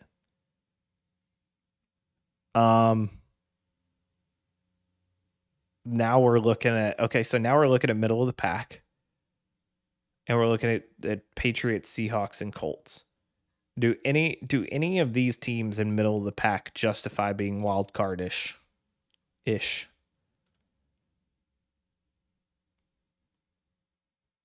Because it should be Steelers are 8th seed, Patriots are 9th seed, Colts are 10th, Chiefs are 11th.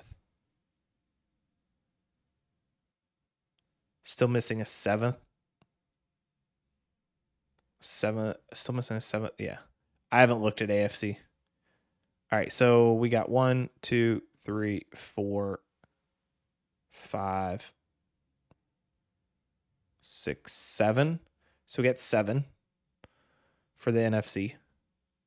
And then we got 1, 2, 3,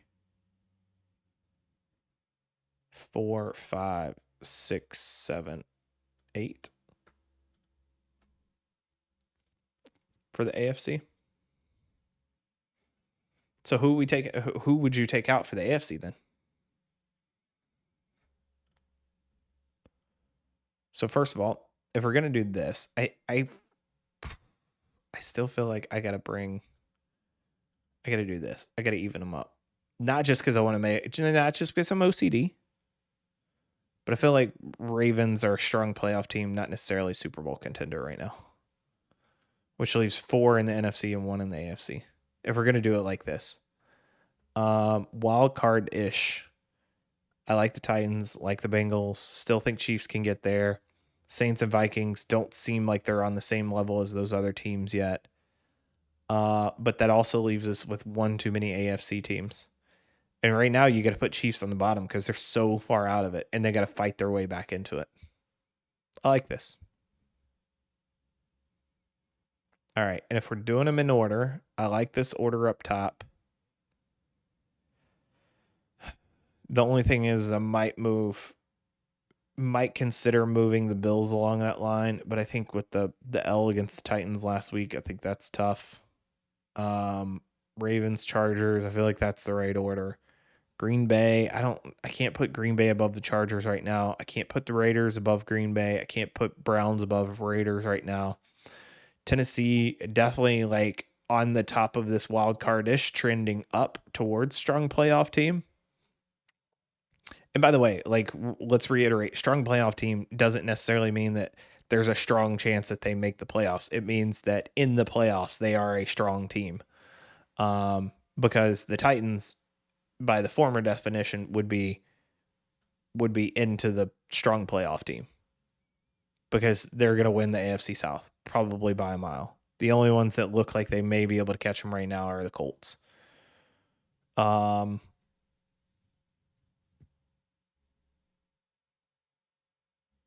Let's see. Titans. I'd put the Titans over the Bengals. I struggle with Bengals or Titans right now.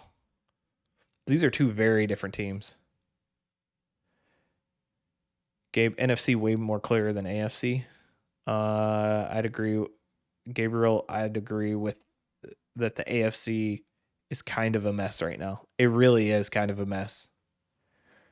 Ravens get taken by the Colts into OT 1 week and then demolish the Chargers the next. Wild stuff happening. Yeah, it's all again. So Gabriel, I think you tonight might be your first night. So we've talked about, so the Ravens are a hard team to predict week to week because they're very matchup oriented. From week to week, they may blitz 50% of the time, and then the next week they'll play the Chiefs and they'll blitz zero. Like they'll have zero blitzes in their play call sheet, and they won't blitz at all. No, it's all good. Welcome in, appreciate it. Glad you're here. But they can tend to be very week to week, right? So it's hard to know, and it's really kind of the NFL is that way. From week to week, matchups dictate so much. So you may have 1 week where the Dolphins can beat the Patriots, but then they go and lose to the Falcons, a week or two later. Like it's all about matchups and timing and injuries and all of that stuff. It's hard. So that's why this exercise can be so hard, is because you can't really compare team to team. You just have to compare overall, how do they fit?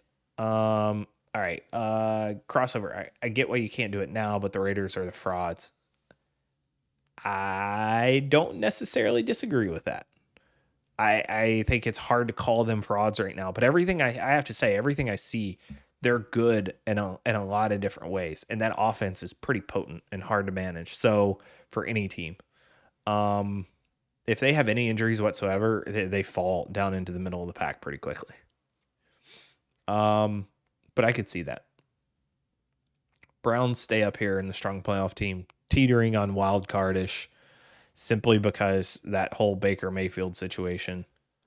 I could make a case to swap the Browns with the Titans and the Bengals.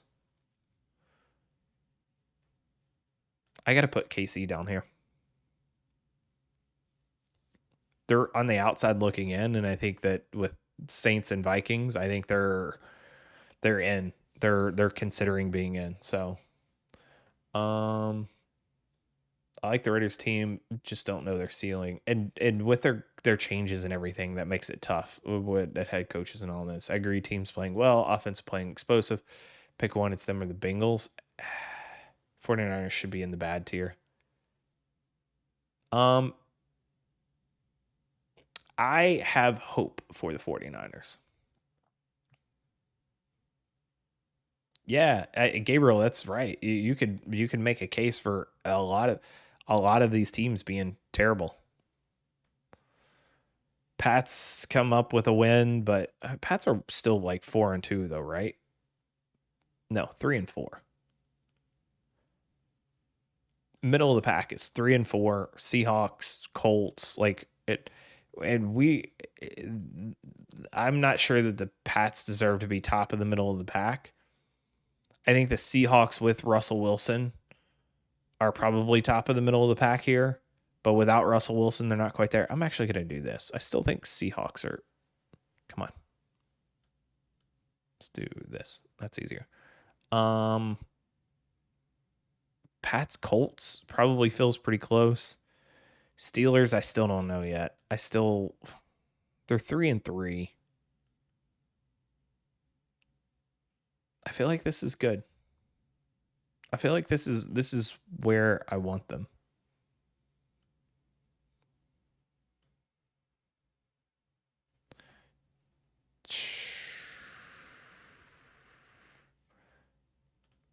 Hey, without looking,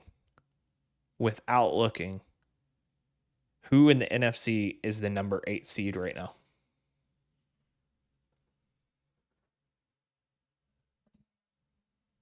In the NFC, who's the number 8 seed? No looking, no cheating. Take your guess. I've been on the Big Ben is toast train for the past 2 years, so they're terrible to me, but your ranking is probably more fair. Look, I'm right there with you. They have outplayed what I thought that they would be by a mile. Um, I don't think they're good. I don't think they're good there. Crossover close. Bears are ninth. 49ers, no. 49ers are 11th. The 8th seed right now in the NFC is the ever dangerous Atlanta Falcons. Carolina's 10th, Gabe. So in the NFC, it goes Cards, Bucks, Packers, Cowboys, Rams, Saints are 6th, Vikings are 7th. On the bubble, Falcons are 8th, Bears are 9th, Carolina's 10th, Niners are 11th, and then it's Washington, Eagles, Giants, Seahawks. Seahawks are 15th, huh? I mean, I guess they are 2 and 5. Does that change how I want to rank them? I mean, I feel like we got to go.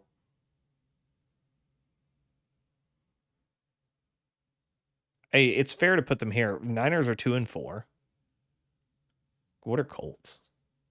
I got to stop looking at records.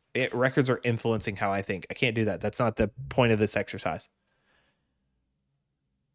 Matt Ryan's been one of the best quarterbacks in the NFL the last few weeks, crossover. You are absolutely 100% correct. He's played very, very clean. There's a lot of people that said after the first couple of weeks he was washed, and I was like, no, he's not. He's fine. He'll be aight. Yeah, all right. I think I'm done deliberating this because I could deliberate the middle of the pack all night long. I think I feel good. I feel good about this, right? I think we have to leave Cardinals at the top, Rams behind that. Like these 3 teams have played. Like Cardinals beat the Rams, Rams beat the Bucks, Bucks beat the Cowboys. So those 4 feel like they're all in line. Bills still seem like the best team in the AFC, even though they got beat by the Titans, right? Ravens, Chargers, Packers. That feels pretty good about strong playoff team. It's just how it feels right now. And then wild cardish. I feel like this last week I thought I was going to get roasted for tiers, and this week I feel like it's definitely going to be different. Titans, Bengals, Saints, Vikings. Like I can get behind on this. KC just on the edge, and that's our extra AFC team. And then middle of the pack is just kind of all terrible. Like none of this is good. I don't consider any of these teams good. And then bad are Falcons, Giants, Eagles, Washington. Who does Atlanta? I'm curious to who Atlanta plays this week. Are we gonna get a heads up game? Who actually is Atlanta at this point? Atlanta, Carolina. Battle of the bad. We'll figure out who belongs in middle of the pack and who doesn't. I'm thankful for the Broncos and Panthers allowed my Bears to take Fields. Are you though? Are you though, crossover? Have you watched Fields play? Anyway, Parsons probably saved our defense this year. Oh, so you're okay, Gabriel, you're a Cowboys fan. So let's see. This is kind of weird timing for this, but after watching Bridgewater Darnold play this week, it just makes me more and more pissed. They both stole Horn PS2 away from my Cowboys. I mean, Parsons is I was going to say Parsons is the reason for your defense playing well despite injuries right now. So now I will say that those injuries caused them to find out where his actual position should be, because off the ball linebacker is not necessarily what how they should be using him. But yeah, look, I love Willie McClay, man. I think he's phenomenal as a personnel guy. So they did well.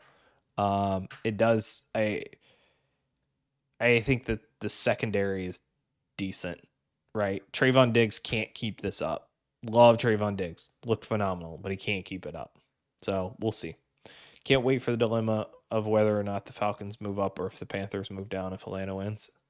I mean, yeah, if these two switch, Panthers are moving down to bad and Atlanta's moving up. Like, but if Panthers win, now I feel like we're in the right spot. Um, and I think the Panthers actually, looking at that just real quick, I think the Panthers match up really well. I think they get a good pass rush. O-line for Falcons are pretty bad. Just moving them both down to bad. I think that's fair. All right, let me screenshot this because I feel like this is it. This is the this is the final. This is where we're gonna leave it tonight, and we're gonna see exactly how. By the way, there's a ton of movement from last week, which tells me I was way off. Um, just off of 1 week, so just knock them both down. That's funny. We absolutely could totally knock them both down to bad. I feel like we could knock down Broncos, the Bears, Panthers, all down to bad. Even San Francisco. You know what? I'm gonna change this. I still feel like this is here.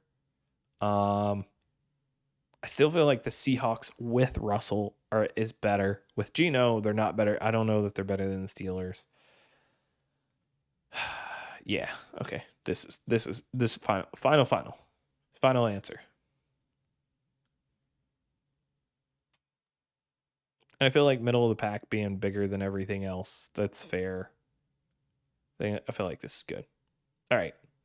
There it is, guys. That's what we're doing. That's what we're riding on for the rest of the week. All right. With that, we're gonna call it a night. It's 11:30. This is one of the longest streams we've done. Appreciate you guys hanging out. Gabe, all the way from the beginning, cannot thank you enough. Gabriel, welcome in. Thank you for hanging out. Crossover fun as always. I know we had some of the regulars in and out tonight. Had a couple extra new ones in here. Appreciate all you guys hanging out. Thank you so much. So again, we do this every Tuesday, Thursday, and Sunday. Tuesday nights is our recap show. Thursday nights is our weekly preview show of all the upcoming games of the week. Plus review, obviously, a little bit of the Thursday night game, and then Sundays where we get deep into the matchups and talk about specifically about injuries and who we think's going to make all of our picks of all the games every Sunday and everything. So those are always the best viewed. That's when everybody seems to come in and want to talk real football. So crossover, thanks so much for hanging out, man. Appreciate you as always. So we do this, yeah. So every Tuesday, Thursday, Sunday, and we're 7 weeks into this now. So it's been a blast so far. Thank you guys for hanging out. Looking forward to Thursday night. I think I haven't looked at the slate of games this week, so I just know that Thursday night's going to be fun. We got Arizona, we got Green Bay. I'm so mad that Devontae and Lazard too now are both going to be out. So hopefully everything hangs on. Gabriel, appreciate it. I do upload these. I've been trying to upload these better. I didn't upload the last one. I didn't upload the pre-game stream from Sunday, but I've been uploading these to YouTube's.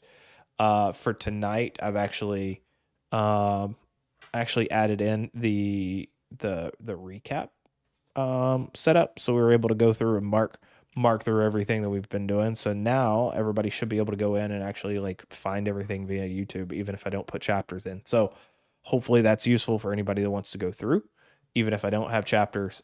It'll also help me figure out how to put or where to put chapters. So appreciate you guys hanging out tonight. Looking forward to the next one. We'll do the recap stream on Thursday. We'll talk about all the upcoming matchups. I don't have the schedule up right now, but I'm looking forward to it. I'll take a look at all the games, do a little bit more film work before we get to Sunday. We'll pick or before we get to Thursday, pick a couple of games on Thursday, save some of them for Sunday based on injuries and stuff like that. And then hopefully we've had a pretty good streak going. Last week was a little bit of a rough one in terms of picks, but weird lines because there were so many lines that were double digits last week. So I think we were just under 500 last week, broke a streak of being over 500 for the last 3 or 4 weeks. But yeah, always fun, always good. Thank you guys so much for hanging out. Appreciate it. You guys have a good night. Hit me up on Twitter. Let me know who you are. If you're here from Twitch, it is NFLosophy on Twitter as well as on Twitch. Hit me up on there. That's where I spend most of my time, and then spend my Tuesday, Thursday nights here, and then Sunday morning. So appreciate it. Thank you guys. Gabriel, thanks for coming in. Everybody, hope you all have a good night, and I will catch you next time.